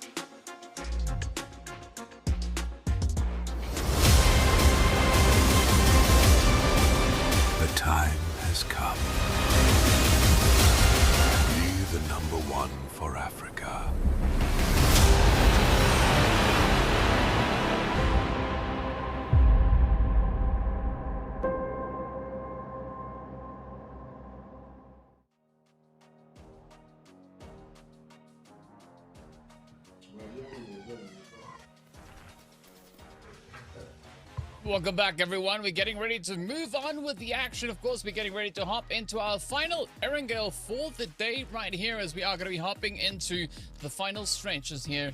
Of course, one more Erangel and two Miramars are about to make its way on through. The teams just filling us with action. Fallen Ruthless securing themselves 2 winner chicken dinners, 1 on Rondo, 1 on Erangel. If you missed it, go back in the stream, you'll see it. It was amazing. But of course, speaking about which, we are going to be looking to see who's going to be picking up the next chicken. And the big question I have for you, Mitch, is who do you think it could be?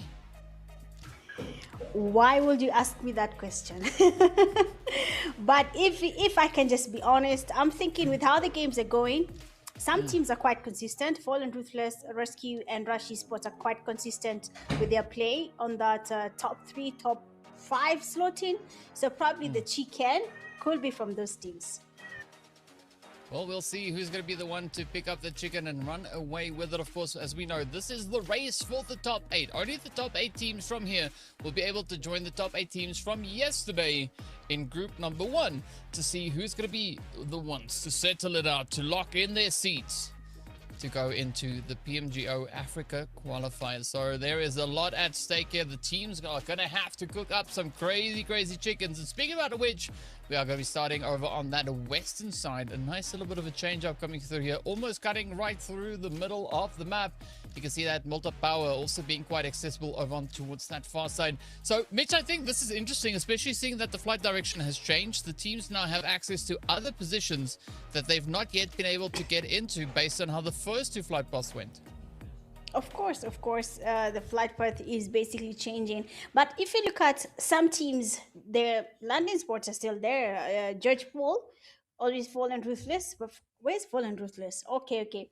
Fallen Ruthless will always go that side. Rush Esports, they seem to have evaded George Paul. They do not want to go there anymore. I'm guessing they watched the live stream for the first game in Erangel and realized, okay, so we are landing with Fallen Ruthless all the time, so let's not go there again. So maybe right now they're changing and probably will continue sticking to Pochinki. And the teams are comfortable with military base. They're not going there anymore. I believe that was a Team Execute. They're not going that side anymore. What is this landing? Team Exit?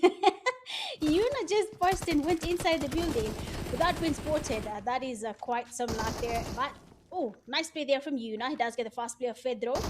And Wuxian seems to be trying to go in for that push as well. Seems like they're going to be having an early fight here. Yuna is just fighting anything that is moving right now because of the tension. I mean, we just landed and there's already a team trying to take us. So I think if they finish this fight and do good, it will be a good start for Team Execute. Yeah, no, definitely will be. Let's see what Wuxian is going to get up to, as there is a little bit of tension, a little bit of pressure up here in South George. But so far, it does seem like Team Execute is holding their own quite well. They're, of course, far from being out of the woods. There is still quite a bit of tension, not only here, but over in the container yard as well. So there is a bit of an angle for these teams to try and play through. We do see a hospital also being occupied currently by the players there from NGX. So are they going to start to push on up here? Maybe come knocking on some doors, or are they going to come through with the bandages? The answer seems to be that they are going to try and reach on in all the way from hospital. Now moving up onto those hillsides, and this is where things look to become a little bit more challenging, especially if you are one of these 2 squads pinned down right here. So Wuxian is going to be just moving through the buildings, trying to get themselves set up beautifully in the windows. We got Jackie always also just there on the edge, so nice bit of awareness coming through here from them. But is this going to be enough though, right? Will Rescue Esports be able to get the points to move them up, right? Because as we know, they are currently sharing that position with the players from One Take. Both squads sitting on 24 points. And if you combine third and fourth place rather together, you will get exactly to where second place is. So a full 24 points currently separating second from third. So the pressure is high, and see if these teams can hold it up. Of course, that entry up into the top 8 here, Mitch, not that big of a gap. So it is going to be easy for anybody sitting in between that 9th and 16th position to still advance themselves into the top 8 in just this match. Yep. Well, I'm hoping to see something, DK. I mean, it is that game where anyone, and I mean literally anyone, can change the table. It is Erangel. It does get a little bit competitive because people understand the map. But if it doesn't work for them, then 8th, 9th place might be a little bit shaky. And I hope Excess Power and FTG will use that to their advantage. For Team Execute here, they seem to be having a really good start. They already have 2 eliminations to their name, and they might be looking for more, if you ask me. Yeah, but I have to say I agree with what the cat's saying, right? The cat's saying, now, go, go. This is go time. The teams need to push and get... See, again, that's like go. Guys, what are you waiting for? Push, push, push. It's the only way you're going to get those points in.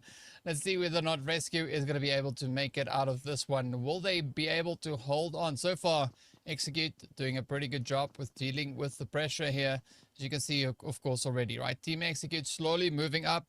They are currently all the way in that 11th position. They, of course, started the match all the way over in 12th place, right? So not a major move up from them just yet, but points are points, and that is what counts at the end of the day. We can see the feed also going crazy.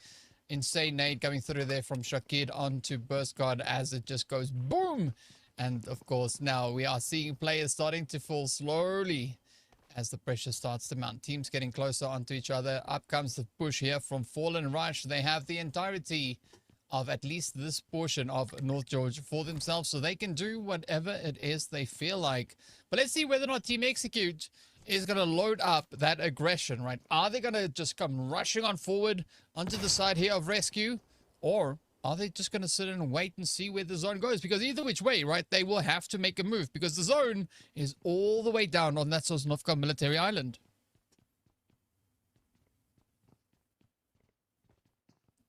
Okay, sorry, DK. It seems like I had to misplace the cut there. Apologize for that. But of course, it was trying to communicate and was asking Execute to, you know, do more and get going with their skills here. I do apologize for that, guys. But of course, I'm looking at Execute right now, and they seem to be sitting at a good place. Though for their two teammates, you know, Fa is that meme. I don't know how to say it, but as soon as he does a very bad play, I think editors will use that a lot against him and make sure his name and the meme are aligned, of course, just for the fun of it. But so far so good. It doesn't look like much is going to be happening here from RC and Team Execute. Sharky's trying to maintain his cool. But the blue zone is already here. The damage from that blue zone will be a lot if they are not careful. And it will cost them at the end of the day. Because, I mean, you're battling the zone. At the same time, you are also battling the player, the opponent, their Team Execute. Yeah, and of course, they're battling the thirst as well, right, for that blue juice. And as you said earlier, and you were absolutely correct in saying so, too much of the blue juice is never too good for you. So let's see what the play is going to be here. Will we see them now decide to push? I mean, Team Execute, they have a great opportunity here to just hop in their vehicles and leave. Get back into the zone while they still have all 4 players up.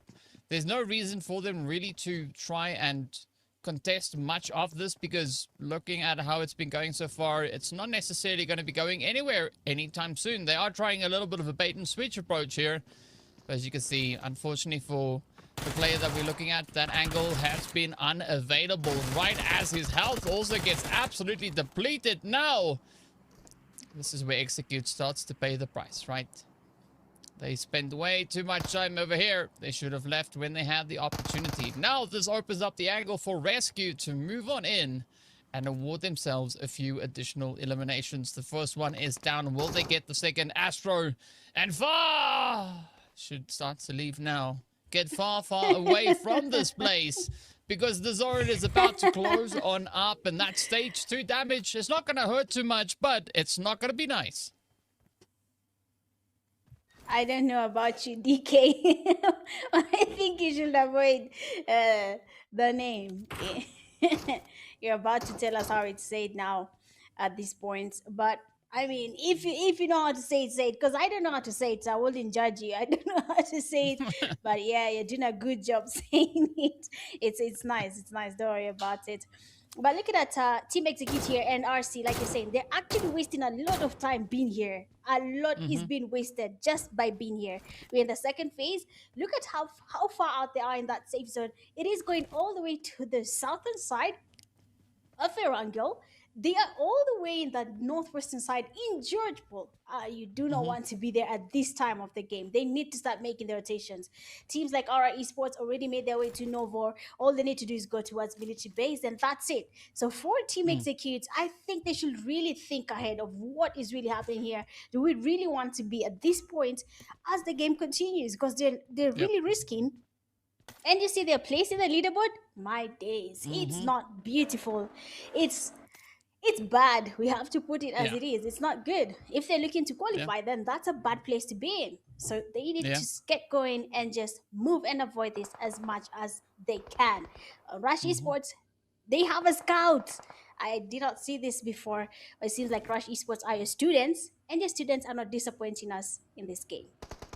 Yep, they're doing pretty good here. I like this awareness, and Clutch, of course, looking to get that off angle as he now starts to apply the pressure, pushing straight on forward. But we'll see how this is going to go as we've got the Marco right there on the front line, about to be on the receiving end of the grenades getting sent over here from Clutch. You've got that DBS at hand as well. And I like this approach coming through here from Rush. They are, well, doing exactly as their name suggests, right? They are rushing the compound, pushing on forward, looking to just pick apart the defenses here of the NGX team. DeMarco still holding on good. Oh, Bush is in. Beautiful surprise play as he gets the hit there onto Trevor. Now it's Clutch trying to come up, narrowly escaping that one. You can say he clutched that play as well, but they're not out of the woods just yet, right? That is only one play down, 3 more to go. They got Blaster, Hakim, and Kelly 4K. That is going to look to upset them in 4K, but Hakim, though, gets a beautiful nade to the head. Black now trying to get that res up, but it is going to be Trevor and Clutch down looking for change. Oh, down they go. Jogo having all the pressure now on their shoulder as they need to try and carry this one forward. Are they going to be able to... Oh, pick the team back up. Beautiful jump shot here from Blaster, but gets blasted instead. Now comes the final clutch, and Jogo clutches it out. Oh my goodness, that was a little bit too close for comfort, but well played. What an absolute rush coming through here from them. I mean, this is the second time in a row we are witnessing Rush Jogo do something for the team. I mean, Jogo needs to be given his flowers. They need to take him, buy him a whole drum of water, and just let the guy drink the water, because the guy is doing a lot, and we are not going to stop talking about it. I mean, Jogo, good stuff there. The DBS play was amazing. If anything, understanding the DBS, it's taken me forever. I mean, I'm unable to use the DBS because I'm not skillful like these amazing players. But if they can just do as Jogo has done here, it will take them far, because that was amazing. The DBS can be lethal if you understand it. So good stuff there from Jogo, and I believe he should continue the same pace. But unfortunately for Fallen Ruthless, a soldier here has been taken down. That's going to be Rusciano. But luckily for him, you can see a teammate trying to get closer to get the revive happening. Boys and amigos here. Last man standing, the grenade. We saw it coming. We knew it would connect, and we knew someone was about to go down on their knees this fast. Last player remains standing. That is Harsh, but we have a push there already taking place. They want to take on the last player. Harsh trying to get on the tricycle, but no. They sport him, and Harsh will be going back to lobby. Just like that, FTG are getting easy 4 eliminations for this game. Honestly, whatever is happening on the leaderboard is making me happy, because now it is finally creating some margin. We still have a tie there. Our FTG is still tying, but at least teams are now creating margins. We have 13 for excess power.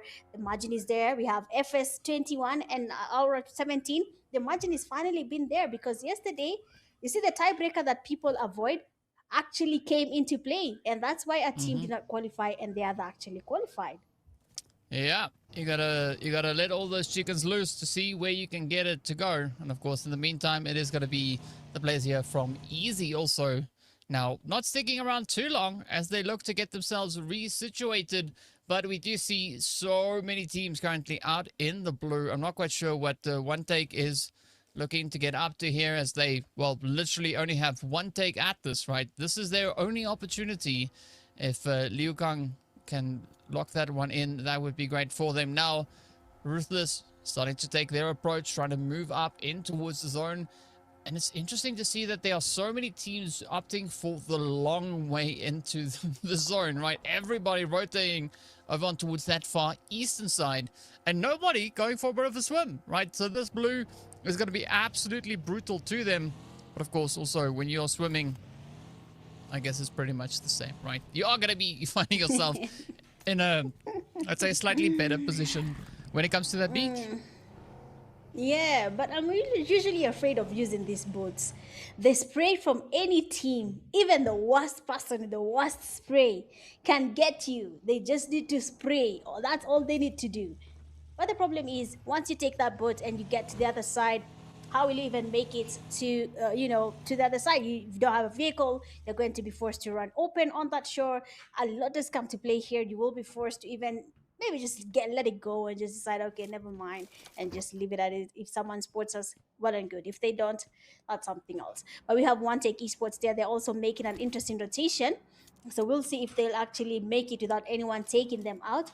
For teams like FE, they have some luck there. They can try and make their rotation without being spotted, but it will take a while. But for FTG, Fallen Ruthless have encountered them there. Two of the teammates already down. Vidal is on his knees, but his teammate is trying to do a number one, because is finally going towards his teammate, maybe to get some damage. And we have a drive by FTG. Hello. One cuz is sporting them, and he doesn't want to stop spraying because he was a man of the match in the previous game and might just be looking to be again the man of the match in this game. Sports Tyler Aura.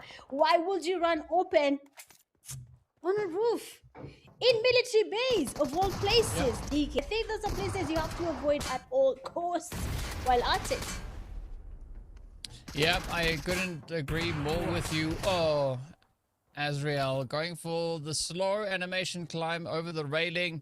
Maybe try to make it a little bit dramatic, but you know, I'll give the points to the dramatic approach. But was that the wisest choice? Maybe not. In the meantime, it is going to be the players here from Fallen Ruthless also now just starting to move on up. They've got excess power and they want to get rid of it. Let's see whether or not they can get their hands on the squad here as leader now moves up, looking to bring their team back into full swing as Modi is about to be brought back on their feet. And now it does seem like FR are just kind of playing with their food. Look at that spread, taking that 2-2 approach, trying to take them from multiple angles. Mason now getting picked on up. There's still a lot of work to be done here by excess power. Let's see whether or not they are going to survive the onslaught as the push comes through. Russian Adu now coming up as well. Beautiful hit there. Down he goes, but a quick response coming in here. Shakid on the trigger. Let's see whether or not this one is going to pan out for them. Leader now just hiding in that vehicle, trying to stay hidden for the time being. But, of course, the nades are going to look to find him very, very soon. Let's see if Fly can get the job done. The shot is in Mason. And his teammate now, the last two left to defend here. FR actually getting picked up quite a bit here, right? The health really starting to drop, but it's all going to rely on whether or not Fly can actually get these nades exactly where they need to go. Quick pop in the side there. Mason goes down, and this is now excess power down to a solo. Fly could get the job done here. Meanwhile, the rest of FR trying to pick themselves up, so they still have all three players in this fight in case something goes wrong with Fly. Now, it is going to be a little bit of a cheeky trade. Difficult angle to push through, but an S12K showdown, and only one S12K will win. Excess power, out they go. 5SW, though, coming in hot, trying to pick up the third body here. I mean, what is happening to the shotguns here? Everyone is just good at these shotguns. I think I need to examine this gun more. I need to give it credit that it deserves. I usually just see a shotgun and immediately I scatter. I don't want to be anywhere near it. But we have FSW there, Esport Pain. We'll be sporting Forbidden Esports, one of the teammates. They decided to leave the hovercraft, and we have Dabs there being knocked. Last player, Echo, will not be running away from that spray as well. He'll be taken back to lobby. That leaves FSW Esports to 2 eliminations as well. Now, as the game continues, we're slowly losing numbers one by one. Teams are losing players. Teams are losing placement points. A lot is happening right now. But honestly, all they need to focus on is that chicken dinner. Now, if you look at what is happening here, DKX is finally surviving. And I think they're looking for that chicken dinner to maybe make a comeback for us. We have judged judged them. Not you, but I have judged them countless times. And it seems like the judging is finally paying off, and they've woken up and they're looking to do something. But the team like Rescue has already been eliminated. Fallen Ruthless and Rush Esports still surviving. That is expected. They do take their time, and if a fight comes to them, they deal with it head on. So that is, of course, expected from them. But a team like EXE, they do have a lot to do. FSW, I'm going to be honest, I don't know the team DK. I'm not sure if it's a new lineup or it's a new team that has joined esports. I'm not aware of them, but they seem to be living up to Kenya's expectation, and they might just be able to stay in that top 8 slot to try and represent Kenya in that global, not really global, but PMGO Africa. Yep, well, so far it seems like they are doing a pretty good job with that. Let's see whether or not anything is going to come through here for Fallen Ruthless, as they find themselves pretty pincered among quite a few other squads here. You see Black there on the opposing side, and of course 5SW pushing in from this east side. A very sticky spot they find themselves in, but Fly is not going to be backing down just yet. You got to watch out for that vehicle though. If you blow your own vehicle up, that you lose a few aura points in that. Speaking about aura points, aura is still in this match. Fly now getting absolutely battered here by Jogo. And as we know, Jogo is going to be the one to watch out for, especially from this Rush team in this lobby right now. Now, Fallen Rush trying to lock it down, but still having a little bit of uncertainty at their hands here. Yeah, they seem to be thinking about it. Oh, Loki! That was Loki, a good grenade from Fallen Ruthless. Fly has been trying a lot here for the team, if I'm being honest. He's a player that I've seen time and time again, just been there for the team. Unfortunately, most of the time he doesn't make it to the end. But this time around, Fly and Shakid are the last two players standing, and they are in the middle of a sandwich. They have FSW on their southern, that's basically by their back. And in front of them, they have Rush Esports, and they're spamming those sprays because they need to take on Fallen Ruthless before they can give them some pressure. Loki is still trying to distract them there. He's testing the waters. He wants to know how many players are here. What can I really do? And what way should I deal with this fight there? We have Fly very much a lot. Shakid will be there to save the day in case anything happens to Fly. But they have to remember that a sandwich is never good. Shakid, unfortunately, he will push their Fly. Very much damage. Loki goes down. Beautiful sprays there from Fly, and the team that is Rush Esports finally closes in. Jogo, he wants to give us another amazing clutch. We have seen him do this before, and he's looking for a second time to show us that is the man of the match in this game. Rush Esports passing by Jogo with a 6 switch. He gets a spray there towards Fly, and Fly tries to do something. But of course, they will not be letting him dominate just yet. I mean, Rush Esports right now, DK, is making Kenya proud. And I think they're happy with what they're doing as of now. Yep, they're doing a really, really good job. 8 eliminations is nothing to scoff at, and they are looking pretty good. But here we go, as the teams are going to continue now to try and tighten this whole situation up. Of course, there's only one squad in zone, and they are getting shot at. As you can see them just over there. But of course, being one of the squads that took so long to get out of that no zone. But here they are in one of the final few phases. As it is now Team Execute. It's getting absolutely battered and bruised. And Astro Boy has the opportunity to bring his teammate back into the fight. Up comes 7, so this might be rather short-lived. Oh, 5SW could maybe look at all their hopes. 30-7, but down goes 7. Fano coming through with a beautiful quick trade there. Down they go. Oh, that is an absolute golden ticket for them. But now all they got to do is survive, right? They've been holding on to the zone, and they can now just control it from that southern position. It is not going to be an easy task. Looking at what Rush is doing right here, but it's going to be Jogo pushing to Pain. Pain jumping over that vehicle effortlessly, but is that going to be enough to keep him from the lobby as he now gets absolutely hunted on down? Clutch coming through with a hit as well. Pain trying everything they can. A 1v3 and down goes 5SW. 3 eliminations up. Absolute Pain rolling into them. But now it is the final showdown. It is Rush versus Team Execute. The final 2 players here on the northern side about to get Rush. As you can see, Black moving up, taking that hovercraft as far as he can. Clutch keeping a beautiful position over towards the south. I like the spread going through from Rush, but can they capitalize? Can they make the chicken theirs? Down goes Far. Now Rush going to be looking to step it up. They can almost taste the chicken, but can they catch it? The answer is yes. Rush pushing all the way to the end, bagging the chicken and walking away with an absolutely glorious performance. I mean, amazing plays there from Rush Esports. But what in the horror movie did we just witness? FSW, that was torture. There's no way you can do that to a player. An innocent player, he's just standing in the open and everyone is just firing and passing by vehicles. They want to make sure they can make sure that this player does not survive. I mean, he missed the first one. He jumped a whole buggy. But the team did not stop there. So, I mean, Rush Esports right now, we have to, talk to them. They need to come slow, eh? They need to relax. They've gotten a lot of points. They're giving people nightmares. It's getting too much here. But, of course, GG's to you, Rush Esports, for that chicken dinner. 13 eliminations again. I mean, is 13 their favorite number? Then, in Fallen Ruthless, it's like 13 is everything for them. Without 13, there's no game.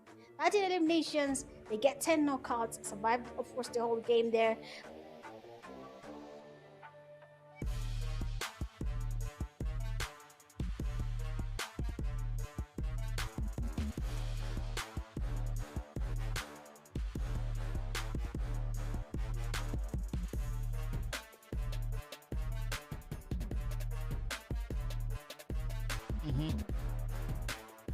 Yeah, that would be quite exciting, but it's always interesting to see what these teams are doing. To answer your question as towards this 13 eliminations, usually it's unlucky number 13, but it seems that they've been able to change it up and make sure that they get lucky number 13. So absolutely amazing stuff for them. Of course, a quick look at that team's entire breakdown and who contributed what.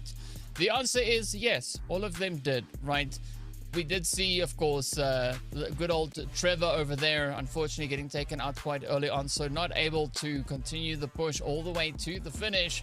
But love to see this for the side of Rush. Taking a look at the next bit, it is the match summary to just kind of pull everything all together. Only 9 headshots coming through this time around versus the 13 and 14 that we've seen in prior matches. 54 knockouts, but 53 eliminations. So that means that somebody has been knocked out more than once.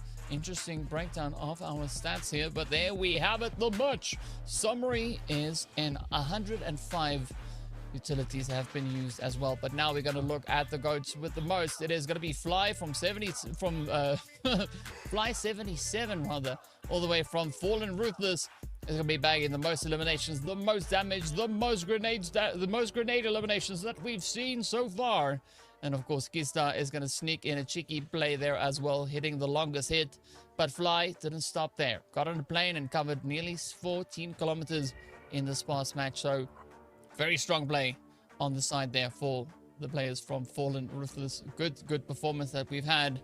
And of course, it makes sense to see how they've been able to push it all the way to the end of this game. But as we know, the chicken can only go over to one team. Speaking of which, though, let's take a look at those points. We start at the bottom of the board. We do see 4 teams again getting sent back empty-handed. The 4 other teams accompanying them there, also just narrowly being able to scrape in some much-needed points. But the big question is going to be, what is the top of the board looking like? Where do these squads find themselves? And of course, how big of a lead does that maybe award to the teams? As we know, Rush was one of those top 2 teams sitting with an immense amount of points compared to the rest of the lobby. But will there be anybody else potentially close to them, maybe being able to squeeze in a few additional points? Of course, we'll be hopping onto that side of the board right here. As you can see it, Rush 23 points in, Fallen Ruthless 21 points in. So the consistency is absolutely key here for them. 13 and 17 eliminations. I mean, both of those 2 teams have contributed more than the total points being awarded to the team there in 3rd place, Team Execute. But of course, if they'd moved from the blue zone a little earlier, they might have had even more eliminations. So that could have been quite a comfortable play there for them. But yep, you can't really be too disappointed with what we've got here. The teams did some phenomenal bits of action. They contributed quite a bit of chaos onto the battlefield. And of course, in doing so, wrapped up our final Erangel right here for the Group 2. As the PMNC Kenya spring season is still underway. Quick look. Here we have our head-to-head, which you can see Rush Esports, Fallen, all bringing in so many strong performances, but Fallen bagging nearly 31 eliminations worth of damage. Wow. I mean, Fallen Ruthless, they're on something tonight. They are on something. 17 elims, and then Rush comes there with 13 elims. That damage is lethal for Fallen Ruthless. Though we have seen them engage a while, they did not really survive. I believe MTF, was that MTF that took down FR? I believe so. They were a bit distracted getting the Flying Dutchman while he was trying to cross the railing, and the last player, Shelby, was able to get Fallen Ruthless. I mean, but they still got the highest damage, the highest eliminations, and I think even in the leaderboard they might not be that high, but I think their overall points will be good enough just to be even in the top 3 after we've seen where they are just in the leaderboard. Honestly, for Rush Esports, they're doing good. They're bagging chicken dinners. We've not seen this in other regions. From South Africa, we've not seen it. We are now in Kenya. Yesterday we had the games for group stage Group 1, now we're in Group 2. We've not seen this, but Rush Esports, for some reason, they're having a good time. Chicken dinners back to back, and they're backing that up with a lot of eliminations as well. So the IGL might be feeling good about this, and again, I really hope they take the same momentum to the finals for Kenya, not even PMGO Africa, Kenya. I hope they have the same tempo, because of course the teams in Group 1 are a little bit different, so it could be a little bit challenging as well. So that's something we'll be waiting to see. But of course, player of the match, there we have FR Fly, 77k, 9 eliminations, a damage of 14, 18, 9 knockouts. Basically every person he knocked, he confirmed. Not leaving anyone to get revived. He was not letting anyone get touched anywhere. You cannot get knocked and revived if he's watching you. So Fly there was the man of the match. A lot of lethal sprays from him. We have seen that. And he was confident as well. Even though they were not able to really survive, he was confident to do a lot in this game. So big up to you. Oh, wait. If Fly was eliminated by... Oh, I see where this happened. Okay. Fly was taken by our man Jogo. Jogo is everywhere. How was he not the man of the match? Oh, there we go. There he comes in. Finally, head to head. Fly and Jogo, they come in. We can see them going against each other there for the head-to-head. 9 eliminations for Fly and then 7 eliminations for Jogo. The damage on Fly is quite high compared to what Jogo has, even though Jogo is doing a lot. If you ask me, Jogo is everywhere on that kill feed. From the DBS to pushing FR to taking on 5... Pain, his name is Pain, from taking on Pain. I mean, he was everywhere in this game. But what is happening with the damage there? Maybe he was stealing, you understand? Thieving his way to victory. So that might have been why he's here right now with the 7 eliminations and only 5 knockouts to back that up. Yeah, you see, I think I know what happened here is, right, is you go left, Jago's there. You go right, Jago's there. You turn anywhere else, Jago's there. But if you look up, Fly is hovering over top and he's getting ready to take whenever he can, right? So that is exactly what didn't happen. But speaking of which, let's take a look at our top players, because here are the stats to back up actual things, not imaginary things that I'm making up. As you can see, One Cuz is going to be our current leader, coming through with those 18 eliminations and nearly 3,400 damage being secured as well. Jogo, there we have it, all the way up in 2nd place. And of course, Fly trying to climb that board as well. Now currently secured all the way in that 5th position on our MVP list. We do see Shakid still holding on to 4th place, even though Shakid hasn't been showcased as much in the past few games. Of course, that consistency is still paying off, still backing in those eliminations, still locking in the damage as well. And of course, Clutch, as we saw much earlier in the day, also bringing in a very strong presence here. So 2 teams essentially dominating the MVP, right? That is going to be Rush and the players coming through from Fallen Ruthless. And both these squads, of course, sitting with a chicken dinner under their belt, right? So it's now only 2 teams leading the charge with victories. And that is something that we've not yet seen. We've not yet seen two teams absolutely dominating the board. But speaking about the boards, let's take a look and see what we have right here. We can see the players there from Excess Power, of course, getting moved down 4 positions into where they are right now. We can see MTF, though, they've jumped up, right? They were in 11th. They're now up into 10th place. FTG still locking down that entry up into the top 8. Unfortunately, they've not yet been able to gain access, right? I think they don't have the right password or something. We'll find out soon. Maybe they can get it in the final 2 matches of the day. But of course, the big page for us to look at is going to be that first page. So here we know who are our contenders looking to rise up, looking to get their entry up into page numero 1. So we'll take a look at that very, very soon to see who it is. And of course, there we have it. Fallen Ruthless, Rush, sitting quite comfortably. Only 3 points currently separating them. And you do see quite a bit of a swap around when it comes to the placement points and those eliminations. But both teams sitting with 25 plus placement points on their end. So things looking pretty comfortable. But that's scary in comparison to 5SW, who's held on to that 3rd place, right? They've moved up 2 slots thanks to this last game. But is that going to be enough? Can they award themselves almost 50 points in the coming few games to even catch up to 3rd place? As we know, there's no prizes for landing 1st, 2nd, 3rd, or 8th. The only award is you get a seat into the finals, right? So you need to try and get in there. But Team Execute, even though they've been doing great things, yes, they moved up 4 slots all the way up into that 8th place. Can they do enough to secure that position? Because there's only 2 points between them and FTG over 9th. Yeah, I mean, there's a lot here on the line for Team Execute, but good jump coming from them. They have done a good job with that jump, but they need to find a way of maintaining that, because if they don't, then that's it. That's going to be something else. Also, I've just been informed that Fly is Swash. The player I was asking about, I was asking if he's going to play with Fallen Ruthless, but he's actually playing. He just renamed to Fly, so that makes sense with how he's playing. That is definitely expected from him. But the 4 matches are down, and it's looking colorful because it's Fallen Ruthless, Rush Esports, Fallen Ruthless, Rush Esports. That's how it's looking like. It's like they're playing basically a game of catch and toss. If I give you, you give it back. Easy. It's not, you don't stay with it. So good stuff honestly coming from Fallen Ruthless and Rush Esports. The 2 teams are battling it out a lot, and I love drama. If there is no drama, leave me outside. But this group 2, there's a lot happening, and we love to see it.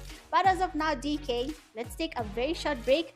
Make sure the group doesn't miss you. Just tell them you're gonna be back, and they will see you after the short break.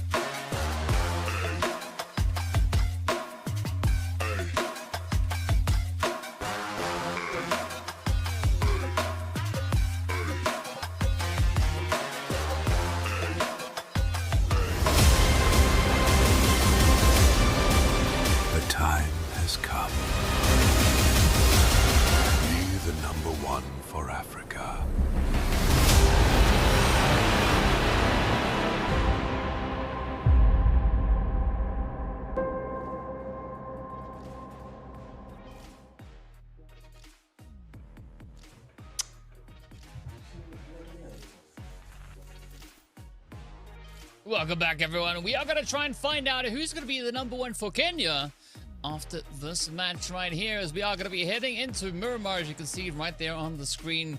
Of course, now they've got all the dust covers off, so we know the plane is safe and ready to go. And this is where we get to see, of course, where that flight path is going to be taking us. But my big question here is, Mish, do you think the teams are going to be performing the same as we saw yesterday with the, the Kenyan teams having a little bit of difficulty when it comes to the map of Miramar? Or do you think they are going to have a little bit of a smoother approach when it comes to this map? Honestly, the teams from yesterday, they had experience, and some of them still played it the way they played it. So even today, I have a feeling we'll still see the same scenario happening all over again, where we'll see teams fumbling and not even knowing how to handle Miramar itself. So I have a feeling it might just be the same, but I'm hoping they can prove me wrong. But otherwise, DK, I feel like it's going to be the same scenario as yesterday. Okay, so same is what you're telling me. So we'll see whether or not that is going to be the name of the game here. A lot of rhyming coming through at this time. But hey, Campo Militar is going to be receiving a little bit of love there, as Team Execute are going to be the first team off the plane. And the first team in a good long while that I've seen make it all the way up in towards that northeastern corner. The rest of the lobby, of course, now all looking to get themselves situated, as we do have an interesting flight path, right, cutting through on that more right-hand side, or the eastern third of the map itself. Everybody now has disembarked. The pilot is free to do whatever he wants to. Hopefully that is, of course, land the plane and refuel and get ready for match number next, as we wait to see where that zone is going to take us. And Impala is going to be smack dab center zone. S&M amigos are going to be feeling a little bit of that handle riba coming their way. Andale, yes, all that. Oh, Rush Esports there. Unfortunately, Access Power is trying to take them down, and for some reason, Access Power was unable to do it. They have lost one player so far. Leader is looking to get closer to Jogo, but I mean, you need to be careful. Jogo is not a man you can mess with. Even in reality, you cannot mess with a Jogo in Kenya. It will poke you dangerously. So, of course, you cannot disturb the Jogo here, and he is ready to fight back. Anything it takes to make sure Rush Esports stays as strong as it has been throughout the games. I mean, it is an exchange, so I'm guessing, DK, we can say this game, it's going to be Fallen Ruthless giving us a chicken dinner. Seems like there's a pattern, because it's Fallen, Rush. Now we are Fallen, and then next game Rush. Unless I'm not seeing the pattern well, but that has been the pattern. It seems to have been the pattern that they've set up for us so far. Of course, we love to see any of these other teams look to break that pattern. And of course, there's only going to be one way to find out. Meanwhile, it's going to be MTF here, trying to draw a little bit of attention there from the side of NGX. All these letters getting thrown in. Eventually, we'll be able to get the whole entire alphabet out on the battlefield. But let's see what Kelly 4K is going to do. Finds a bit of an opening play onto Shelly. We do see Azrael and Demolish still just holding steady in the compound. Not going to be looking to do all too much just yet. I do think the main focus here for them will be to try and bring their squad back up onto the 3-piece here, as not the full entire squad has rotated up into that location just yet. So we know everybody is alive. We just don't know exactly where they are. But Demolish now has a bit of an opportunity here already. 4 eliminations up here for the MTF squad. Can they hold on? So far they've shown they can get aggressive if they need to, and if they get pushed. So we'll find out pretty soon. But Mish, important question. You said if you mess with the Jogo IRL, it's gonna dangerously poke you in things. Is that are you talking about a cactus or a porcupine? Or is there could it be something else? I'm trying to go for, stuff that makes sense in my head. Yes, the Jogo, like pronunciation is Jogo, like oh, you understand? So Jogo is basically chicken. Oh, chicken? Okay. Yeah. Yes. But they are Jogo. big, and they're really big. They can do a number, and they always what they say about it. They always wake you up in the morning. Yes, the Roosters. Yes. It's a rooster. Yes. English did not start in my country. Yes. Neither did it start in mine, don't you worry, but I get you. I understand, because Roosters have those crazy spikes on the side, pretty much like what Demolish has been hit with there, as Blaster came through with a beautiful hit right into the side of them. I think that was the M1 that we just saw being utilized there. Of course, one of those new weapons making its way into PUBG, the very fast firing K90, right, that we had once upon a time, which is still in the game, of course, but now you can rapid fire like a crazy person. And we love crazy people, especially in this section of the game, right? You want to step up, show us what you got, just go crazy, ham it all together, and bring the excitement in. Yeah, I mean, that grenade was almost perfection there coming from NGX. But it missed them by I think a very small margin there. The grenade went in, but it just passed where they are and went all the way to the other side of the building. So NGX is trying to get closer here towards MTF. They can try and maybe get a push, but they have Carissa at the back with an interesting flank. If the macro is not aware of this, Carissa could deal a lot of damage on him if he's making a rotation and ends up being open where he is. That could be a disadvantage there for NGX. And we have Blaster getting closer to Demolish, who gets some spray towards him. FTG, unfortunately, they will be going back to lobby. So teams are just losing numbers one by one. Not a good look. Too early in the game. I mean, this happens in Miramar. Blaster gets spotted. I think DK Miramar has a problem. We just cannot see it. Maybe they can, but we cannot see it. Yeah, who knows, right? Hopefully we can sit here and study and examine everything closely to see how this is going to plan out. For the time, it is Carissa that goes right on down. A quick little swift push coming through there from Kelly. But now we move back over onto the players here from Fallen as they continue to push on in, knocking on doors, breaking down windows, and that is going to be Zero Esports left with the solo. It is going to be Leader up on the hillside. Nice bit of an advantage point, but unfortunately not being able to do all too much here. And I think this is a wise decision being made here by Leader, right? Is maybe don't waste your opportunity. Disengage, rotate away, and try and play with a bit of a different tactic or a bit different strategy. It is going to be difficult being a solo, right? That makes things quite troubling, but either which way, I'm pretty sure they'll find a way to get it going. Meanwhile, NGX and MTF still having it at each other's throats here. Yeah, they're not stopping. They want to take each other on till it's done. I mean, NGX is patient. Blaster has been knocked, damaged. He's still around. His helmet is still surviving for some reason.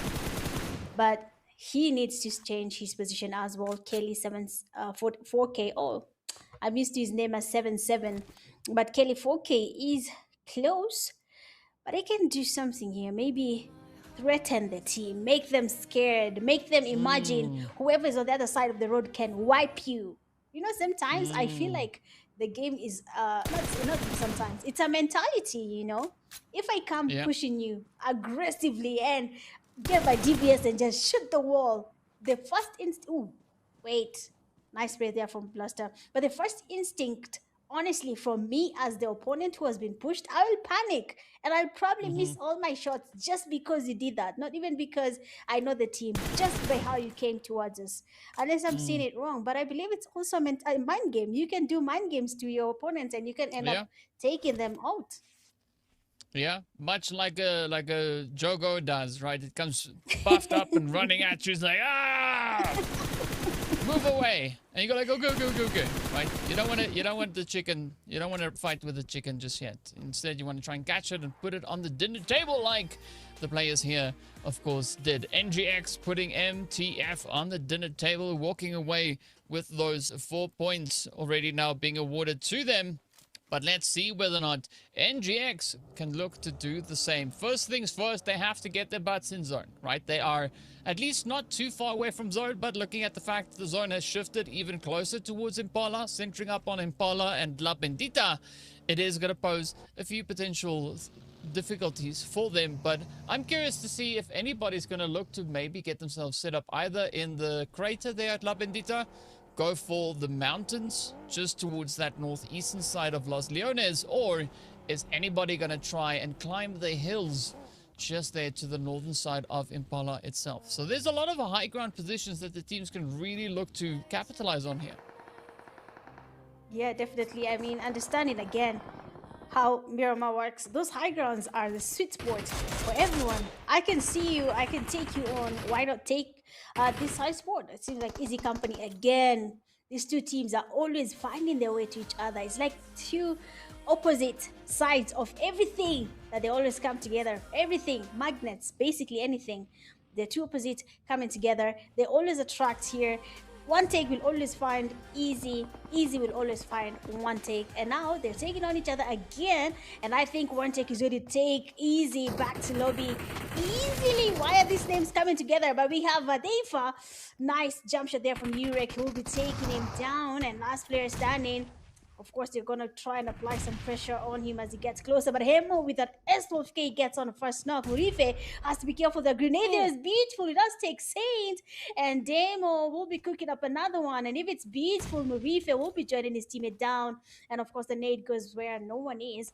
But he doesn't stop just yet. Another grenade is about to be cooked. If it's a beautiful one, it's a Kobe. And someone will be eliminated. And Saint, he goes down with that lobby. Murife has to be really careful. Easy is ready to take on this comeback. It is time for their revenge. And it seems to be quite sweet because they're enjoying this. One player, second player, third player from One Take Esports. All of them are down. That leaves only Murife. Basically, it should be like his name. Start running. Murife, please run. No one is asking him not to. Please, just do it. You know, he can do it here. Yeah. Well, let's see whether or not that is going to be the play for One Take. Things are looking pretty tough at this point. Here we go. Beautiful work being done, though, by Morife all the way through. A nice little bit of an up-top connection, but that nade being even better. Absolutely crazy plays there as One Take gets taken on out of here. That, of course, is a very good play coming through from Easy Company. Aura also getting absolutely wiped off the side of Miramar. Out they go. As you can see, the last few remnants of what happened to them going through on that feat. But that is what is bound to happen, right? The teams are going to get taken out slowly but surely. Now, an interesting section on this zone is going to be that road cutting right through the middle. Of course, there are ridges for teams to get set up on.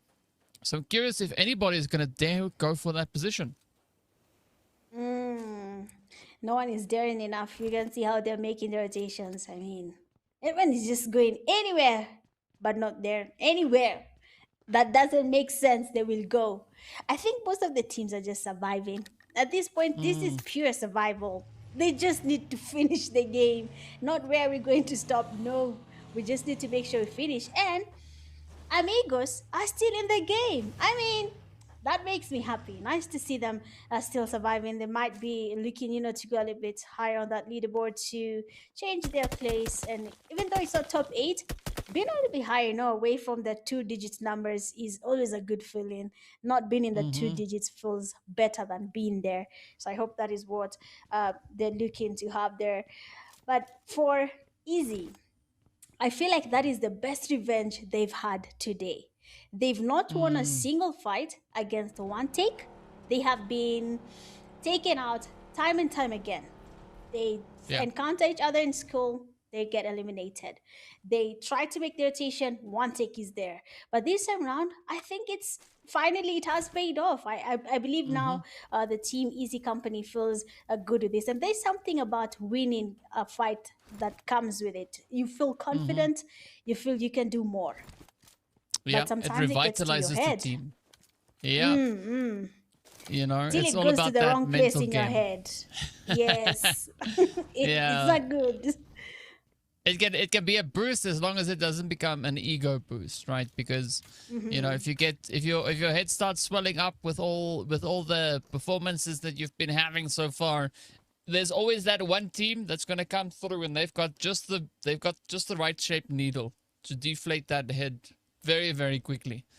So always curious to see just how teams can manage to keep that mentality going throughout these games. But of course, being about mentality, Rush, they don't need anything at this point, right? I don't think there's any way or anyhow in this current universe that we are in that Fallen Rush or the players from the side well, yeah, that Fallen Ruthless rather and Rush are going to get taken out of first and second place, or even anywhere out of the top 8, right? So they are very comfortable in their current position, so they can just sit here and have a little bit of fun, try some tactics that they are, you know, maybe wanting to refine a little bit more, like hill climbing, right? That seems like a good skill to try and refine, right? Get good at climbing hills, especially on the map of Miramar.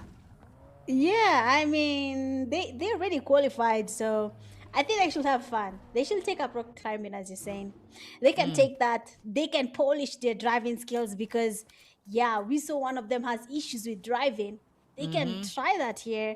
A lot can happen. They can try land. If we drive and follow this road, where does it take it? A lot they can do. But for some reason, they're still looking to get as many points as possible just to be on high on that leader. But of course, at the end of the day, they will be combining between group 1 and 2, and I think they want to be as high as they can be on that leaderboard just to prove something, you know. The pride of we did the group stage and this is where we are. So I think they're also thinking about that, and then they can do rock climbing during their leisure as they prepare for finals. Then they can do that. But looking at a team like Rush Esports, excess power, I've not seen them playing to their full potential. They can do more, but for some reason in this lobby it is not going as planned. They're just getting knocked, eliminated, clutches spraying something, not sure what, but he's looking for someone that is not there. Really unfortunate there. Amigos passing by and they're falling victim of dangerous sprays there coming from Rush Esports. Clutch again tries to get them sprays there. Someone might just get knocked beautifully down. Oh, it's from excess power leader. They're watching them and they were able to get that knock. And before the kill was stolen, the last player gets eliminated as well by RC. Yeah, pretty exciting things happening here, of course. One thing that I just also came to realize now is that Fallen Ruthless and Rush, they have overtaken the players from Dose, right? Death Dose from yesterday. They've overtaken them with the amount of total points, right? Death Dose yesterday had 74 points. As you can see, Oh, Fallen Rush and Fallen Ruthless. I keep on saying Fallen Rush, but Fallen Ruthless and Rush, as they go hand in hand, right? Both now have gone beyond 74 points apiece. So very exciting stuff there for them. But of course, as we look at this lobby, it is a slightly different situation to what we saw happening yesterday. Speaking of which, though, it is going to be Rescue looking to try and climb that board as much as they can. As we do here have Fedro just poking his way over onto the rock. But this is where that elevation sometimes comes in quite handy, as you can just quickly hop in your car and rotate off the other side. Now it's going to be Shaggy coming in, getting their hands on a little bit of that loot. We see Wushan just there alongside them, providing a little bit of overwatch while they get their hands absolutely stuffed to the brim with all the loot coming through from that crate. But for Rescue, interesting spot, right? All the way down south. I hope for their part that the zone kind of works in their favor here. yeah. If it doesn't, the rotations will be painful for them. I mean, I can see some teams are okay. Only Fallen Ruthless actually is holding a very good spot in the center of the safe zone. A team like Execute, they're still around, by the way. I think they're turning tables, but there's no way they'll get 40-50 points with just one game. Oh, that was about to be a very good vendetta, good exchange there with the grenades, but nothing really happened. Rush, Trevor has been spotted there by Hemo. He's trying to get some sprays. Easy Company is really changing how they're playing now. You can see they're confident. They're ready to take on another fight. Rush Esports they're trying to apply some pressure, but Hemo and the team, they're not really taking it just yet. They're not really ingesting what they want them to feel. There's no fear. They cannot feel it just yet. But as soon as one player is knocked, then that might change the situation for them here. Hemo is looking to smoke out his location. They far a little bit far from where his teammates are. We can see Clutch is finally closing in. Flying Dutchman goes in. Go! Again, the unstoppable man. Oh, nice. There's no KD on him. He gets a knock and a thirst. That will be a very painful loss there from Easy Company. But of course, the FI is looking for another grenade. Maybe he wants it to take on Jogo. But this man is not dropping anytime soon. Nothing can stop a rooster from waking you up in the morning. And that is what Jogo is doing right now. He's not stopping till he takes an Easy Company with his team as soon as they can. Well, let's see who's going to be waking who up here. As you said, Easy Company could be in for a world of pain as Rush is getting ready to cook up. Let's see, are they going to get cracking at those eggs? Are they going to swing it on through, perched on high, exactly like a rooster early in the morning? But where will this go? Can they gather all the information they need to get a successful push? You can see Easy now getting pincered as we have another squad rolling up right behind them. Forbidden trying to push in from that northern position. Oh, there we go. Easy Company losing one. Damo trying to do everything they can. Can they hold up? The answer is no. As Clutch comes rushing on through, clearing it out. Easy Company out here in 8th place with 4 eliminations. But what happened? Did we also then just see the players there from the side of Forbidden? Oh, they disengage. Okay, so they heard the shots coming and they said, no, no, no, no, we don't want to be here. We'll wait for them to finish that one up. Of course, now they get spotted here by Fallen Ruthless. Oh, this is getting interesting by the minute. Fallen Ruthless, they're always on toes. They're always ready to take on anyone. If they see you, they'll try their best to take you out. Now, 6 teams is already a little, and they are somehow not even that close to each other. The thing about Miramar is that it's too big. You don't even know where who is or when you're going to meet each other till luck finds its way to you and now you're finally close to each other. But of course, Fallen Ruthless, very happy with their position. They are not moving just yet. But what is that split DK? 2 players in the middle of the safe zone, 2 players way out by the edge of the zone. They're not even close to each other. They do not want to help each other. It is you get as many kills as possible, hold that compound, then maybe we'll come back later when we're done. And that's somehow what is working. But if anything happens, if this compound is taken over, that's it, because they're not close enough to come by and save their teammates. It seems like for some reason they understand what I'm saying and they're finally moving around there. We have their scout. He's going around. I think, DK, they listen to you. I told you I've not seen scouts before. But now suddenly after you talked about a scout, everyone has a scout. That's interesting. Yeah, it's because there's gray in my beard. That's why they listen, you know. But we'll see. I think the tactic that they were going for there, that big 2-2 split they had is, you know, either which way the zone shifts, they would have a position in the zone, right? So that is I would say, a good tactical play coming through on their end. Now it's up to the rest of the lobby to see how they are going to look to respond to the zone shift, because it's just centered up on itself here. Now, Team Execute still having to deal with a little bit of pressure coming through here from NGX, but NGX not posing any immediate threat, right? They are a little bit further down the hill, but this is that opportunity for the players from Team Execute to try and kind of reposition, right? To get their angles all lined up, and that does seem like to be the case here. Currently unavailable to avoid the hits, as they are going to get pushed on from that far eastern side, as the rest of the lobby is currently holding up there. But NGX, this is a good spot for them with regards to the other teams, right? I don't know quite how that kind of fits in with what is coming through here from Team Execute, but they are going to try and hold on to that opportunity as long as they possibly can. Yuna now spotting a bit of an opportunity further down into the zone as the pressure continues to mount. That zone is slowly pushing them forward, so at some point they will have to make that decisive play. Now Hakim just riding the edge of that blue, getting his last few sips of blue juice in before pushing further in towards the zone. A very tough position actually here now for NGX to move into. I mean, yes, there is good coverage there, and they are pretty close to center zone, but their whole entire backside is open to the players coming through here from Team Execute. And if they move too far, FR is going to just absolutely abolish them. I mean, Yuna's tap there was quite good. The taps to the Mini 14, they connected, got a good amount of damage. Unfortunately, the kills were taken by FR. Easy, they could see them clearly, so that does make sense. But we have an amazing flank here from Fly. He gets closer to Team Execute, who are also in a very bad spot. That is the same place, almost same place, just a different location as where NGX was. And Far, he does get spotted as well. He goes down. Yuna, he gets spotted by Fedro and goes down as well. Shakid, a grenade is in his hand and probably will be a good grenade, getting some damage there on Trevor. He's lucky. That grenade would have taken him down together with his teammate Clutch. So they need to really relax right now. Rush Esports, they're coming in quite hot. They're not thinking through a lot lot of decisions they're making. You can see a lot is coming towards them, a lot of casualties. FR very much aware of their location. They're looking to get more as they continue this fight. So honestly, Rush Esports, they can take a breather and think through their rotations as is. Of course, the zone has decided to shift, and they do not even have a vehicle now, because they used it to go open to take on a fight. I'm guessing because the safe zone was there. But as soon as it shifted, they cannot move around because they only have this buggy from Jago, who's also exposed to one curse.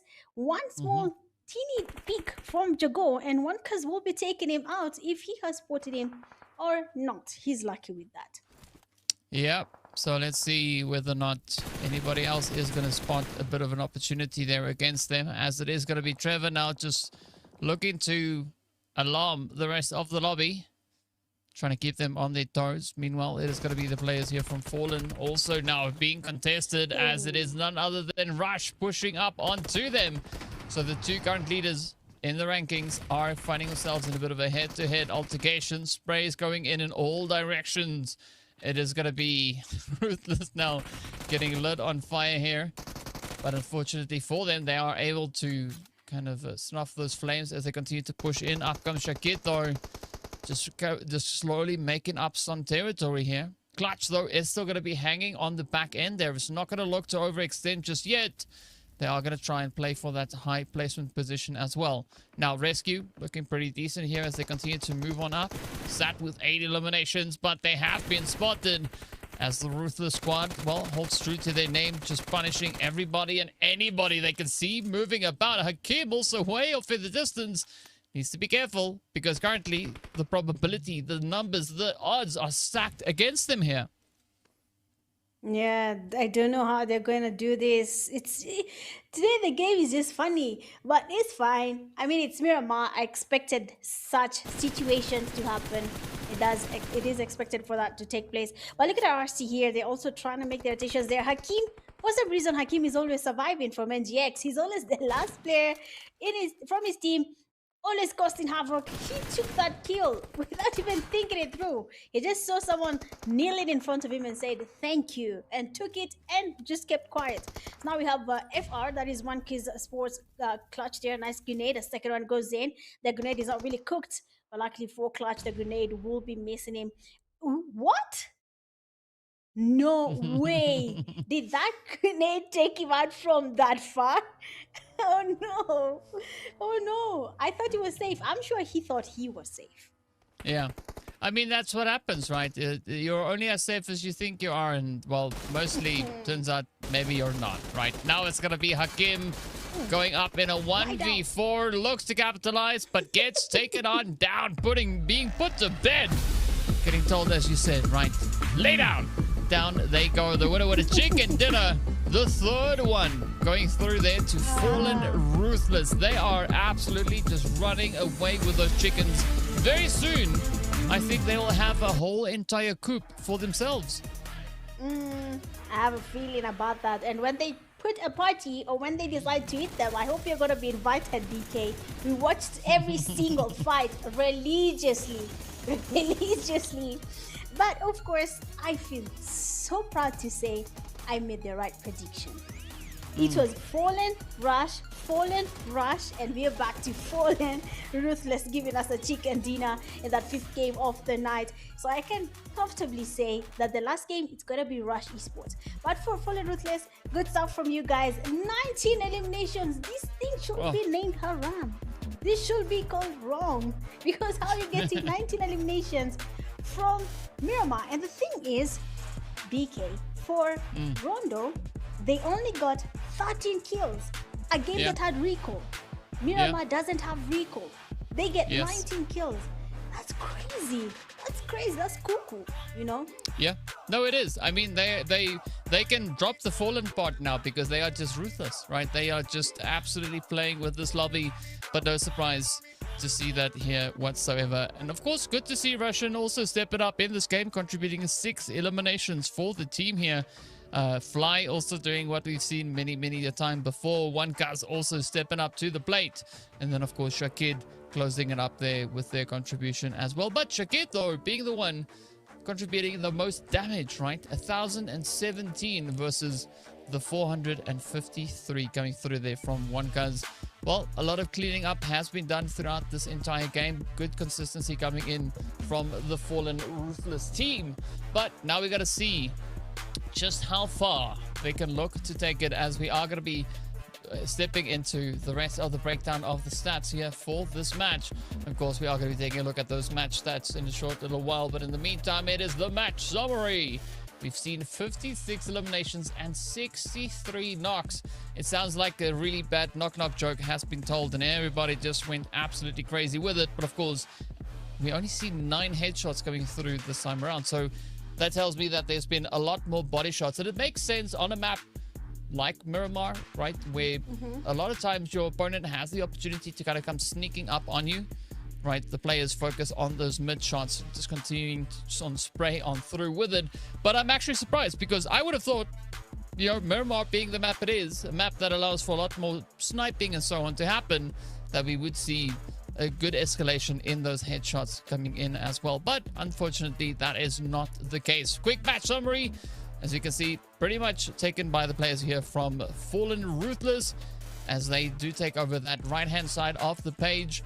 And then, of course, we do see Fedro there coming through with the most eliminations, all the way from the side of, I believe that is the rescue team, right? Yes. Rescue. Oh, RC. Honestly, Fedro is doing good as well. I've not seen RC in that, apart from, who was this?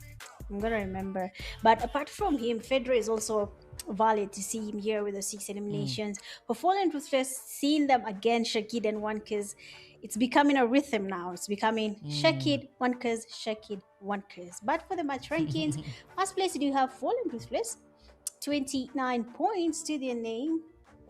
What am I saying? 16th, what? 16th, 15th, 14th, 13th. They do not have any points from this game. We have 12th place, that is XS Power. They got at least 1 point. Forbidden Esports as well, they got 1 point. But for One Tech Esports and Zero Esports, they both get 2 points each from this game. 10th and 9th place. For the 8th place, you have Team Execute bagging only 3 points, and not that much. MTF coming in good there with 4 points added to their total. RR Esports as well get 4 points. In 5th place, you have Easy Company getting 5. 4th, we have NGX Esports, 11 points. They have to give a big shout out to the placement points from Hakeem.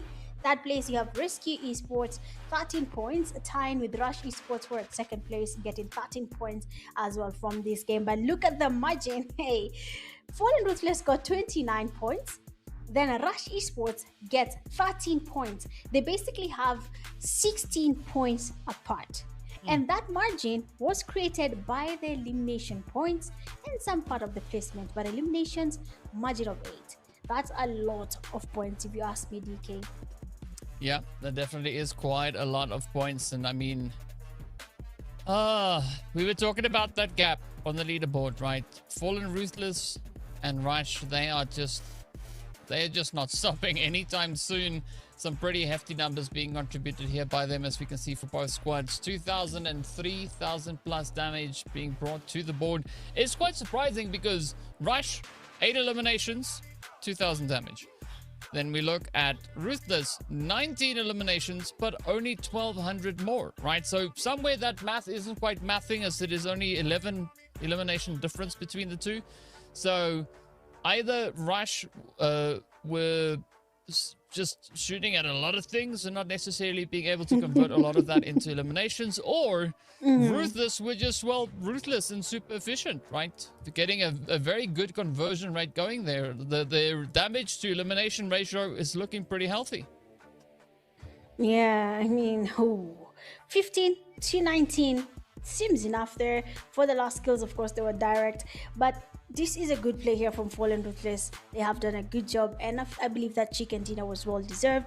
For the player of the match, of course, it is RC Fedro, giving us 6 eliminations and 5 knockouts for that. Damage of 958, and of course, a survival time of 26 minutes and 47 seconds. RC are doing a good job. Like I said, this is a team that also made their way to PMNC SC last year. So I am expecting them to try their luck this year and maybe try even look at getting towards PMGO on that global stage. So Fedro and the team should really take this as part of their training, and then when we come to that finals, lock in the top 3, then go against whole of Africa and come back, try to get to PMGO on that global stage. Of course, GG's to you, Fedro. Well played. Good stuff on getting man of the match. Head-to-head between him and Rusciano from Fallen Ruthless. 6 eliminations for both players, but the damage for Fedro is at 958, while for Rusciano is at 804. 4 knockouts for Rusciano with 5 from Fedro, almost confirming all his knockouts before one of the... Who got the last kill? Not RC, of course, it was Fallen Ruthless. But that is a good play here coming from both players, Fedro and Rusciano. Getting to be on that top of the list, coming head-to-head together. Good stuff from both players. Rusciano did a good job. Same to Fedro for his team. They all put their team on the radar. We just cannot wait to see how they get to perform at the overall rankings after all this is said and done. For the top players in match 5, 1K's, wow, after match 5, 23 eliminations, wow. And then Jago comes in second at 17, tying with Fly at 17, and Clutch, who's at 5th place with 17 as well. Shakir is at 4th with 18 eliminations. But a lot is happening here. The damage on 1K's is lethal. It is almost getting to 4K. I can imagine. What kind of damage is this? Who are you dealing this damage to? What is happening? Who is making 1K's angry? Why is he's not stopping? Every game he's just, let's finish this thing ASAP. We need to get some rest, you know?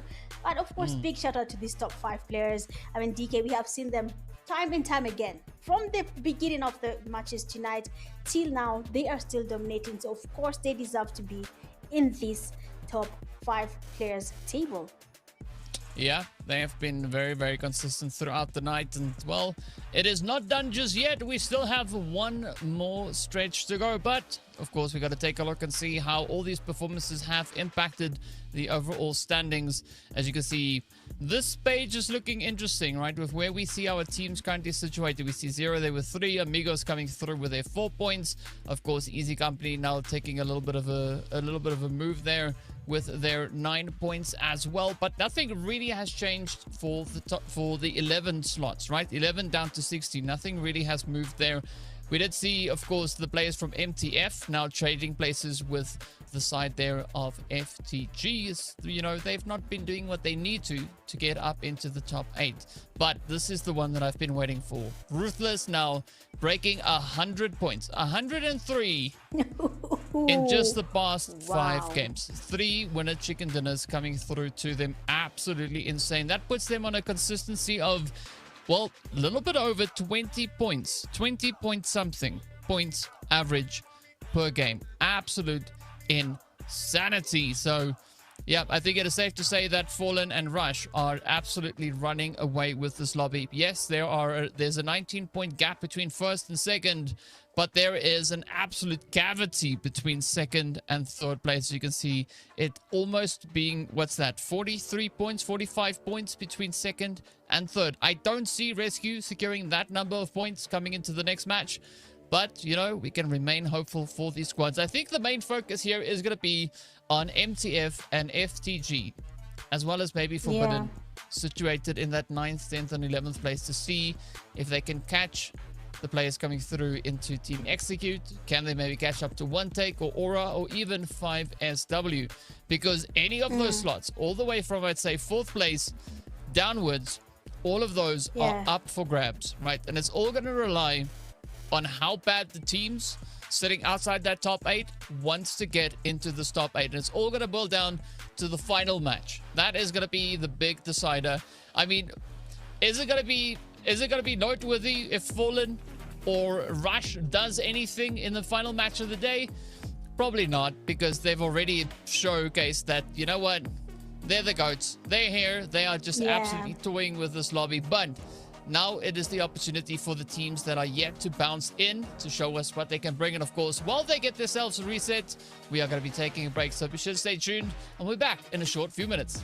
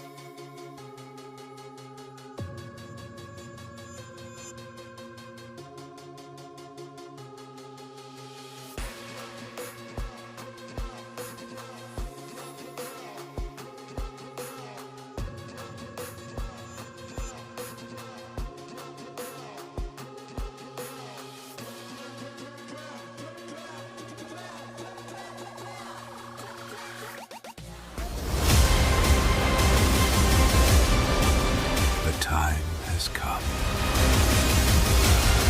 Be the #1 for Africa.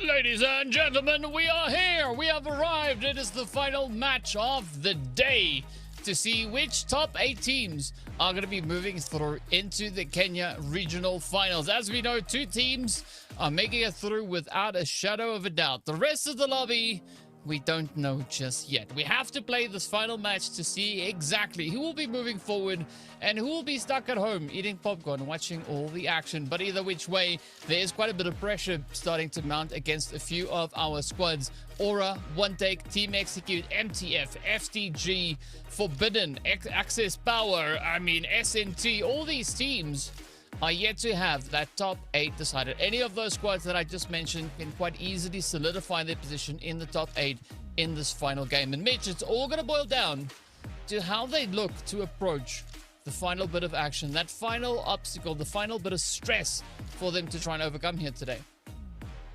Yeah, if you look at teams, you've mentioned all the teams that are in that heavy bracket, that anything can change. The top teams, I think we're not even going to look at them. Please, production, do not show us that team. Those 2, we don't need them. They finished their work here tonight. We're just going to focus on MTF, Team Execute, all the teams that are trying to clock in that 8th place. Because now the margin is too small. One small mistake from EXT, because I have a feeling, because if it were me, I'd do the same, yeah? I have a feeling that FR, Rescue, Rush can decide, let's just ruin it. Let's just play. Let's just drive around and finish whoever is on the way. Imagine if they finish a team that is in 8th or even 7th place. Everything changes. So yeah, I think this last game is everything right now, DK. It's that game that is deciding who is moving on to the next stage.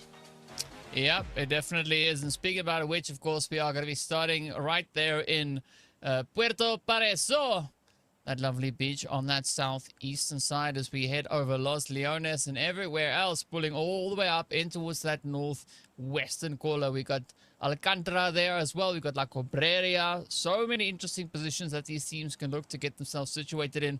I'm curious if anybody is going to dare to venture up into El Pozo or up into Crater Fields, maybe. Are we going to see a little bit of that San Martin action, a little bit of Power Grid? Is Pecado going to be a hotspot? We don't know just yet, but of course we'll find out as these teams start to make their way on down. Now, the zone in the previous match was an interesting one. I'm curious what is going to be happening this time around. Of course, previous match we sent it up on Impala and kind of pulled up onto that beautiful piece of road there just west of Impala. That's where we finished. Where will we finish this time around? Of course, it is open to the taking here. The teams can get themselves situated anywhere they like for now. But yeah, it's all going to be up to what the zone will bring.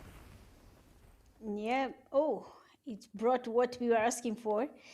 And still has some parts of Impala, La Bendita. Why is no one picking Picado? It has loot.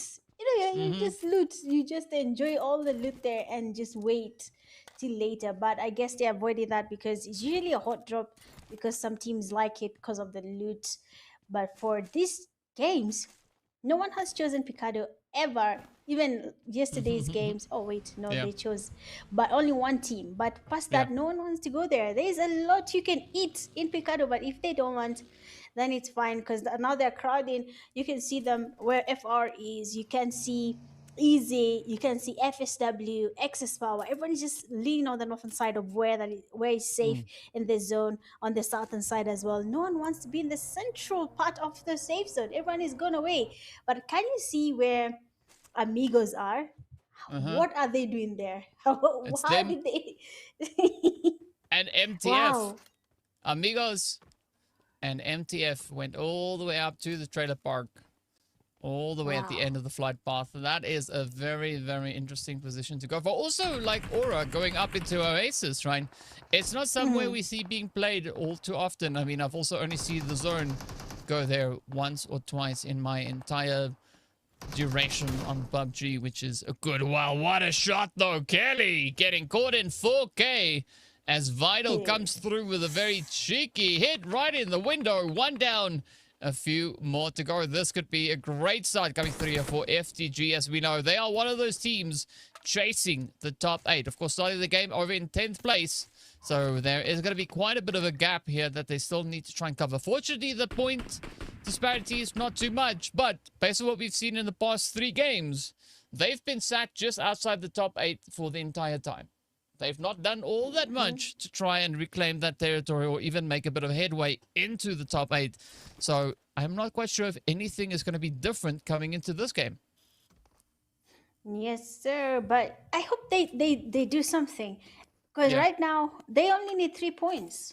They only need 3 points to go where EXE is. If they can focus, I mean, playing the game with a pen and a paper next to you is never that bad, you know. I know we don't want to write anymore, but it's not that bad. If we can just write down and, you know, count as you go, because I know some teams do that so that they can keep track of where they are. Are we going to risk it? Are we not going to risk it?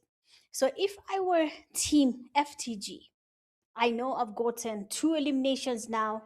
There is a team here. There's still at least 2 more players surviving. Can we take them out? If we can, let's do it. If we cannot, let's run. There's no need to do that. But for them, I don't think they feel the urgency. Like you said, I don't think they are trying to get back to that top 8 slot. EXE, let me just have a quick look at where EXE is as of now and what their rotation is like. Last game, their rotation was very wide on the western side, and they came in late into that safe zone and took on fights a little bit later. And for this game, they've gone the other side. On the eastern side, no one has taken them on. They're quite alone on that side, so they might stay there for a while. But if they decide to move, they might encounter Rush Esports. And I hope the IGL from EXE will ask the same question. Is this fight worth it, or are we going to be running away till later? Because sometimes it's not a must. No one really cares if you win the first fight of the day. It's what we'll talk about is the last fight of the day and the points you get after that fight. Exactly. So, I mean, I think that rule applies especially to teams held outside the zone. There's no point to fight outside the zone, right? Especially not in the early stages. Instead, well, unless, of course, the team you're fighting is the team who took your loot, right? And you're going like, that's my loot, right? Then maybe. But still, I think that your best plan would be to, if you can't execute a good strategy against that team and walk away with your entire team up, I would say don't take the fight. It's not worth it. You are going to be expending so much effort for very little return come that later stage of the day. But, of course, if you are positioned in zone and you're gatekeeping teams that are rotating up into that zone, now there is a different strategy, right? A whole different tactic. And, of course, if your name's Ruthless, at this point today, we don't really get so much what they're doing because, as we know, 104 points already to their name. Nobody is going to catch them, right? Maybe the only thing I think that will catch them is probably their shadows. Outside from that, nobody else is going to come close. And this is also now going to be Rescue just holding onto their position, trying to see if they can get a little bit of something going over here. Of course, they are going at it with the players there from the side of One Take. One Take, though, getting closer and closer to catching to that 5th position right now, up to 28 points rather. But it is costing them quite a bit as, well, out comes Ruthless. They're going to look to find even more, find a bit of a spray there as Zero gets sent out. And Ruthless, again, on an absolute rampage here. Yeah, they're still moving. 4 eliminations very early in the game. Eliminated the first team. They're not stopping. I mean, 107. Come on, guys. They can give others something to eat. Give them some crumbs even. Like, just share anything. Just let go. I mean, RC and Rush and Fallen Ruthless, they have enough. RC doesn't. 40, okay, qualified, but okay, no. It's still small. But Rush and Fallen Ruthless, come on. You know, they can decide not to eat anymore. You know, just let it be. But I guess the thrill is there, and I cannot blame them. The thrill for winning fight after fight after fight, you feel it and you want more. You cannot stop. So it's good. They understand in the lobby. They know if we meet these guys again in the finals for Kenya, they cannot stop us. Maybe the person who will stop us is someone in group 1, but not Yeah. you guys. So let's just have at it for now. But of course, I have to ask you, DK. Now, I have a question. So for these teams, imagine you're the one playing. Does this guarantee you as a player, now you are playing from Fallen Ruthless, that because you dominated today in this lobby, you'll still dominate the same teams coming to the finale? No, because you don't know what approach these teams are taking, right? You don't know, is this their best? Are they just playing well enough to qualify? What's the approach, right? And so this is where I think remaining humble is absolutely key, right? If you can go like, okay, let's handle today the way today is, right? So if the team pose quite a bit of a challenge, react accordingly, right? If the teams don't pose much of a challenge, react accordingly, right? But don't get overconfident and go like, oh, because I did this yesterday, that means today this whole different lobby that I've not played against yet are gonna, just be mine for the taking. Because if you do that, you're gonna have a very unpleasant surprise come your way, because somebody somewhere is gonna kick your butt. Because I'm thinking, like you say, that's actually true. And you've said that part of being humble, it does play a lot when it comes to now playing in the finals. Because you might find there's a team here that is just enjoying their day. As long as they're in the top 8, they're just enjoying. They're not here to do much. They're just enjoying. That is what is here. They're here for making it to top 8 because they know there's nothing they're getting if they make it to top 8. All they know is they're moving to the next stage. That next stage is where they get something. And where money is involved, everything changes. I will not spray the same way. I will not camp the same way. I might be a better camper during the finals. I might shock you. You don't know what I'm planning, I will be precise with my grenades because money is on the line. And not only money, I'm also going to another stage that gives me a chance to make it to the next PMGO, basically global stage in Indonesia. So why would I make the same mistake I made the first time you are in the group stage? So I actually like that, the point of being humble. I hope they listen to you again, because they listened to you about scouting, and I have a feeling they're listening to you alone because no one wants to come. I said come. No one wants that. It's fine. I will advise them later, maybe next time. For now, don't listen to me. It's okay.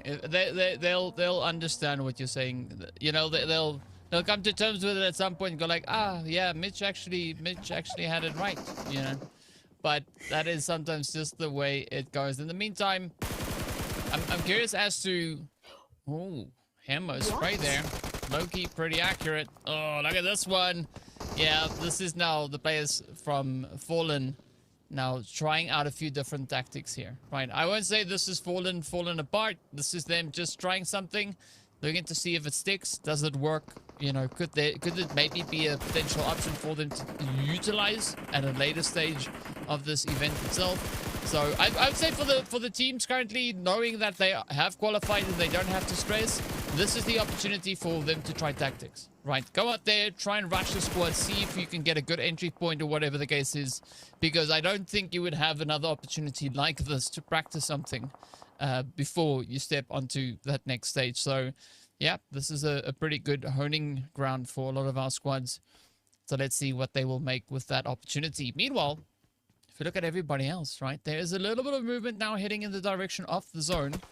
As you can see, still a few teams trying to decide where they want to go, how they're going to try and attempt the zone, how they're going to look to push through it.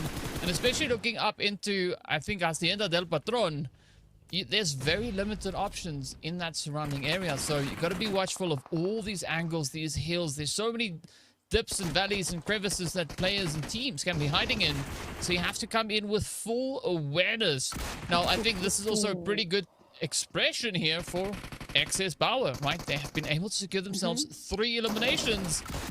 Ooh, scratch that. That's almost 4. Yeah, there we go. They take down Fallen Ruthless. And hey, so far they've been one of the only teams to do that here today. Yeah, that's interesting. I mean, that excess power could actually make it. Look at the leaderboard. They have 18 and Execute has 22. So if they continue with this, I hope they will not let it get to them and continue taking on random fights. They still have to try and survive and qualify. Just like we saw yesterday, people were tying and then suddenly everything just changed. So probably that could happen for Access Power if they take their time. But then big shout out to them for taking on Fallen Ruthless. Something we've not seen. Fallen Ruthless has been going on against Rush, RC.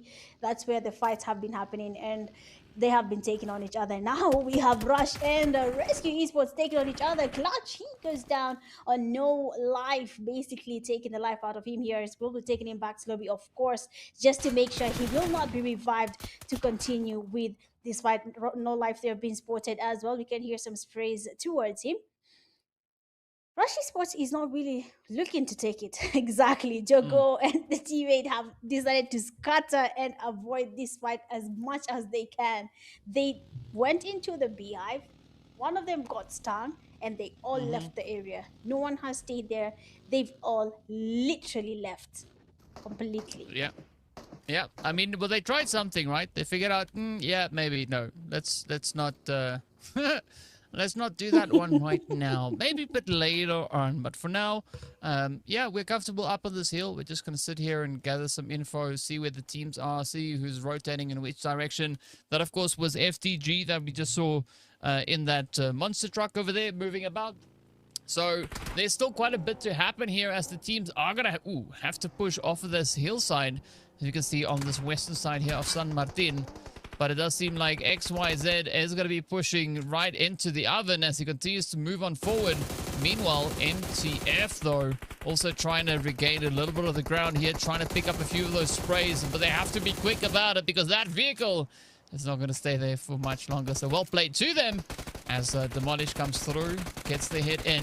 One down, a few more to go. But now what I want to see, Mitch, how are they going to rotate into the zone, right? What is their strategy going to be? Are they going to look to hold onto the high ground position here? Or are they going to go down the hill and look for another position to potentially contest? No. Nothing to do with contesting. I hope they don't think of it that way. I am actually vouching for them to go on that high ground. I hope so, because I'm not playing with them. I'm not their IGL. They would have gotten chicken dinners. But they are playing without me, so I'm actually vouching for them to use the high ground, not taking on any more fights at this point. They're playing a risky game, if you ask me. It's quite risky, trying to engage and then try to survive. And whoa, oh okay, NGX is on the 4th place. If they're risking this early, then I don't think it will be advisable for them to take on any other compound. They'd rather stay on that high ground and wait. If they can, fish out some few knocks and thrusts along the way, well and good. But if not, stay on that high ground, use it to your advantage, get as many points as you can get, and stay away from people as much as you can. Because this being the last game, everyone fumbles, DK. I don't know why or how it happens, but this last game, everyone literally fumbles. Everyone. So they have to be very careful. It's the pressure. It's the pressure that gets to them, right? They place so much pressure on themselves, saying, "Oh, this is the last game. This is our final opportunity to make it up." Blah blah blah. This, that, the next thing, right? And I mean, for some that works. For others, that doesn't, right? And if you're one of those that it doesn't work for, maybe don't take that approach, right? See it as something else. See it as it's game 3 or it's game 2 or game 4. I don't know. Pick a number, but not game 6, right? It's not the big deciding game of the day. Maybe that will help alleviate a little bit of that pressure that you're placing upon yourself. But speaking about pressure, though, that's going to start coming through at some point very soon because we are looking at stage 4 now closing in. We see MTF here really close to the side there of Echo and the rest of the players there from the side of Forbidden. I like the utility trade-offs coming through here, and it's just absolutely raining down on the side here of Forbidden. But MTF, they gotta keep their eyes and their heads on a swivel, because the moment you let your guard down, you are gonna get hit in the face with one of the opposing side's grenades. I mean, MTF right now is fumbling. This is what I was talking about. It is a little bit too early to do this. They are already in 9th place. They would have qualified if they avoided this fight. They are taking on Forbidden Esports. They are losing numbers, a lot of casualties on their side, but they still want to take on a fallen Forbidden Esports. We have Echo there trying to go in for that push. More grenades are being launched towards MTF. Demolish where the off angle is already down, and Echo is going in for that push. Shelby, he goes down as well. Then Beautiful save there, but they do not have the number. Erangel is the last player standing. They are going to be losing a lot if they go back to lobby right now, but the damage there from Israel will be it from MTF. But they were able to secure 8th place. But this is only possible if Team Execute does not survive longer. Yeah, but see what was interesting for me in that one is MTF, right? Their sole objective was to survive and get good points, right? Just to kind of maintain their position. Looking at what was coming through from the side of Forbidden had nothing to lose there, right? They were just like, you know what? We're going to push up. We're going to rush through. If we do great, fantastic. If we don't, fantastic. Either which way, right? So they didn't have as much at stake there. So it explains why Forbidden took the fight in the way they did, right? For MTX, I would have liked to have seen that. Ooh, Simba getting just absolutely run over. Beautiful play by Team Execute. But yeah, I would have loved to see MTF you know, disengage from that fight and rotate a little bit further north, because there was still quite a bit of terrain that they could use to escape that engagement. That's actually true. And you've said there for Forbidden Esports, they don't really have much to lose. But then I'm looking at the scores. They can do something if they want to. If they want to go higher, they can go. They're not far away from 8th place. If they decide, okay, let's risk it. Let's try and get this 8th place slot. Because now Team Execute as well is somehow taking on an early fight. I think they relaxed when they realized, oh, okay, so we have MTF been eliminated. That was a team that was really close to us. But Excess Power is still in the game. FTG is still in the game. Forbidden Esports is still in the game. So them risking and trying to think about which fight are they going to take could go either way. Team Execute could survive this and get as many points as possible from this fight, or they could go back to lobby and then leave 8th place open from anyone from 10th to 12th place. Anything can happen.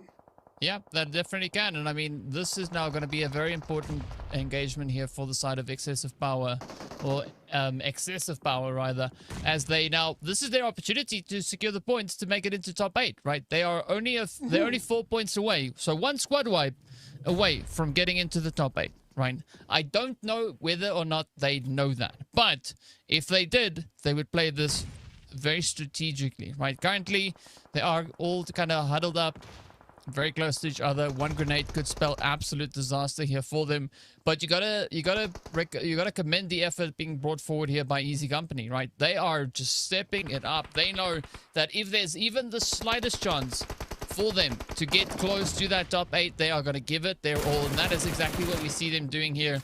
I like this change up in their whole approach.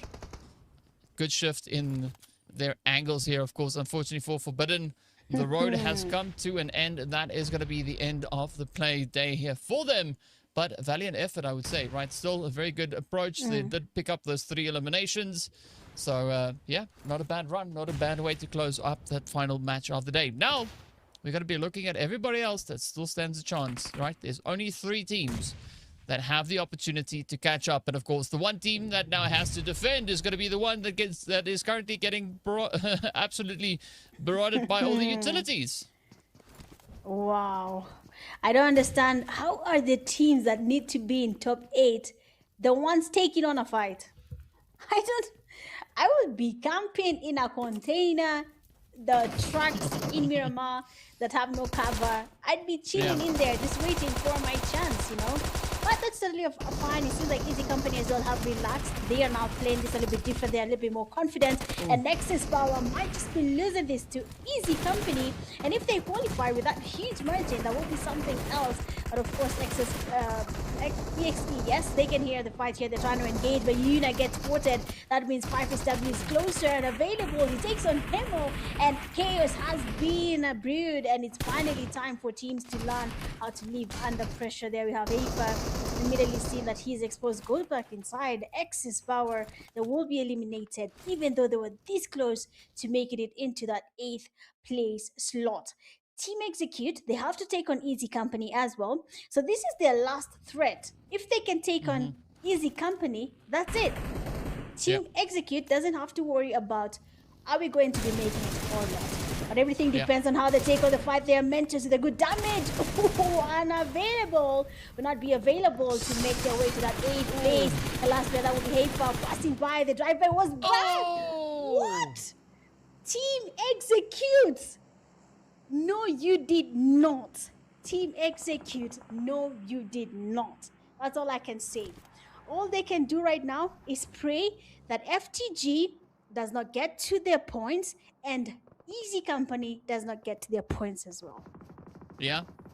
Well, so this is the thing where you said if the teams are playing with a piece of paper, right? Pen and paper, this could be that opportunity. But for Easy Company, as we know, they just went out in 7th place with 7 eliminations. So we'll get to see whether or not what they've just brought to the table here is going to be enough to carry them forward. Of course, as we know, going out in 7th place is worth 1 placement point, right? So that puts them on 8 points total. I don't know if that so far has been enough. Of course, we'll leave the math up to the official mathulators. Right, the people who are good with the numbers. Ooh, Fury though. Gotta watch out. This nade could end the run. And there we go. FTG, out they go. 6th place with 2 eliminations. So, yeah, nice try coming through there from them. But I don't quite know if that was enough to change up that top 8 position. I think there's a pretty good chance the Team Execute might maybe have secured their position, but of course we'll find out once we get to that. In the meantime, it is going to be one take now, just trying to pop off here as Rush comes pushing on just ahead of them, and still quite a few opportunities at hand here. Of course, nothing necessarily that is going to be changing up the top 8 itself, but it could maybe just add into a bit of a shift up with regards to the sequence, and Rush hitting themselves with grenades here. Rush Esports, what are they doing? I think they're relaxing now. And one take is taking advantage of this. Skoda has been doing an amazing job here. The spray there, taking a player from Rush Esports off the vehicle. And Rush Esports will be joining Team FR in lobby to watch the live stream. Now we only have 4 teams remaining. One take, Aura Esports, we have RC, and we have 5SW Esports.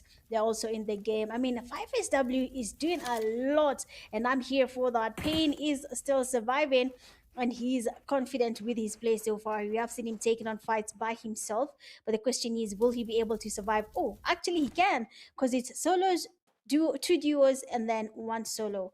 So it's not as challenging as what is happening. Oh, Aura has a trio. Okay. So anything can basically happen here. He can try, clutch for us. We need to see some action. It is the last game of the night. We need someone to make us question what will be happening during Kenya's finals in PMNC Kenya Regional Games. Maybe something will be brewed after this game when we meet again for the grand finale. Yeah, that's definitely a possibility. But for now, we're going to have to see these final 4 teams lock it in. It is going to be, of course, that push coming through onto rescue as Wushian gets taken on out of here. A big whoosh of aggression coming over there to them. Now it's up to No Life to see, can they survive? Can they prevent that health bar from dropping too far down? Pain also going to be holding nice and steady. But you know what the saying is, right? No pain, no gain. So either which way, 5SW could be looking to gain a few things here. Are they going to make it into that late stage of the game? Of course, there's going to be a few players trying to stop them from achieving any of that. Skoda now just doing some due diligence, cleaning up the edges, making sure that there's nothing left to surprise them. Aura now in the meantime getting hit here as Saint starts to pop on off, but this is where I'd say one take needs to be cautious because they are still well away from that zone, right? They've not yet been able to move in, and so if they upset the teams to the north too much, it is going to prove to be quite challenging for them to successfully rotate into this next phase. Yeah, everything they do, honestly, even though it is that last game, I know it will not impact them that much, but who is that applying pressure on Pain? But we have Saint there being spotted as well. Our esports musty, they might be looking for a chicken dinner. It might be their first time getting that chicken dinner in that last game of the night. Basically, I thought it's gonna be Rush Esports winning, but the streak has been destroyed and it's no longer a thing. So right now it is going to be all up to either our esports, who have not even the highest chance just yet, but of course for one take they can try get this chicken dinner. The IGL talked about a chicken dinner, but DK, I've not seen anything near a chicken dinner for one take esports. So maybe this is where they'll give us that chicken dinner and then now they can rest well tonight. Percy, that's gonna be GG's for no life left for your team. Yeah, it's unfortunate, but that is the way it goes. We're down to the final 3. So if one take ever wanted to get their hands on a chicken dinner, this is the one, right? They have the numbers, they have the probability working in their favor, but can they make the zone work in their favor as well? They look to be quite controlling across the way. We do see Musty getting picked up as well. Hitman super low on health. Got to watch out for those trades. Up comes Skoda. Down goes even more as Aura gets taken out of here. Third place with 2 eliminations. And this is now what it all comes down to, the final showdown. Can we see that winner with a chicken dinner coming in the direction here of one take? That's all it needs. Now Pain just trying to do as much as they can here with very low health. Quick response over on towards Saint. The spray is there. Saint unfortunately not managing to land the hits. And oh, there we go. One take comes in. Wow. Takes the winner chicken dinner. It took them a hot minute, but you know what? Better late than never, right? They were able to secure the victory. Was it a big, fat, juicy chicken? Not exactly, but hey, you know what? It was the last one available today. So well done to One Take for getting their one take at that chicken dinner. Absolutely exciting stuff. But of course, now is going to be the big one where we get to see how much of an upset all of this has caused with regards to those top 8 teams, right? Because as we know, nobody in that bottom section close to 8th place was secured with anything just yet. Now it boiled all down to what this match could bring on through. I like what Aura did as well. I like the way that they stepped it up, right? Poking and prodding and getting some hits in there, here and there, and maybe a little bit of everywhere. But was it enough? I hope it was, because but for EXE, I think they're safe now. I think they're safe with how the games have been played, but of course you cannot really predict till we see the overall rankings, and then we can make our final congratulations, the top 8 teams. But for One Take Esports, finally they have been able to get themselves a chicken dinner with 7 eliminations to back that up. So good stuff for you, One Take Esports. Finally, after 5 games, you've finally been able to secure a chicken dinner. For the team starts, we have Skoda, 4 eliminations, Saint with 3, Murife 0, and Lee Kang 0. I don't know what happened between the 2 players there. A lot did not happen. With the damage being very low, that means they were not able to really do much in this game. Murife going out a little bit early. Liu Kang stayed for a while, but cannot really do much in that game. But for Saint and Skoda, they pushed their way to that chicken dinner for the team, and finally it has paid off. So amazing plays there from One Take. Keep up the same tempo when you go into that finale. But for now, GG's for that game. For the match summary, you have 54 eliminations and 52 knocks. Almost everyone was able to confirm their knocks. And actually, it's okay because of the last players, there were direct eliminations. But for the 52 players, they were knocked and thirsted immediately. There was no time to do a lot because even the revives are really low at 11. That's quite low. Headshots at 13. They have gone up at least 3-4 compared to the previous game. So that's much better compared to every other game that they have played so far. So GG's to them. Longest elimination at 344 meters. Not bad. But I believe Erangel, there's one game that had higher than that. So, but GG's, of course, it is expected. to get good eliminations. This is Miramar, the distance literally from the hills to the compounds, it's just too long. But for this match summary, we have most eliminations going to Pain with the 6 eliminations, highest damage at 967 for Pain again. Grenade eliminations, none from Pain. Longest elimination, 344 meters from Hemo. And then, of course, the top traveler being FE345. What's the name? Yes. But GG's. Exactly. Exactly. I think what happened there was that nade was Pain was the closest one to getting a nade finish, right? That was probably their nade came the closest to getting a knock or getting a finish going on that one. But yeah, here we have it. As you can see, of course, our teams with their points on the board. There we have all of it now currently showing. And yeah, Fallen only walking away with 5 points for this game. So unfortunate for them. Only 5 points. Oh, where they got 20 plus so in every sad. other match. Oh, Wow. what happened to the team here, Mitch? What happened to Fallen Ruthless? If I don't only. know. My God. But of course, as we know, there were other teams looking to lock in their points. As you can see, 5SW trying to do the most here. Securing themselves 6 eliminations, awarding them 12 points in total. One take, though. Right, as you said, they were talking about that winner chicken dinner in the chat.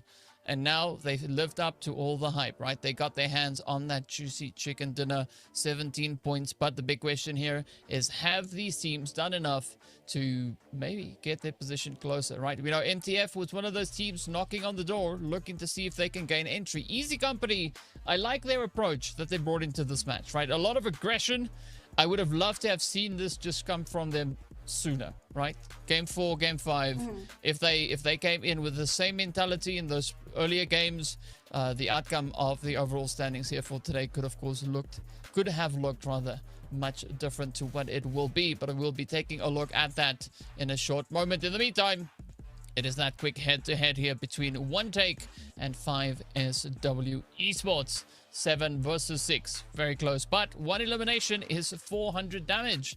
472 if you want to be exact, right? Same amount of knockouts, same survival time. So just shows you One Take. They've been taking every opportunity they could find to try and lock in those sprays and cause as much damage across the board. But at the end of the day, Pain, the player with the almost grenade knockout, getting our MVP award here for this final match. 6 eliminations, almost hitting 1,000 damage.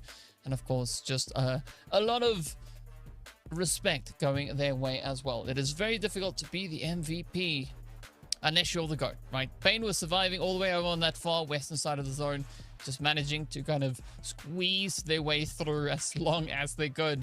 But of course, we also then compare them against the performance we saw coming through there from the side of Skoda, right? Skoda was that on that far southern side, so a little bit of a different angle that both these players were taking, especially moving into these later few phases. You can see pretty consistent flow there with regards to the knockouts. The ratio essentially the same, right? 6/4 is almost the same as 4/3, so it gets you pretty close to that, just a few percentage or a few digits off from essentially being exactly the same. Damage also, there's not much to compare between that 19 points, but this is where things get interesting. As we know, MVP in this stage is bragging rights, right? So One Cuz has all the bragging rights that they could look to get here. And of course, we got Chicken there from Rush coming through as well. The Rooster sitting on top of the roof there with a very comfortable 2 with that second place, 19 eliminations and a whole lot of damage to back it up. But of course, 2 teams dominated here today, right? Fallen Ruthless and Rush. They were just absolutely on top of business. I mean, they did not come to play. They're basically battling out who's gonna give us a chicken dinner. That's why they were doing a very funny game here. FR Rush. But the streak was stopped when Rush Esports decided to play calmly and just enjoy the game. But of course, these 2 teams have dominated time and time again in today's matches. Of course, they deserve the praise, and the players making their way to the top 5 is also valid. We have seen them. Jogo is everywhere. We've not failed to see him doing something crazy along the way. Shakid surviving and taking on close combat fights, making sure he doesn't lose even a single one. till the last game here where they decided to relax and excess power just took their kills easily, 4 of them, and they went home saying, oh no, we got eliminated. Woohoo. But So you're not unfortunate. even feeling anything. I know that's how they were reacting. I just cannot prove it. I know it. Yeah. I just can't prove it. But I know that's how they tried to react. But for today, we have had 6 matches. Match 1 being Rondo, victory for FR. Second match was Erangel, Rush Esports took it. Third, we had Erangel, Fallen Ruthless taking it again. Fourth match, Erangel, Rush Esports taking it. Miramar, 5th game, Fallen Ruthless. And then the last game, table stand in Miramar. And we have One Take Esports getting that chicken dinner in the last game for the night. It looks quite colorful if you ask me, because the black and the white from FR and Rush Sports basically combined in one take. So it's a sign from the gods that they deserved it, okay? Well, I cannot wait to see how the teams performed after these last 6 games. I just want to see where they lie in that overall ranking after this last game of the night. Honestly, DK, I'm panicking on their behalf. I need to see it. I need to see. I need to see you made it. I really need to see it. Well, it's safe to say that we have had our Fallen Ruthless sandwich being delivered fresh out of the bakery, but let's take a look and see exactly what that point situation is. Where do these teams find themselves? We know, of course, the 2 teams that have been dominating this lobby today, they have been, sitting quite comfortably with their overall situation. But the big question we need to have answered here is who all made it into the top 8, right? That is what it all boiled into.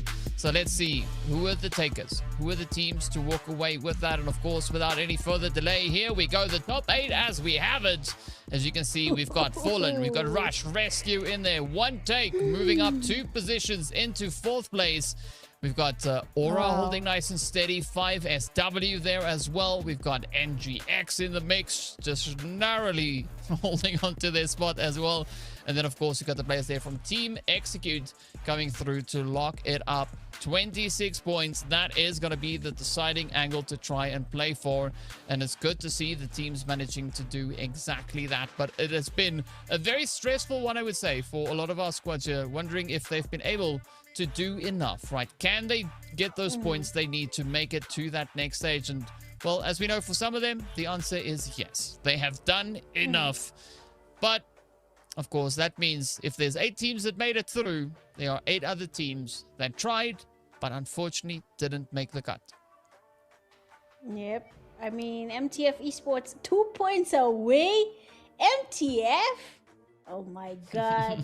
they missed their mark with just 2 points. They would have gotten it, but they decided to take on a fight against a team that was not anywhere close, and that's just it. 10th place, you have FTG with 21, Tiny with excess power at 11th with 21 points each. Forbidden Esports getting 18 at 12th place. 13, you have Easy Company, 17. 14, you have S&T, 10. 5, we have Eastern Amigos 5, and then 16th we have Zero Esports with 3.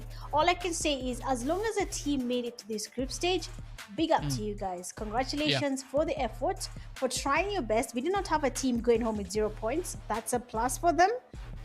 So maybe get back to the training grounds, watch the live stream again, figure out what went wrong with your team and how can you become better, because of course there will be a season 2. You do not want to miss that chance again because of the same mistakes. But big up to all the teams, 1st place to 16th. Congratulations to you guys for making it here in the group stages and working towards that chance of making it to the top 8. For me and DK, I am sure we are proud. I don't know about DK, if he's proud about your play. It was exciting. I mean, there's nothing that you can't say about these teams, right? They played such a great game. Of course, I think that for a lot of the teams that came close to making it into the top 8, there's definitely a few things that has been brought to the surface here for them, right?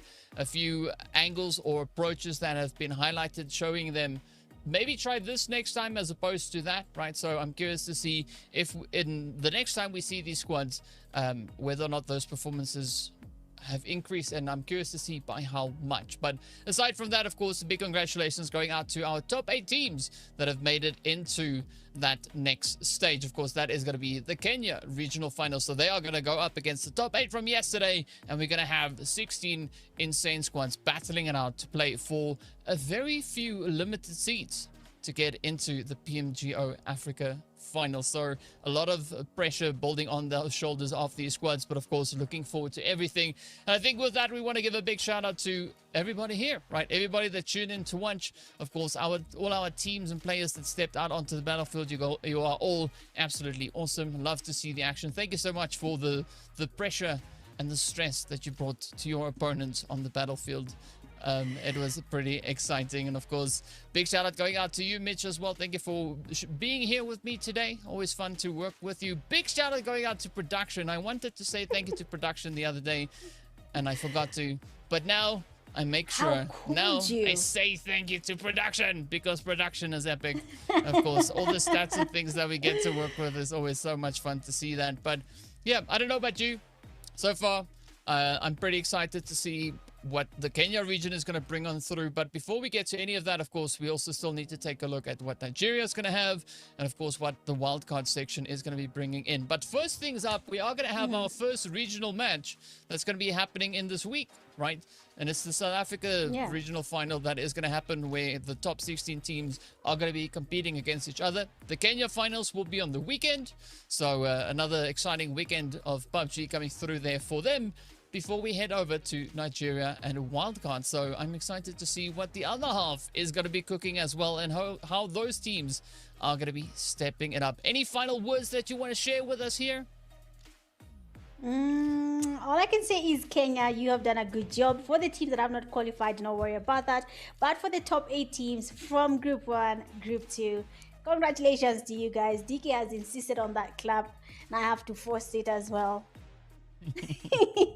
But of course, yes, congratulations to all the top 8 teams from both groups, and I cannot wait to see how they're going to be performing when it comes to their finale. For now, that will be my word, unless DK has something to say. But thank you, DK, for making this fun and exciting, production for making us look amazing, and the game as well. So thank you so much. Well, there we go. There we have it. That is going to be a wrap from us. So big shout out going out to everybody. Much love to you. And of course, if you missed the QR code, head back, hit us up on social media. And of course, follow us there to stay up to date with everything happening in the Africa region. Of course, to know exactly when the South Africa finals as well as the Kenya finals are going to come out, that will all be on social media. Until then, until later in the week, we shall see you all soon. So keep safe, stay warm, stay fresh, stay frosty. We'll see you all later.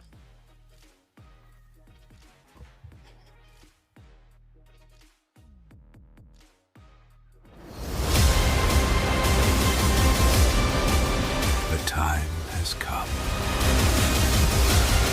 Be the #1 for Africa.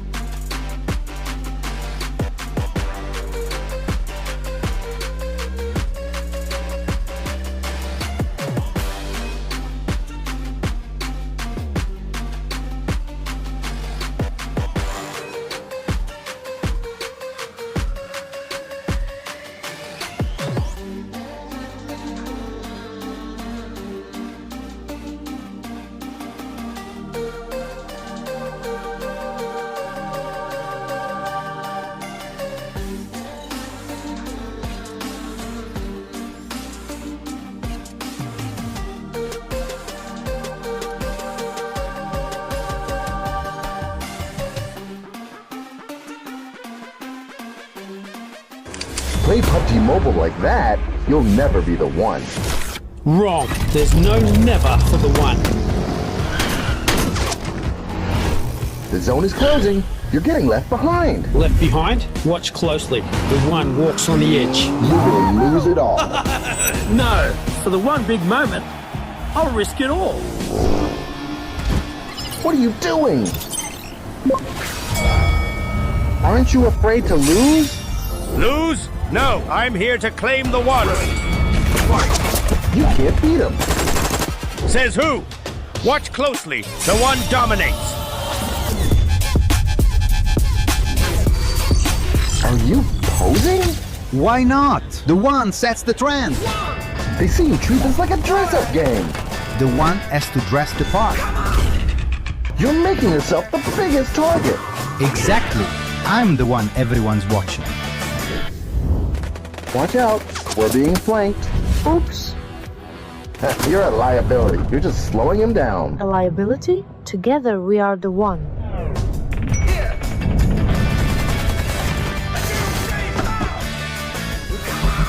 You call that a win? That was just dumb luck. Luck? This is the power of the one for two.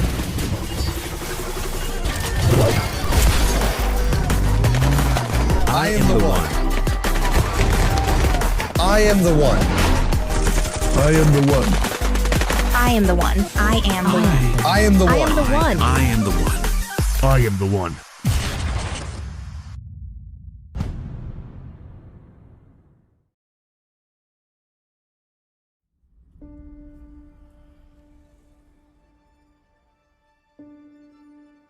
I go by the name Mitch Gaming in the PUBG mobile community. I have been gaming for the past 7 years, something I do during my leisure, and now it has become a career. When I started playing PUBG Mobile, I actually did not have friends at first. Then one day I actually encountered a Kenyan team, and through that I got to create a community from the game PUBG Mobile. I got to learn cultures, I got to understand how people live outside of Kenya, and I think that connected with me. They recently included Africa in the ecosystem, and they added the Masai Shuka, something that resonated with me. I've not seen that in any other game so far. Basically, it's more inclusive than all the other games I've tried. It's a space for anyone to be there. For the women that actually feel unsure about being part of esports, all I can tell you is you can never be too sure. So just get up, start whatever you want to be. For PUBG Mobile's 8th anniversary, I'd actually like to say thank you, because PUBG Mobile right now is no longer a game. It's a home for players, even for a new individual joining us now. It may seem like PUBG Mobile is a game to you, but with time you realize it's a family. And through that, we've made friends. People are changing lives because of PUBG Mobile. And honestly, all I can say is thank you for even existing. If it were not for you, some of us will not be here today. Happy birthday, PUBG Mobile.